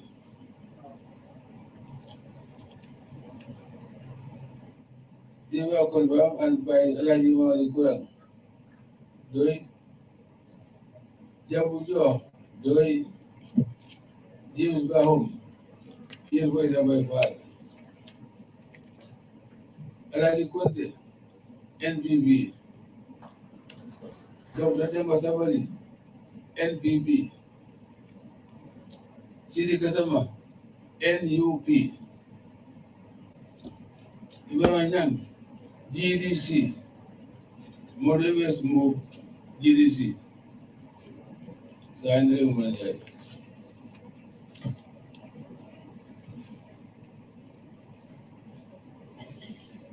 Well, these are the results from Serekunda constituency in the Kanifing administrative area. NPP Adama Barrow 7,143. ANM Hussein Dabo UDP 1,952. ESA Baifal Independent 272. Abdullah Ibrahim Jame NUP 56. Mama Kande GDC 727. Halifa Babakar Sala PDOIS 1,927. The results were witnessed by and endorsed by Momodu Lamin Baji, agent for NPP, and it was witnessed and confirmed by Election House by Alaji Mamadi Kuram, agent for PDOIS, Jabu Joe, agent for PDOIS, James Bahum, agent for ENSA Baifal,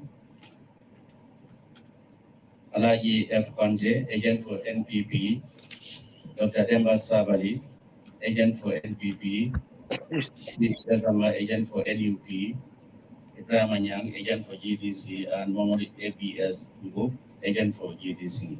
And it was endorsed by Alaji Momodi Jai, Chairman IEC. It's Alkali F. Conte, right? Okay, sorry about that. I Alimon Jai, the planning officer of the election of 4 December 2021. Hereby announce the results from the Kiang Central Constituency, Inimatiko Elusive Area as follows. Adama Barrow, NPP, 3,496. 3496. Ahmad Hussein Dabo, UDP, 2,469. 2469. Islam Baifal, Independent, 72.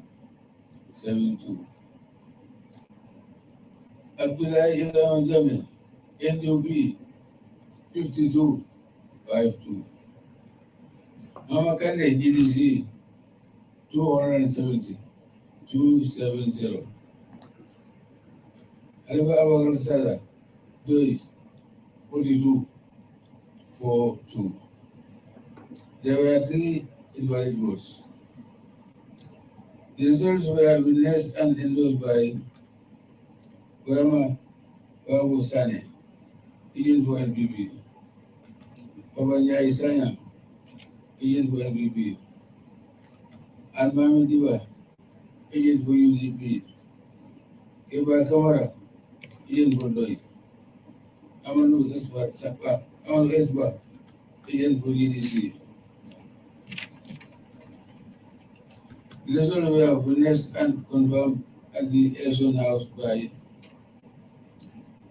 Alani Kurang, Doi, Jabu Enjo, Doi, James Bahom, for Esambaifal, Alkali F. Conte, agent for NPP, Dr. Demba Sabadi, agent for NPP, Manu Imes Mbo, GDC, Ilawanyan, agent for GDC, and Sidi Gazama, agent for NUP. Signed, Alamanda.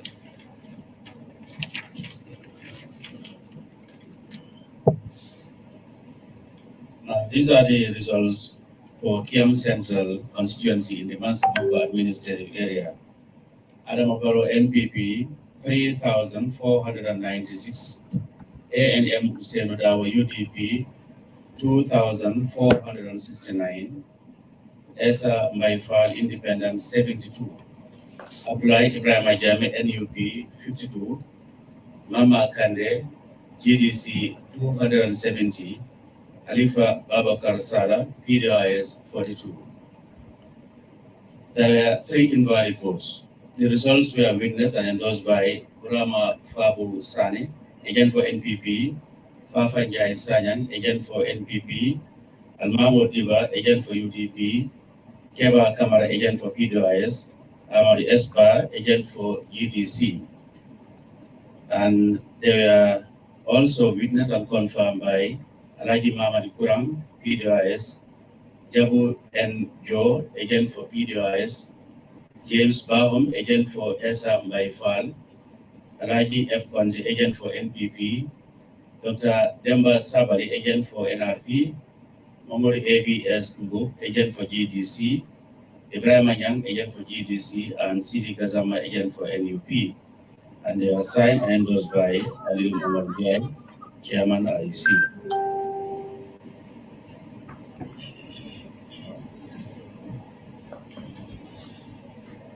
I, Ali Muhammad Jai, returning officer, cruise election of 4 December 2021.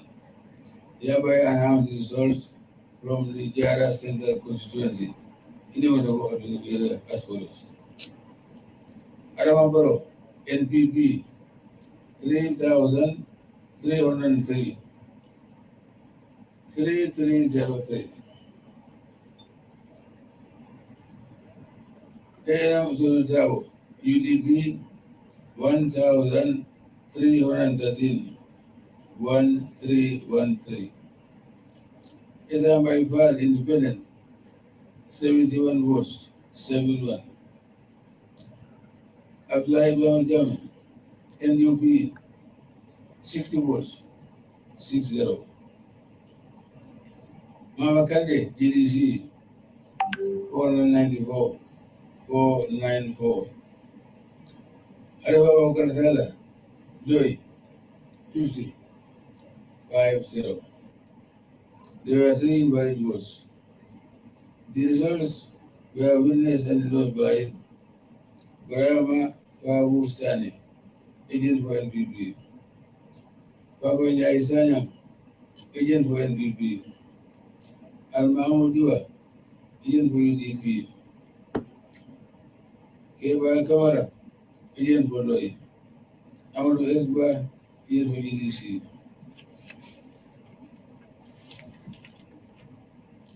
The results were witnessed and confirmed at the election house by Alaji Kurang, agent for Doi, Jabuja, agent for Doi, James Bahom, agent for Maifal, Alkali F. Conte, agent for NPP, Dr. Demba Sabari, agent for NPP, Umar Mbo, agent for the GDC, Ibrahim Anyang, agent for the GDC, and CD Gazawa, agent for NUP. Then I remember. Thank you. Now the results for the Jara Central constituency, Mansakongo administrative area.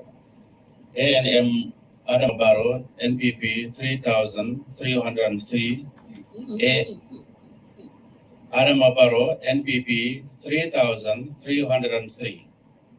A&M Hussein Odabo, UDP 1,313. Esa Mbaifal, Independent 71. Abdullah Ibrahim Jame, NUP 60. Mama Kande, GDC 494. Khalifa Abubakar Salah, PDIS 50. There were 3 invalid votes. The results were witnessed and endorsed by Burama Fabu Sane, agent for NPP, Fafa Njai Sanyang, agent for NPP, Almamu Diba, agent for UDP, Keba Kamara, agent for PDIS, Amadou Esba, agent for GDC. And they were confirmed and witnessed by Alaji Mamadi Kurang, agent for PDIS, Jabu Jo, agent for PDIS, James Bahum, Esa Mbaifal, Alkali F. Conte, agent for NPP, Dr. Demba Sabali, agent for NPP, Mamoud ABS Mbub, agent for GDC, Ibrahim Anyang, agent for GDC, and Sidi Kazama, agent for NUP. Signed and endorsed by Alaji Mawarinjai, IEC chairman. Okay, thank you. So that does it for the 3 so far. And we hope to receive more very soon. Huh? Bear with us, okay? Thank you very much. He was that's the chairman of the Independent Electoral Commission, who also doubles as the returning officer, Alaji Ali Momarinjai. They are giving out results from 3 constituencies. As he announced, first we have Serekunda, which has total registered voters of 13,969. Okay, so fi mu nekk nii PAOS am nañ fi mu nekk nii results from three constituencies: Serekunda, Kiang Central, ak Jara Central. Jara Central in the Mansakonko department moom lañ leen indil nii. And PAOS, this is very consistent with results in Don or from the polling agents. So definitely the polling agents were very right. So it looks like definitely it's going to be a win.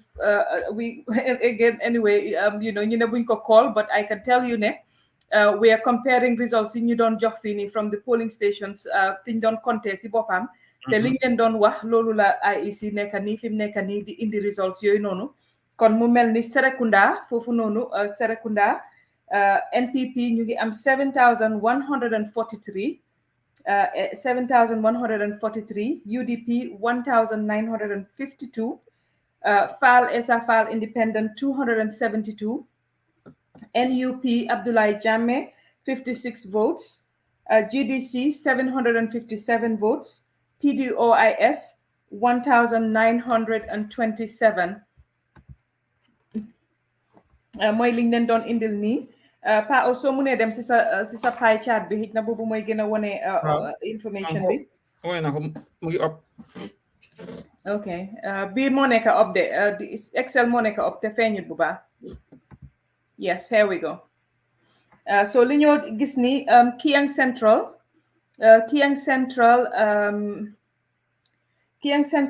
we are looking at again a win for you for NPP at Kiang Central, 3,496 votes for UDP for NPP. Sorry, at Kiang Central, UDP 2,469 votes, SFL 72 votes, NUP Abdoulaye Jammeh 52 votes, GDC 270 votes, PDOIS 42 votes at Kiang Central. Jara Central, Mansakonko area, NPP 3,303 votes, UDP 1,313 votes, FAL, SFL 71 votes, NUP 60 votes, GDC 494 votes, PDOAS 50 votes. So this is what we're looking at. When we're looking at this on the chart so far, PAOS, jox ñu percentages so far on the chart. Wow. So far in Serekunda Central, mu ngi nii ma highlight. I'm again highlight. So out of 12,077 voters, Adama Barrow got 7,143, which represents 59% of the votes. And UDP, Lawyer Ousainou Darboe, 1,952, which is 16.1%. And Essa Fall, 272, which is 2.2% of the votes. Jame, 56, which is 0.46%. We have Kante GDC, 6.02%. We have Halifa Sallah PDOIS 1,927, which is 15.9%. So that's for Serekunda highlighted. Continue reading, PAOS. Like we said, looking at this is very consistent with what we have been telling you here from the numbers that we were getting from the polling stations. Comme liñ leen doon wax rek mooy liñ leen doon wax from the polling stations mooy agent yi nga xam ne foofu lañ compté parce que fi mu nekk nii on the spot counting mooy fiñ ko sànnee carte foofu la ñoo compté liñ leen doon wax tey mooy li nga xam ne moom la IEC nekk itamit di génnee mu mel ni kon rek niñ am rek pour wax rek mooy ne suñ ko koolee as ni ko suma brother waxee or ni ko suma sister waxee Loretta if we're going to call it, we will call it for NPP as a win for NPP because loolu lañ gis from the figures that we're getting from the polling agents on the ground. Léegi IEC ñu ngi continue, it's still early days to bring the results, but again, looking at this, it is very consistent with what we have been telling you. Definitely, even in Kiang, Lawyer Darboe lost in Kiang, which is Kiang Central. Lawyer Darboe lost there as well. So definitely, it's looking. It's not looking good for UDP. It looks like Barrow is going to run away with this election, and by far, it's not going to be a small margin. So our numbers are again very consistent, and we can tell you that the final results from KMC as well definitely gives Barrow a comfortable lead from UDP, their closest rival there. The final results that we're getting from KMC as well, definitely, Barrow has a very comfortable lead over his closest rivals, the UDP. So definitely, PAOS, I know we are just waiting for the results to be confirmed. Yeah, even Jara and Kiang, UDP lost at Kiang Central. They lost at Jara Central. That is a huge surprise. And these are not, small margins. NPP won by, very comfortable margins in those areas. So definitely, looking at the results from Bakau, there UDP won in Bakau. UDP had 5,706 votes, and NPP had 5,060 votes in Bakau. So again, it was very close there, but UDP won in Bakau. But at Serekunda West, Serekunda, Bundukakunda, Old Joshuang, and Latukunda Sabiji, all of these places NPP won against UDP. So the only place that UDP won in KMC was Bakau. That was the only place that they won at KMC. So that is some of the results that we're getting.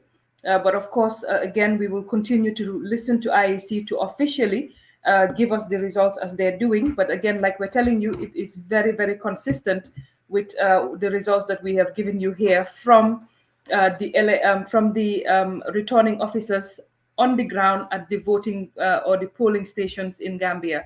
So again, we continue to look at those results and to compare them. And like we said, if we're calling it, definitely we are going to call it for at the moment for NPP, because looking at Kiang Central, UDP has lost Kiang Central, they have lost Serekunda, and they have lost in Jara Central as well. Those are significant losses and significant margins, PAOs. Yeah, Mama. In fact, to be more clear, Manko, if you want to share the screen, it's very clear here. Pulling have understand the spreadsheet or Kogis. Jara Central is up white and very clear, and then it also has the picture representing pictures as well. So Mama, you will see that something is wrong somewhere. I'm not a political guru, but we can clearly see where we expect Borough to lose, for winning right now. Yeah. And then leading tide we have for so long been underrating Borough's competency and his capability to win in the Gambia. Not just that, Paos, I think we have underrated Barrow's team. The likes of Sidin Jai, the likes of Fabu Sane, the likes of Ahmed Jite. What's the woman's name? The girl from London. Maimuna is there as well, but the girl from London as well. Nima Kinte. Nima Kinte. Yes, Nima Kinte. We have definitely, people like Tenendur from Sweden here, who all left the diaspora to go and campaign for NPP. I think we have really, we have really underestimated them. Nell Ams, I know that's a fake profile, but please, you cannot come here insulting people. You want to be here, you behave like a human being. You cannot do that, then we definitely have to get you out of here. But please behave yourself, because you are human. You're not, you're not an animal. Only animals will come on people's pages and start insulting people. That is so, I don't know how to describe it, but it's just so unbecoming of a person, a human being. So definitely, let's try and be civil here. So the results that have come in, again, UDP have lost Serekunda, Kiang Central, and Jara Central. That's a huge surprise, Paos. But it wasn't a surprise to us because we have seen these results before. But of course, yeah. Mama, is this thing what Gambian politicians should have learned? If Yaya of all people can lose elections, anybody can lose. Yaya Mustafa in his wildest life and dream election munako Guinea Gambia. But eventually, when the Gambians were tired, buñ pare ci mom dañ ko Guinea te li ko Guinea moy mbolo ak dole buñ andal mako Guinea. Now Adama Barrow was using the silent strategy. 2017-18 dinañ wax ne duy wax dafa noppi xamul dara waaye ba mu waxee koppa gaal gi foog naa yëpp na tël. But again, look at the difference. And what I have said before on Facebook, and I'll keep saying it, mënuñoo deny the fact ne Barrow dafa dex gi. My concern was KMC, because of KMC gisuma dara lu def KMC. Or it's very hard to pinpoint what the government have done for KMC. Now, but look what happened. So, what did the Gambians vote on? One thing I can only tell here, moi, am nañ jama. Jama juju foog now we can all agree ne si lii lañ gëm naka si lii la gaay vote, but not development. Moving forward, this is where we have to hold Barrow accountable because of NPP new campaign. Now we are now seeing a fully, well, if he end up winning, we would now see a fully fledged or campaign or government comprised of NPP. Now everything is now accountable. They are accountable now to the government now. Now, liñu munta hañ or liñu hañon 22 years can you get right now. We must cherish that. That is the freedom and is the peaceful atmosphere that we have in the Gambia. Time when you know the security, the but we all know that those things do happen. Well, did we challenge him on those things during the campaign? No, we did not. The people that matter. Now, let's see if he's going to address those things. Come look at Mr. Cisse, is what is his policies? you can only use to unify the Gambians now, because he's now gonna rule a highly divided and angry part of the population. If you ask me, did it? At the end of the day, he's a Gambian. He was there when we wanted a change. At the end of the day, there is no winner or loser. Képp nekkoon démb mooy continuer rek. Te yàlla ko fa teg. Well, of course, am na ko wax naan yaa duy teg ñoo ko fa vote, but where was yàlla bu ñu nekkee di ut? Well, loolu sax boo ko wax sax ni astafurlah laay wax sax, but jaam ak pexeem yàlla ak dogalam.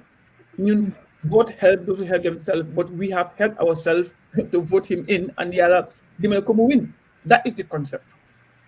Now, these wins, right now, well, there may be a lock, because we still have 339 votes to come in from Birkama. That you vote from the phone. So Lolo, it could be something that we could be a certain, could be a thing of on that we are certain of. We have also KMC. We still have 179,000 votes to come from KMC. So there is still a chance. We don't know yet, but Linkham published right now is one enough to celebrate. But we as a responsible media house doing quote anything tey ñi diñu wax naan plateforme Linguère post ñoo ko declare winner guys ñu am lu guys wax right now, and I've seen all media houses are trying to desist from giving out the information without being verified, signed and sealed.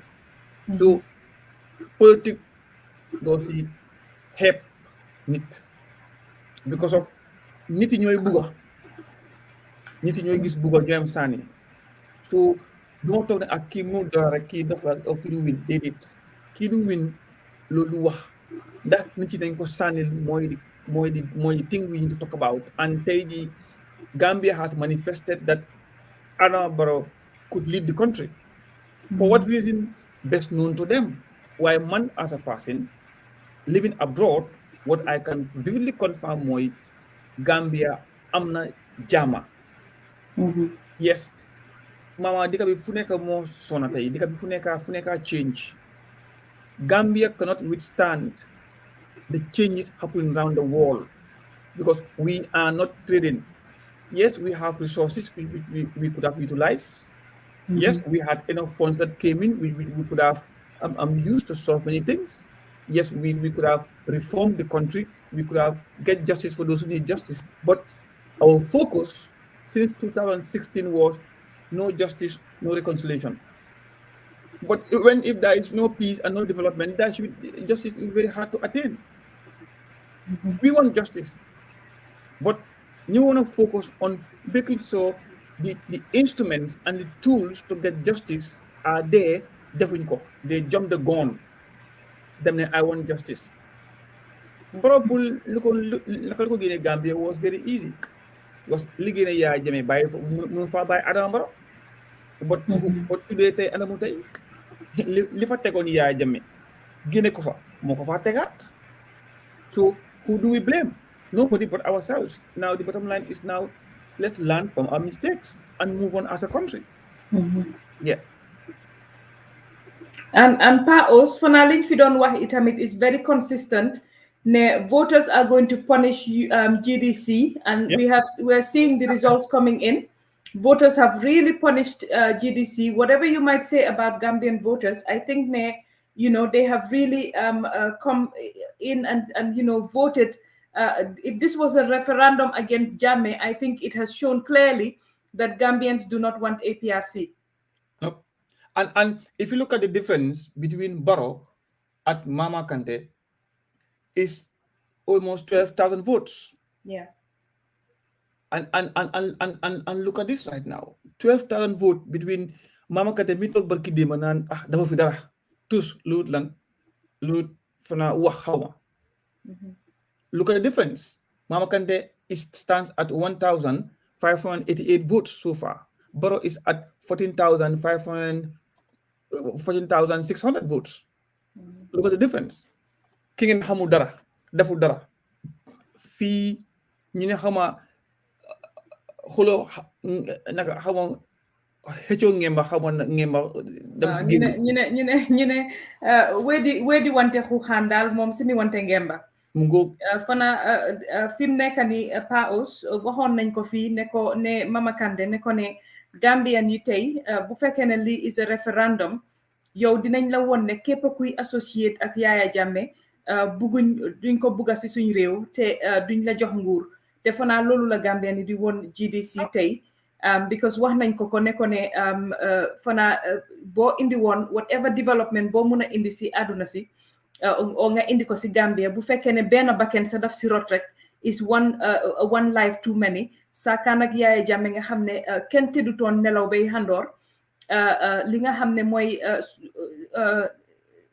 rey bi disappearance yi dóor tocco nit ñi toog di def yoo xam ne definitely kenn amutoon jàmma fanaa Gambien bi fi mu nekk nii nelaw tëdda nelaw sax ba eewu te gisuñ police bu ñëw nok seen bunte wala jongle bu ñëw enu leen yóbbu loolu rek jaral na leen lu nekk ñoom jàmma boobu jaral na leen lu nekk te fanaa ñoom won nañ ko itamit GDC si niñ voté tey PAOS waaye itamit fanaa li nga xam ne mooy tag bi nga xam ne whether is fair or unfair biñ teg si kaw UDP tamit ne bu UDP ñëwee dinañ nekk di sonal nit ñi loolu tamit xëj na tey wane na voting bi ni mu demee nii PAOS te dañ dee wax ne definitely a few militants ñoo xam ne yaxal nañ lu bari parti boobu noonu is again very very it's very very sad because definitely again comme ni ko Tidiane waxee everybody has a lot of respect and admiration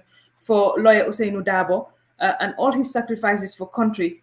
Why the few people that continue to really, really just I don't even know how to describe it. Why there are a few people within the party ñoo really sonal li nga xam ne mooy UDP in terms of tribalism track back yëpp is quite worrying. Ndax tey lii bu fekkee ne continue nañ nii this trajectory that we're going UDP lose election bii nii what is the future for them PAOS? Well, that is a big, very, very big concern, and in fact should be a very big concern for the UDP executive right now and their supporters right now. What next? Now we can see the health state of Lawyer Darboe right now. Mm-hmm. Will he continue? Is something that I cannot tell, but there is high probability he may not because of jaruko. Man su nekkoon tey sompram ko ne ko that jaruko toogal nga regain back your health. Mm-hmm. Now the problem comes where the problem will come now more the race for the successor. Mm-hmm. Gambia will be very interesting right now in the next 1 year. What's going to happen? Because of, in fact, we are having local government elections next year, April again. Mm-hmm. Now, the position of UDP right now is very, very fragile. Mm-hmm. It could still make a difference in the next elections if this one misses them. Now, the point more now, are they able to come back and do the reforms and reassure the Gambians, hey, li ngeen ñu foog ne ñu loolu nekk nekkul loolu li ngeen a wax li bàyyi leen ko right now. Let's have respect for this country and for our elders and respect for rule of law. Let's be the law-abiding party. Mm-hmm. They have a less than 8 months to do this thing if they have time. Now, again, elections is very expensive. Would they want to take the risk to put in 54 or 53 like a candidate for National Assembly to regain power back in National Assembly? But again, we have seen what Brock could do. 2016 until now, the change of that law, of that section where when you get sacked from your party, you still become an MP. That gives the MPs now the leverage now, the power to do whatever they want. But they can never lose their job. Their job is now secure and guaranteed now. Now, who loses here right now? Now, but knowing fully well what is their disadvantage, is going to use that to his advantage to succeed. Now, it's up to UDP now to either counter or play along the game. Mm-hmm. GDC, they have the most shameful defeat of their life is this election. And this would have been an election for GDC to shine. Yes. It's their first election. It's a proper democratic election. This was for them to have the chance. But there was an open room. The democracy came in and give everyone the privilege to say whatever you want, do whatever you want. And GDC, they came in and embraced that democracy to an extent. The man was doing whatever he wants. Now, Gambians yi duñ dof ñun doo toog di wax ñun ñu neexee nga expect I'll give you my vote. You are the one who want my vote, not me. Xam naa soo winee doy ñu faale. It's either two things what happen right now. Ñu wal wax bu neex dox suñ bugal suñ cofeel nga am suñ karta. Otherwise, we get out from there. And you can see these leaders, Mama, when they talk, you can see the aggression, the personal character of the individual who want to rule the country. It matters. Not only meeting the paper qualification makes you a good president, but such as an interaction at people. This will help you right now. No, I'm willing to see people like Marisok to make some statements or make comment on Facebook, but they are not, because everybody then yakaron borrow to make or they can underestimate them to UDP. But have they had Paos ñu bari tamit dañ doon wax ne UDP benn crowd bi rek la dee yóbbu fu nekk. It doesn't test the population on fi ñoo dem villages yi doon dem ak towns yi doon dem, even in Banjul duñ dee test the population in terms of going on their own. Duñ indiwaale seen crowd ñoom fu ñoo dem dañ dee yóbbuwaale seen crowd. So su fekkee ne crowd size boobu noonu ngeen a yóbbuwaale fu nekk doo leen mun a xam fan ngeen mun a work on, fan la groundwork bi mu war a gën a mun a strong, and what you need to do to really win over those people. So ndax loolu tamit sonalu UDP in terms of ne the crowd, they call it the moving crowd bi gaay they àndal fu nekk. It goes with them everywhere. So because it's so crowded, you don't get to see if the locals came out or not. So you don't know if your ground game whether it needs to be improved or you need to do something. Again, that's a problem. Hamga, Mama, during campaign, you have to have a campaign team and a campaign manager who will do the assessments of every time a campaign happens and then work on a plan for the next one. Now, UDP, I once wrote a post on Facebook, campaign during this campaign, UDP has not performed very well during the campaign. And during this campaign, Senyo Hame Kuneka Mboro being am nim told because yai fake guy this time. Not the organized program buffer zone guy new nip. Now look at the crowd when they have a program at buffer zone. Mutui bari yip mula one guy they knew was from buying Soyakunda down 50 gale. And that's what had happened previously. Now what UDP failed to realize, Moine, there is counting on the spot, which there is no room to manipulate. And again, being exposed to that issue of Sabali and Dr. Conte at the IEC, it a lot. It exposed the credibility of what could happen potentially and diffuse. Now, taking crowd from one place to another will not give you an exact, will not show your weakness. Will give you a false impression of I'm not I need. But Loliep, they were trying to impress the media. And I keep saying this thing right now. The Facebook campaign has done nothing. And that's what they were trying to do. That's what they were trying to use. Facebook has not fired back, has not give back to the government voters, nothing. Now, UDP, unfortunately, they need to learn their lesson. They need to stop depending on the media and the Facebook. It's not solving their problem. And one thing I have realized, on Facebook, we have not seen many posts or videos during the campaign of UDP. They were all mute because it didn't go well, but they were still trying to hope. And yep, it's about hope at Yakar. But Paos, just put there rek si liñ doon wax am na ñu ñoo laaj ndax dañ already conclude with the results that we're getting, but liñ leen a wax rek mooy ne These results that we're getting is consistent with results in Johan from the polling stations, which makes us to believe Nekon results in Don Amfufnunu are genuine results. And that means when you put that in a spreadsheet, being now the work on that spreadsheet, it means if we're going to call it, we will call it as a win for NPP because of the margins you guys the winning, even at strong areas like Kiang, Serekunda, Kiang Central, Jara Central, and Serekunda. Binga hamne dañ fogon ne will go UDP because Serekunda has a UDP mayor. Kiang Central is a strong UDP stronghold, and also Jara Central. So all of these results. All of these results are consistent with the results that we got from the people that were at the counting, the polling stations, and that tells us that this is a win for NPP. But again, like we said, we cannot confirm that win until the Independent Electoral Commission, the chairman Aliu Mamanjai announces the winner.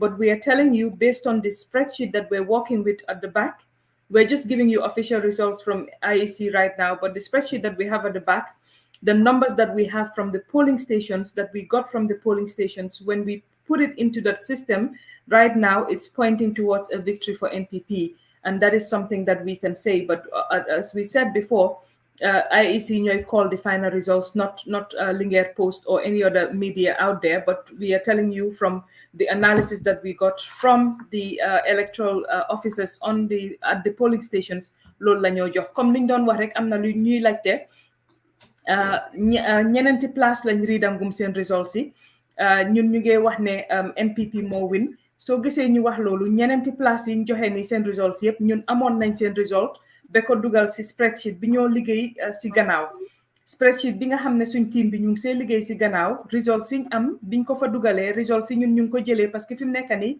counting bi is on the spot mooy ne fiñ sànnee carte foofu la ñoo compté boobu noonu party representatives yi yëpp dañ dee yónnee li nga xam ne mooy results yi pour seen executive yi ñoom itam ñu jot si results yooyu noonu ñu ni tamit si yooyu lañ am si yooyu lañ jot ñu def ko si suñ Excel spreadsheet mu won ñu ne loolu day lim ñu won mooy ne NPP parti kii di président Adama Barrow moo gagné based on loolu and results yi ñoo jot fi mu nekk ni ñeneen yi jotangum yëpp dafa confirm li nga xam ne moom lañ ñu joxoon from the polling stations yi nga xam ne moom lañ doon monitor foofu lañ jëlee ñun figures yi ñu amee si gannaaw di si liggéey kon mu nekk loo xam ne again like ni ñu wax rek duñ ko call ne official ba ko IEC call because Alieu Mamane Njie moo am responsibility boobu waaye liñ leen a wax rek mooy lii ne ñun si suñ jàngat liñ jàngangum based on liñ ñu jox information biñ ñu jox from polling stations yi loolu la moo nuru Tidiane ma bàyyi la nga dugga wax tuuti ñu continuer har ma wax ko tamit si mandinka rek quickly ko nga fo ñamin dorong quickly mandika kangoto dorong nka min fo jang sign dorong walam ko sign IC ay janjambure natile ay Serekunda nati Kiang Central anin Jara Central ñim beto NPP wala gagnero kije ni nga ñim fanan jibe ntol nga min soto nung from min yalon ko wala be nung kontiro la ñin dulalto anin IEC ñim bondi a beketa kilindeti wo ya tandiko naketa ko wala continueta nga min result on min soto nung from kontiro min keta nung polling station auto naketa ko wala continueta comme akanana comme ya dinye ñamin IEC fanan ka bondi wala ñama comme be min nateng waya tandiko definitely NPP wala be gagnero kela bari comme nga fo ñamin IEC le be official results o ñing natila itol le ba fola molye ntol be min kela no dorong wolom ko ka tandi yalla ko ñinne be kerinde folo ñinne je folo and nga result ol min je minu fintita folo wolde wol ninga minu soto num wol keta kilinneti so na keta ko wala continue keta keke be keta kilinti waya tandile ko UDP itol imang election o ñing gagné NPP wala election o gagné ya tandi fanan ne ko definitely Gambian ol fanan ya tandi GDC la le ko itol fanante ite lafila pour yaya jamme seyna Gambia kane batandi o fananketa ko mi yalon ko ngaje result to mi yalon ko be fintikan comme nga fo ñamin dorom be continuer lale ka result nate yale ka jibale ning adu moment jay nato kote ke dorom ngata kote ke Banjul election house isaje nga election results ol ñin nati nga election results din continue ke nati janto ka fale ko definitely altol be min be YouTube minu be Facebook minu be Dakar ibe kan la moyna be results o continue ka natale janto kon moy li ñu wax rek fim nekk ni results ci nekk di génna at the moment is very consistent with li nga xamne moy results yi doon am from the polling stations definitely Tidiane ma bay la nga duga fofu nonu Mama, I don't know your numbers. I don't want to speculate. I have got some numbers on the ground. But because of the ethics of the profession, I am going to hold onto those numbers. But I can say this. If those numbers hold, one of my famous phrases, that country is about to go bananas tonight. Yes. Could be either way. It's about to go bananas. The Gambian people have spoken, and the IEC is still tallying the vote. Either way, they have spoken. It is what is certain is it's either Hussein Numukuna Dabo or Adam Barrow returning to State House. But we are not calling it right now. I do know the journalists, investigative journalists you are equipped with the numbers, but I am sure you will allow the official line to take its way tonight before we declare the results here. I remember in 2016, how so jubilantly you called those results out. And I was half sleepy, and you like, here we go, Tijan. You remember that, right? Now, and I told you, Tijan, from what we were getting from the on the spot counting, the coalition won. And I can say again today that what I'm getting from the on the spot counting, NPP won. But again, you know, I will not give out the figures. These are numbers that we're working with at the back, but we, you know, we will continue to bring you the numbers as we get them from the IEC officially. Tian, I think again, you know, if we're looking at this, Tijan, what are your analysis based on Kiang Central, Jara Central, Serekunda? These are supposed to be UDP strongholds because Serekunda has a UDP mayor, like I said. Kiang Central is supposed to be a stronghold for UDP. Jara Central is supposed to be a stronghold for UDP. What went wrong?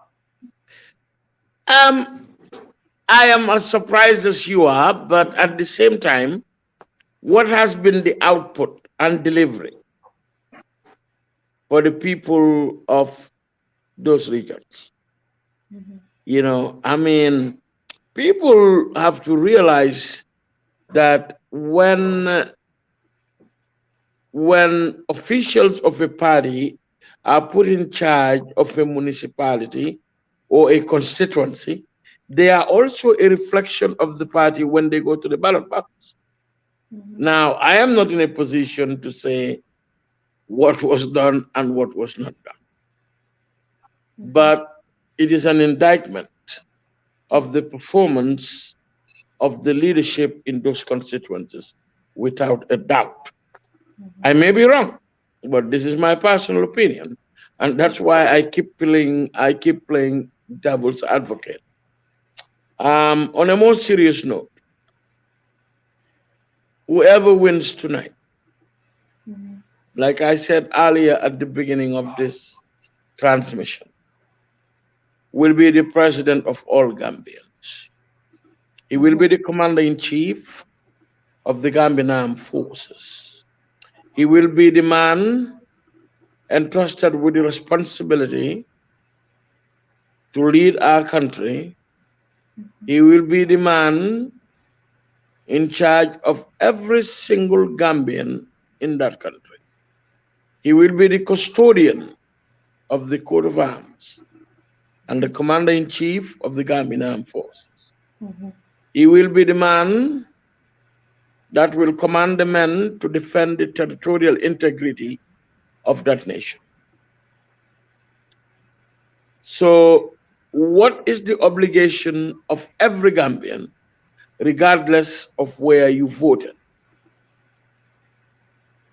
In my own opinion, and I speak from my heart, for I have never appealed to the fears of any Gambian in my lifetime, be it in public service or as a private citizen.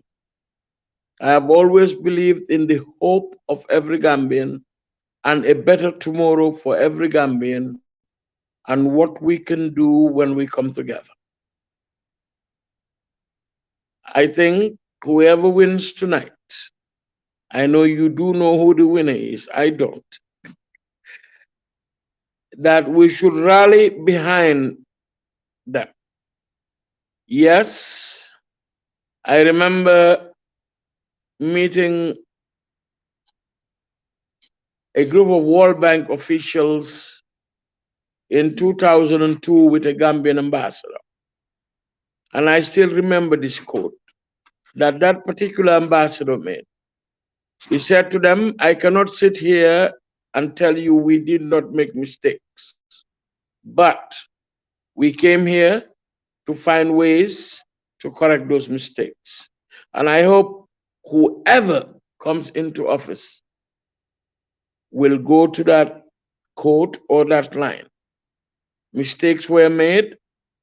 This is the time for us to come together as a nation. We have so much in common, and what divides us is so minimal. This is the time that we should put Gambia first. This is the time that we need to nurture that feeling of freedom that our forefathers agitated for, that they went to Lancaster House for in the 60s. We actually agitated for our independence. And this was why Buckley Rice wrote that book, Enter the Gambia. We were not handed independence on a silver platter. We actually went to Lancaster House and defended the cause for independence. And this is the time that we should stand up and in adulation to those forefathers and Rachel Palmer, the only female that went to that conference, that what they went for is being realized today. A government for the people, of the people, and by the people in a democratic dispensation. Free and fair elections. A friend of mine just texted me and said, this is the first election in a long time that no one was arrested. I think that is a huge, huge achievement for the incumbent, without a doubt. I think today it was demonstrated to the world either way that this country is moving in the right direction in terms of human rights, freedom of speech, freedom of expression, and democracy. And what we need to do is to harness the gains that have been made in this area. Once I said our forefathers. Tijan, we Yes. have the information minister from the Gambia, Ibrahim Asila. My very esteemed colleague and and my little brother. Yes, it looks like he's coming back. Let's just wait for him to come back. But we have the information minister here. He will be joining us shortly, and we will be asking him what what the trend is or what they're looking at on the ground. That would give us some idea of what is also happening. Well, I can tell you, joining us very soon. I can tell you from my point of vantage, for that very brief period, I saw his dental formula. Yes. As bright as snow. Yes. So yes. Here we go. The man, Silla, Honorable Silla, Hello? we thank you for joining us. Jambur's favorite son. Hello, Mama? Yes, Ibrahim, can you hear us? Yeah, your volume seems to be very low. Okay. Ibrahim, I have Tijan Masane Sise here. We are looking at the results. Your volume is very low. If you can increase from this end. Okay. If you can... Please, can you lower your voice for me, please? Mm-hmm. I have with me Tijan Masane Sise and Paos. You have to what? Tijan Masane Sise. Tijan Masane Sise. Yes, Tijan Masane. Yes, how are you, Tijan? I am good, Honorable Minister. We're looking at the... I think you guys need to at least increase your volume a little bit so that I can hear you. Okay. We are speaking very loud. I think it might be the noise around your area, but we're looking at the numbers. Well, as you can see, I am currently at the State House in the Situation Room here. Mm-hmm. We have some eminent statisticians and experts in collation of election results. If you don't mind, I can show you. These are young Gambians. You know, you can see all over. You know, the place may be disorganized, but since 3 o'clock, we have been here following the trends. As you can see, you know, everybody is excited. You see my cap. Victory is certain. Victory 2021, you know. So we are already in a celebratory mood right now. We have seen our statistic, and we are very hopeful of victory. We not a baila. I'm a baila. Thank you. We are looking at the projections from what we're getting from the polling stations, and it looks like a victory for NPP. Yes. Is that what you're also seeing on the ground?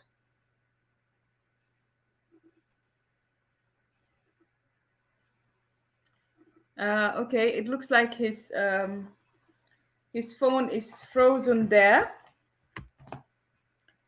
Tijan, we can talk whilst we wait for him to come back here. Well, Mama. Yes, I was saying. Share. Yes, go ahead, Ibrahim. We can hear you. Is that we are expecting between 52 and 60%. Wow. Well, Mama, please. I think, Mama, you can talk on those numbers. I think you have some numbers at your disposal, Mama. Yes. And it looks like they're pretty close. Can you repeat that again? I did not hear it. Yes, I said the numbers we're looking at from the polling station seems to be a victory by quite a margin for NPP. Well, this is a very realistic number. I mean, in fact, it surpassed our earlier prediction of between 44% and 52%. I think this is mainly attributable to the high we have seen up to 90%, especially in big constituencies in the West Coast and KMC. Also in areas that we are comfortable in, turnout was as high as 87%. So this actually gave us a very high hope that by the time the last vote is counted and declared, hopefully we will go up from 52 maybe to 60%. This is our prediction. Okay. And what is if the you mood don't mind, like I can at walk the... into the cabinet room because we have two, situation rooms here where the president and the cabinet ministers are and other party members. you know, who actually are with us. I have now entered in a very noisy place. I mean, you can see, can you imagine? You can see behind me is the cabinet ministers and also party candidates. President himself is here in his baseball cap. You can see. Well, Ibrahima, if you have a minute, I remember asking the president. Let's get it here. Yes, there we go. We have the president here. President Adam Barrow, Tijan Masare is here, and Mama Niger Sar. And this one is the vice president. You can oh my God! Vice President. Congratulations! Congratulations! Honorable Justice Minister. Hello. Minister of Justice. Hello. Honorable Amata in his nice boo-boo. You know, everybody is so happy here. What is people? This is our diaspora guys. Oh, they've done well. They've done well. They've done well. So the rest of the cabinet ministers, you know, the political parties that support the president, those are the ones there. Yes, they're all waving at us. President's advisors are here, our sympathizers, you know, our diaspora general. Vesuba. Yes. You know, you can see there is a lot of excitement here. You know, we have our honorable minister of trade. Congratulations. You can see. Yes, congratulations for a job. We are extremely very happy. Yes. Yeah. Thank you. So you can see now, you know. Yeah. I mean, Sidinjai, the excited Sidinjai. You know, you can see. I mean, this is Saja Jaju of GPDP. Wow. Umar. I mean, Mr. An Tamsir An, advisor of the president. Oh, wow. Sankare, government spokesperson. I mean, oh, your Mr. friend, Sankare. Tijan Masane Sise, your friend is here. So you can see our table here, you know, where we tabulate everything. Oh, wow. Things by police station, our results, our statistics. So you see, you know, so this is not a joke. That MPP, very organized political definitely party, the intellectuals and the capacity, and this is Pat Sisa, executive member of the MPP, second term, as he said. Hello, Fatu. So we're in the NPP situation room at the moment. Serious technicians that you can see. You see the computer, you know, you see the voice. Oh wow! I'm the campaign manager. You know, Bakari Baji, the youth and sports minister. Oh wow! Where's Bakari? Where's Bakari? So much excitement here. You know, my voice is gone, but yeah. You know, so our beautiful ladies, Minister of Agriculture, you know, you know, so Diana Paul, Minister of Basic Education. Wow. Oh, Fabry. You know, where's Amajite? Then we have our Uncle James Gomez. All of them look very young. That's my uncle. Uncle James. Uncle James. Uncle James. So we have our other uncle. Everybody is young today. Huh? This is Honorable you know, our foreign minister, Dr. Tangere. Oh wow. Minister of Finance. So these are the group that you see here are our collaborators, the political party allies. You know, you can see how excited. Wow. So we're getting behind the scenes inside the State House situation room. The feet, you know. So, wow.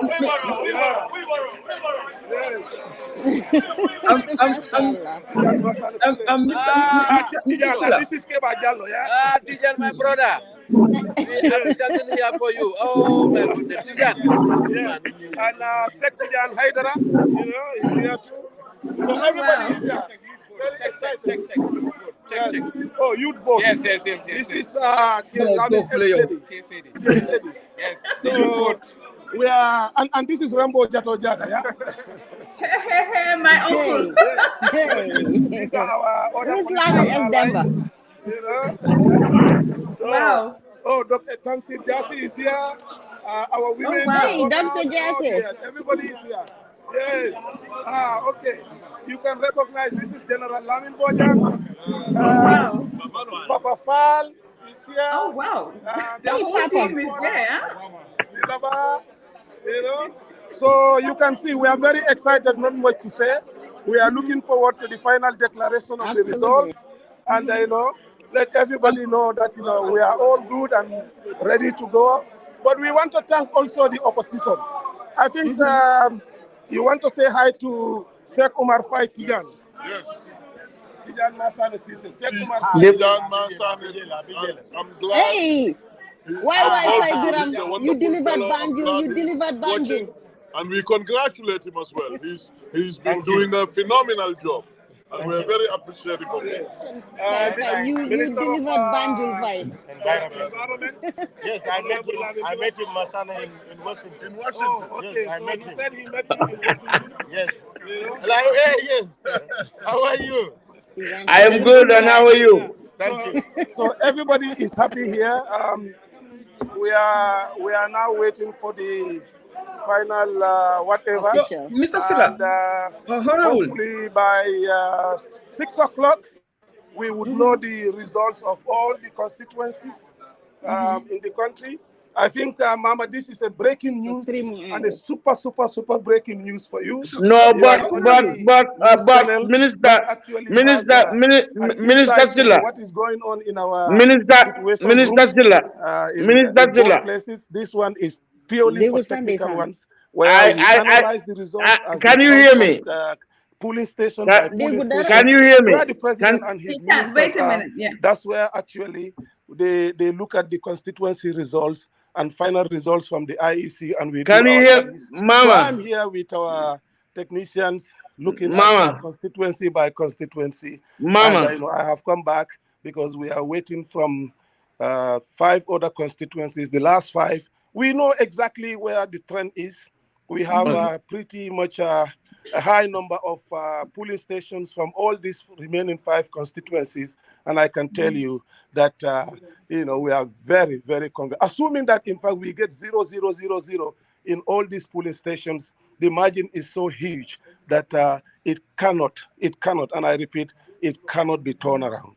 There is no way. Mama, Minister, can you hear me loud and clear? Yes, I can hear you. Journalist to journalist. Yes. Can you divulge? Naam? Journalist to journalist? Journalist to journalist, yes. Can you confirm at this point that the NPP presidential candidate is the president-elect of the Republic of the Gambia? Is the what? President-elect of the Republic of the Gambia. Well, since we are barred by law to announce the final results, that is the job of the Independent Electoral Commission. But the excitement that you saw in that room, I think, is ample testimony to at least give you a hint where the direction is. I can tell you that my counterpart in Stockholm has some numbers that I don't want to go into, but yes. I know for a fact you are a journalist of great acumen. I threw a bait, you did not fall for it, but again, there's a lot of euphoria, excitement, pandemonium in that room, which does suggest that the man from Jimara has been re-elected with the mantle of responsibility for the next 5 years.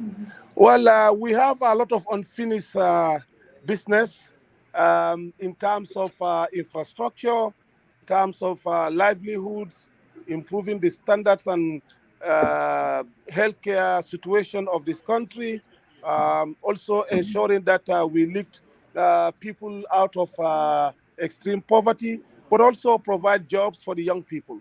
We were all Now, amazed and thrilled by the commitment of the young people during this campaign, our women who were completely, committed to everything, left everything that they should have been doing at home to join President Barrow's rallies, and they spoke very well.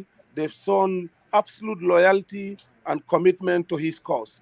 And now, the next thing is to ensure that we focus more on women empowerment issues and also provide jobs for the young people, not also forgetting the need to improve and improve significantly and as quickly as possible the situation of health facilities across the country and also healthcare delivery needs of the Gambian people. That is why we have initiated the health insurance scheme, and also we have started the refurbishment of more than 100 health facilities across the country, and these things have to be expedited to ensure that Gambians see the fruit in the or see the dividend of the efforts of the government in some of these things. Minister, I have never doubted your decency and your integrity. You have talked about women empowerment. Women empowerment being something that the president of this country does prioritize. Now, Honorable Minister, moving forward, if your president is re-elected, the mortality rate. We have started the Women Enterprise Fund in this country, because we have seen that it has always been extremely very difficult for women to access, loans and also grants from the commercial banks and other lending institutions in this country. So therefore, government has taken the initiatives to ensure that there is an opportunity for women to lend at no interest charge on them, and where they did not have to bring in collateral. And that is laudable, and it also means that a lot of young women and also middle-aged women who are interested in advancing their skills in business can access this loan, and then also start their own businesses to be independent. And also, we have what we call the value chain project in agriculture that is meant to support women gardeners, and this is meant to ensure that there is some resemblance of commercialized agriculture, where we link the producers with the major supermarkets outside of this country, so that the women can see real benefit in the gardening projects that they are engaged in. Secondly, we have taken a number of initiatives to improve access to education for girls in this country, so that scholarship schemes are more gender sensitive to ensure that more women are enrolled in the scholarship schemes of the government up to university level. So these are master initiatives that we have started. We have government blueprints on this. What is NEFLAW? Now that we are very confident of having a second term, President Barrow will actually actualize some of these noble initiatives and policy goals to ensure that the Gambian people benefit and benefit squarely. Minister, you have done a good job articulating what this president has done and what he will do. One thing that I want to ask you, and I don't ask you on my own, but a question that is out there: what is government going to do about the mortality rate of women that are delivering babies and losing their lives? Well, let me tell you that the death of one person in this country is a huge loss, because these are people who can grow up to be anything in this country. And to see that we are having, that number of fatalities at birth is regrettable, is something that is not the wish of the government. But remember also, there are a lot of factors responsible for this in this country. You know that in the Gambia, in many homes, when women are pregnant, I mean, rather than preparing for their delivery and making sure that they take care of a number of health concerns, they prepare every month buying new clothes, for the eventual journey. Sometimes there is also a lot of abuse of women at home, especially those pregnant women. Some of them also go through some serious, manual labor, very intensive ones at home that are really detrimental to their health. The dietary conditions also can be of concern, but also, some also report led to the hospitals. They may have underlying conditions that they hardly know about, and it only manifests very dangerously when they are in high pregnancy situation. And the government, as part of an initiative, has launched a very interesting program where we want to use technology to track every pregnant women in this country through the use of mobile technology. My ministry is working with the Ministry of Finance on this, where we ensure that, for example, if you report your pregnancy in your month one, so every week or every month when you are due for your antenatal clinics, you know, um, you will be receiving an alert, both you and the husband, because we know that in most of our homes it is a patriarchal situation. So where this technology is going to target both the man and the woman, so that you all know that you are due for your antenatal monthly clinic. And then also, when you receive that, anytime you are about to reach your delivery time, constant messages will be delivered, and this is at free. At no cost to receive text messages or to send text messages. It can be voice or words, plain text, and then you will be constantly reminded. The need to either have a traditional birth attendants, around you, or to ensure that you visit a proper clinic. And that is why we have these community ambulances where you can call a toll-free number. The ambulance will pick you and drive you safely, fully equipped, drive you safely to a health facility, or bring in a traditional birth attendant who are well trained to, attend to, cases like that. So we have this primary healthcare system that we want to actually ensure that it is strengthened and it is revitalized to its height as it was during Sadauda's time in the Gambia. My final question to you, Minister Silla, of course, my brother, my colleague, and my good friend. And my mentor, final yeah. question to you. In a Yes. new government, and I want you to do what we call in diplomacy an onward transmission to its highest destination. In a new government under this president, will this president look the Gambian people in the eye and tell the Gambian people mistakes were made, but we will be better if he wins? Well, I think the first thing is to have a holistic look at the Gambian political situation. First, to embark on a very serious strategic reconciliation with the political opposition in this country. The last 5 years, have been extremely very challenging, not only for the government, but also for our body politics. A lot of high and lows, and it is high time that we all put our egos aside and then look at the strategic direction of the country, engage in proper consultation with the opposition politicians, embark on a serious reconciliation process, ensure that Gambians live in peace with themselves and with their neighbors and with their political adversaries, ensure that government moves on, eliminate to its bare minimum the challenges faced within the civil service because of deliberate undermining and also sabotage.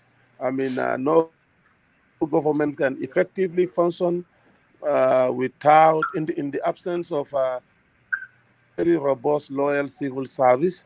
I mean, therefore, I mean, depoliticizing the civil service and bringing the opposition political, forces together to, support the remarkable development efforts of the Gambia, I think should be an important cornerstone of our strategic direction of this country.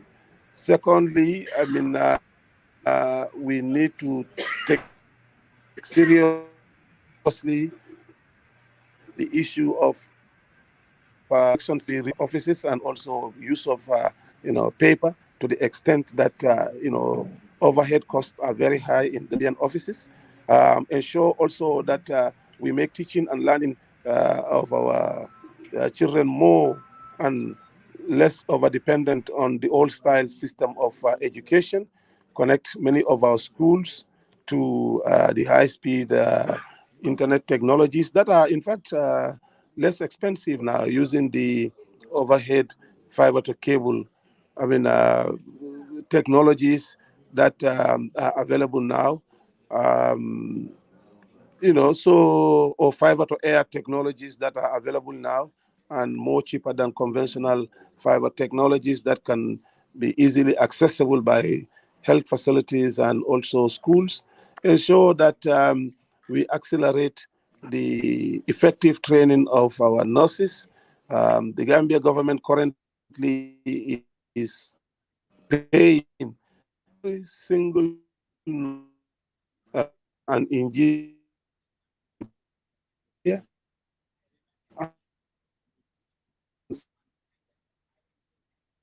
Did we lose him? No, I think it's just the network. It's coming.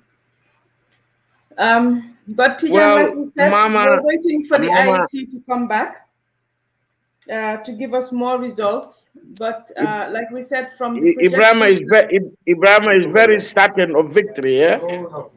Yes. It seems I have lost you. Yes. Ibrahim, there's just two key areas that I wanted to ask. One is security. Yes. That is, and also the Chinese fish meal company. I know there's been a lot of information on the campaign trail that this was actually brought in by Alaji Conte, the man now supporting UDP. But what is the government going to do about the environmental damage and also on security?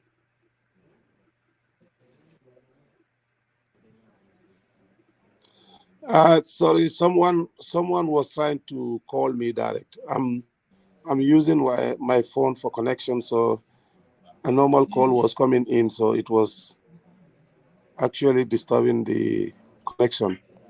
Mm-hmm. So we wanted to know about the Chinese fish meal company and the environmental damage in Gunjur. What is the government going to do? Because I understand that was a project actually that was brought on by Alaji Conte, I think, if I'm not mistaken, and you also mean the on fish security. Mills? You mean the fish mills? Yes. Well, let us be declared winners first, and let us start celebrating. Then, we will know what to do about those ones. Right now, we are in a celebratory mood. Yes. Sir, I have this one question. I'm not sure if you want to answer, but what is the secret? Should MPP declared winner? What would you say was the secret, given the fact that MPP just came into the game not less than 5 years ago, and with this high margin and this sweep landslide victory that they are anticipating, and should they win, what would you say was the secret behind the success? Oh, he's gone. Yeah, it's the network. He will come back. Okay. Mm-hmm. But we are very. I wanted to. We are very interested, Mama. Because NPP party bu ESLA, and Hedna, we may not have time to answer these things. And yes, I will. We want to put him on the spotlight, but down. but the fact that Lirek Mama is what we wanted for Gambia. They musta am anyway since the history of Gambia. Ñu am election, you call a minister direct from State House. Ñu waxtana mom. Funa li moy the jama, the peace and the Gambia. I think, yes, Mama, you have back, to excuse me now because I am getting some calls from our polling agents in different parts. So, okay, and I cannot reject those calls. Okay. So if you don't mind, all right. But please. thank you. We appreciate your time. Thank you so much. And once again, with what we're seeing, the projections, congratulations in advance.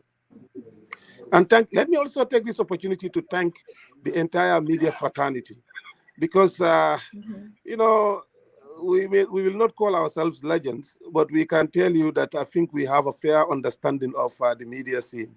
When we allow others to be making noise on social media for the past 5 years, it was never in any way a sort of lack of experience or ability to do even better. But in communication, you don't throw all your issues away. Sometimes you don't want to be engaged in information overload. We could have also opened Facebook chat groups, where we can overload people with daily source, just to prove a case. But sometimes you allow people to say what they want to say, so that you know their weaknesses, you know their strengths, you know what they are saying about you, and then you can plan better. But when the right time came, you had seen all of you had seen what we had done, where we mobilized 24 radio stations in this country. 4 TV stations in the Gambia. 15 social media platforms that were doing daily coverage on our activities, not only to debunk the misinformation, but to show to Gambian people and the international audience what here as a country. So therefore, I think that was a great opportunity. Definitely. Thank you so much, Honorable Silla. We'll let you go. We thank you for taking the time to really speak to us here. Thank you. Mama, that was the Honorable Minister of Communication, Ibrahima Silla. Comme niñ leen ko waxee, kooku mooy ministre bi nga xam ne moo amee communication foofu noonu State House, moom moo amee communication bi. Minister Silla moom lañ doon waxtaanal fii nii. Comme niñ leen ko waxee. A call came in again. Yes. But really, we want to thank the media for the kindness and support that actually they have given us. Even though we engage them at the commercial level, but almost all of them have shown absolute commitment and professionalism. We did not have issues with anyone, and because as NPP, we believe in Gambia and Gambians. We have seen other parties run to Senegal, thinking that Senegalese TV stations could, influence public opinion in the Gambia. We insisted that we should, work with our people to watch their own, media houses, to listen to their own radio stations, and we don't need foreign gods to preach to us how to do politics and political campaigning using the media in this country. And I hope it could be a great lesson for all the budding politicians and political parties in this country, that you don't need to rush to heaven and come back and try to, convince people how cool heaven is. Just believe in yourself, believe in your people around you, believe in your local, institutions and, private companies, and then you will do it. All the productions that you have seen, I can tell you, we did not even use GRTS. We used local Gambians. Some of them, we paid them young Gambians. All those wonderful TV productions that you people have been seeing. We use young Gambians. Some of them, we paid them good money to do that. And then, these are startups that actually help them to buy new cameras, new equipment, and they employed more young people talented. So the creative industry in this country cannot really, be at its best at this time. And I want to urge all political parties to make best use of our talents in the country. Yes, the countries that you run to, they may have been in the industry far longer than ours, but I can tell you of you who have university.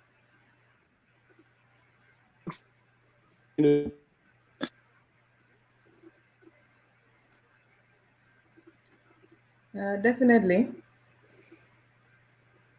Good job, my in-law. Well, Mama Yes. Linger, Yes. can Go you ahead, send Tijan. a message to your friend Ibrahim Asila that 5 years ago, 3 days after his victory, he spoke to you and I. We want to have a crack at him again.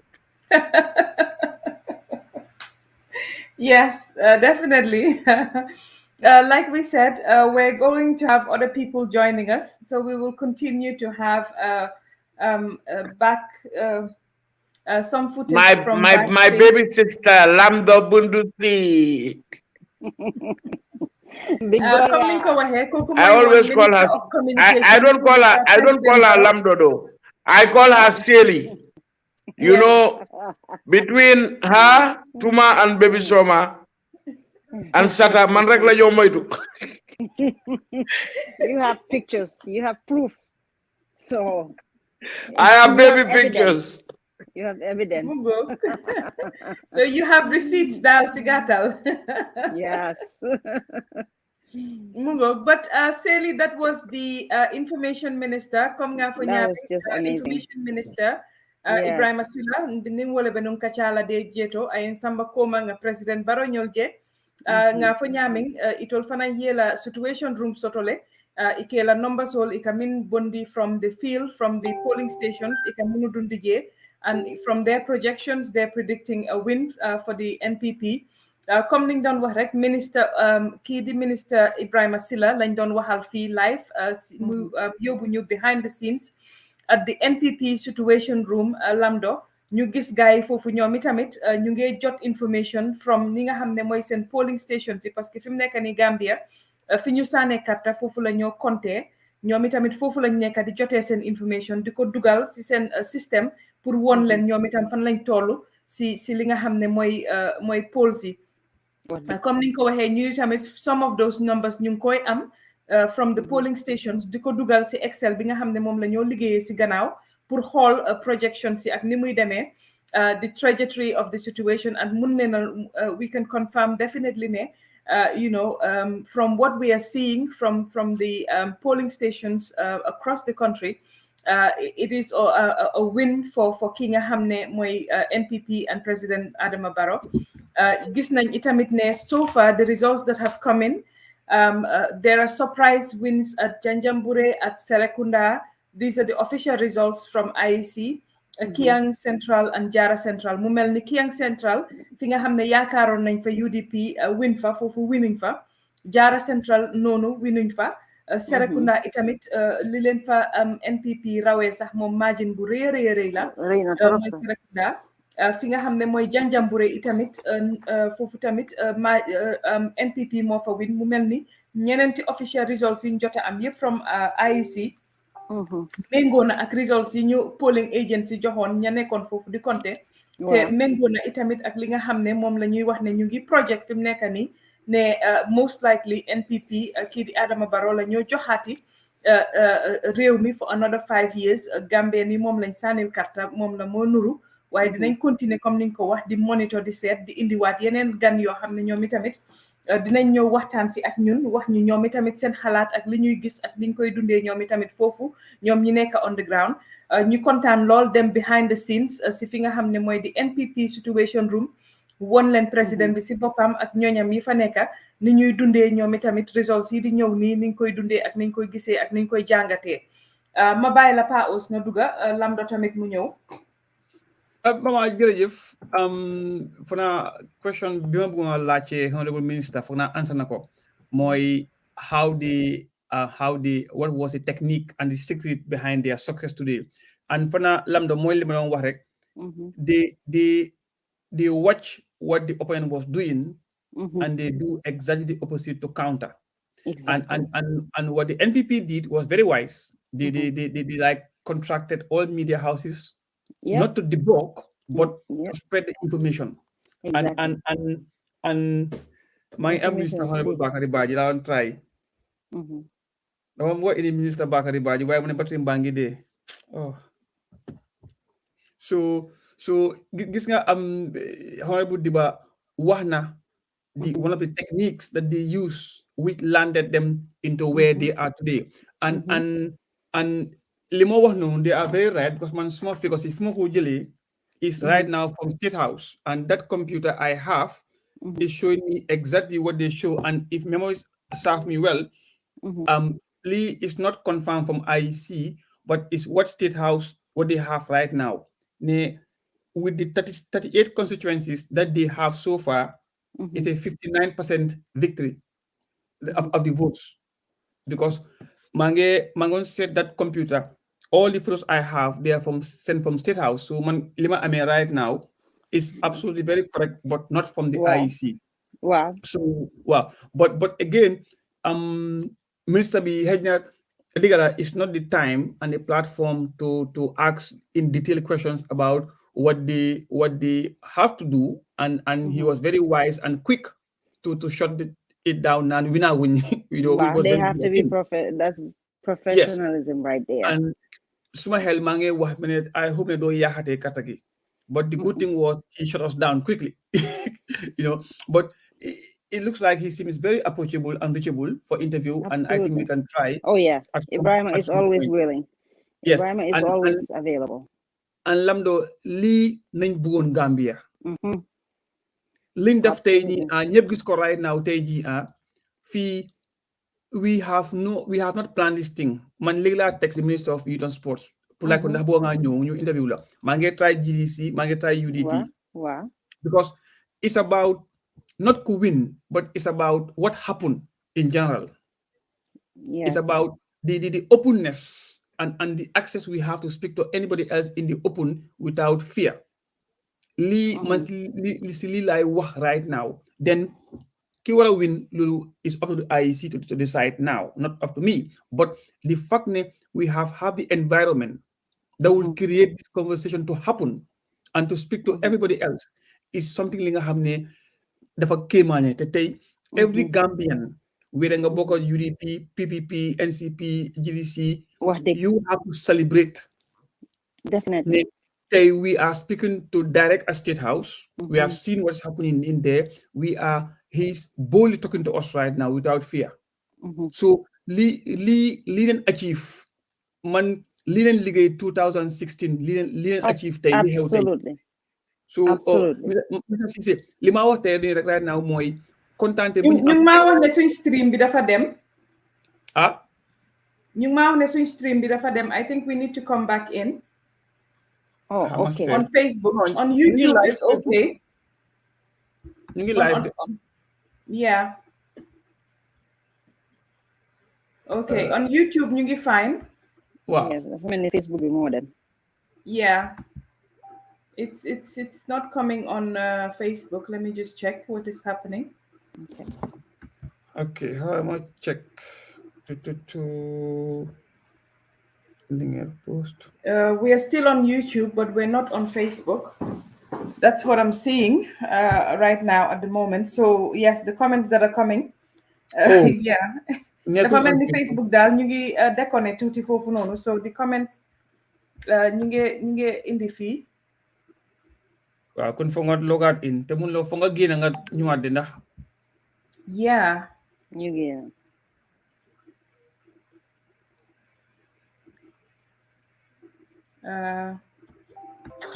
Yeah, this one for Facebook. Yeah, nekkul Facebook dañ génn. Yeah. We are on. Okay. So kon nga again. You ngi nekk on YouTube. The YouTube is fine, but well, the YouTube is Facebook, fine. I just checked the YouTube. Yeah, but the Facebook is gone. I think what we can do is you guys, you know, YouTube ko yor. Yeah. Dafa mel ni daal Facebook moo am problème and stream bi nekkul di ñëw foofu noonu fi mu nekk nii. I think yaa ngi ma doon wax loolu Pa Ous ne ma mu ngi nekk di dem ak a ñëw foofu noonu. Wow, xanaa da nga mun nga no foog nga am pour go off and on again. Yeah. Or do come on and just reset for? No. Oh. I think we would have to go off and then come back on. So boo leen ñu baalalee rek yéen mi ñuy seetaan on YouTube dinañ fay quickly rek ñu ñëwaat reboot ñu ñëwaat because it looks like Facebook bi has gone off so nit ñi nekkuñ di ñu gis on Facebook.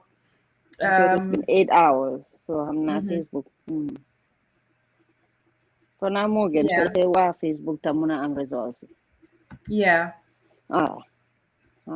Yeah, let me just try again, Mahal. Ndax dina ñëw fi mu nekk nii. Otherwise, we have to go off. Okay, let's go off and come back. We'll be back in just a moment. Yes, on both the YouTube and the Facebook. Just a moment.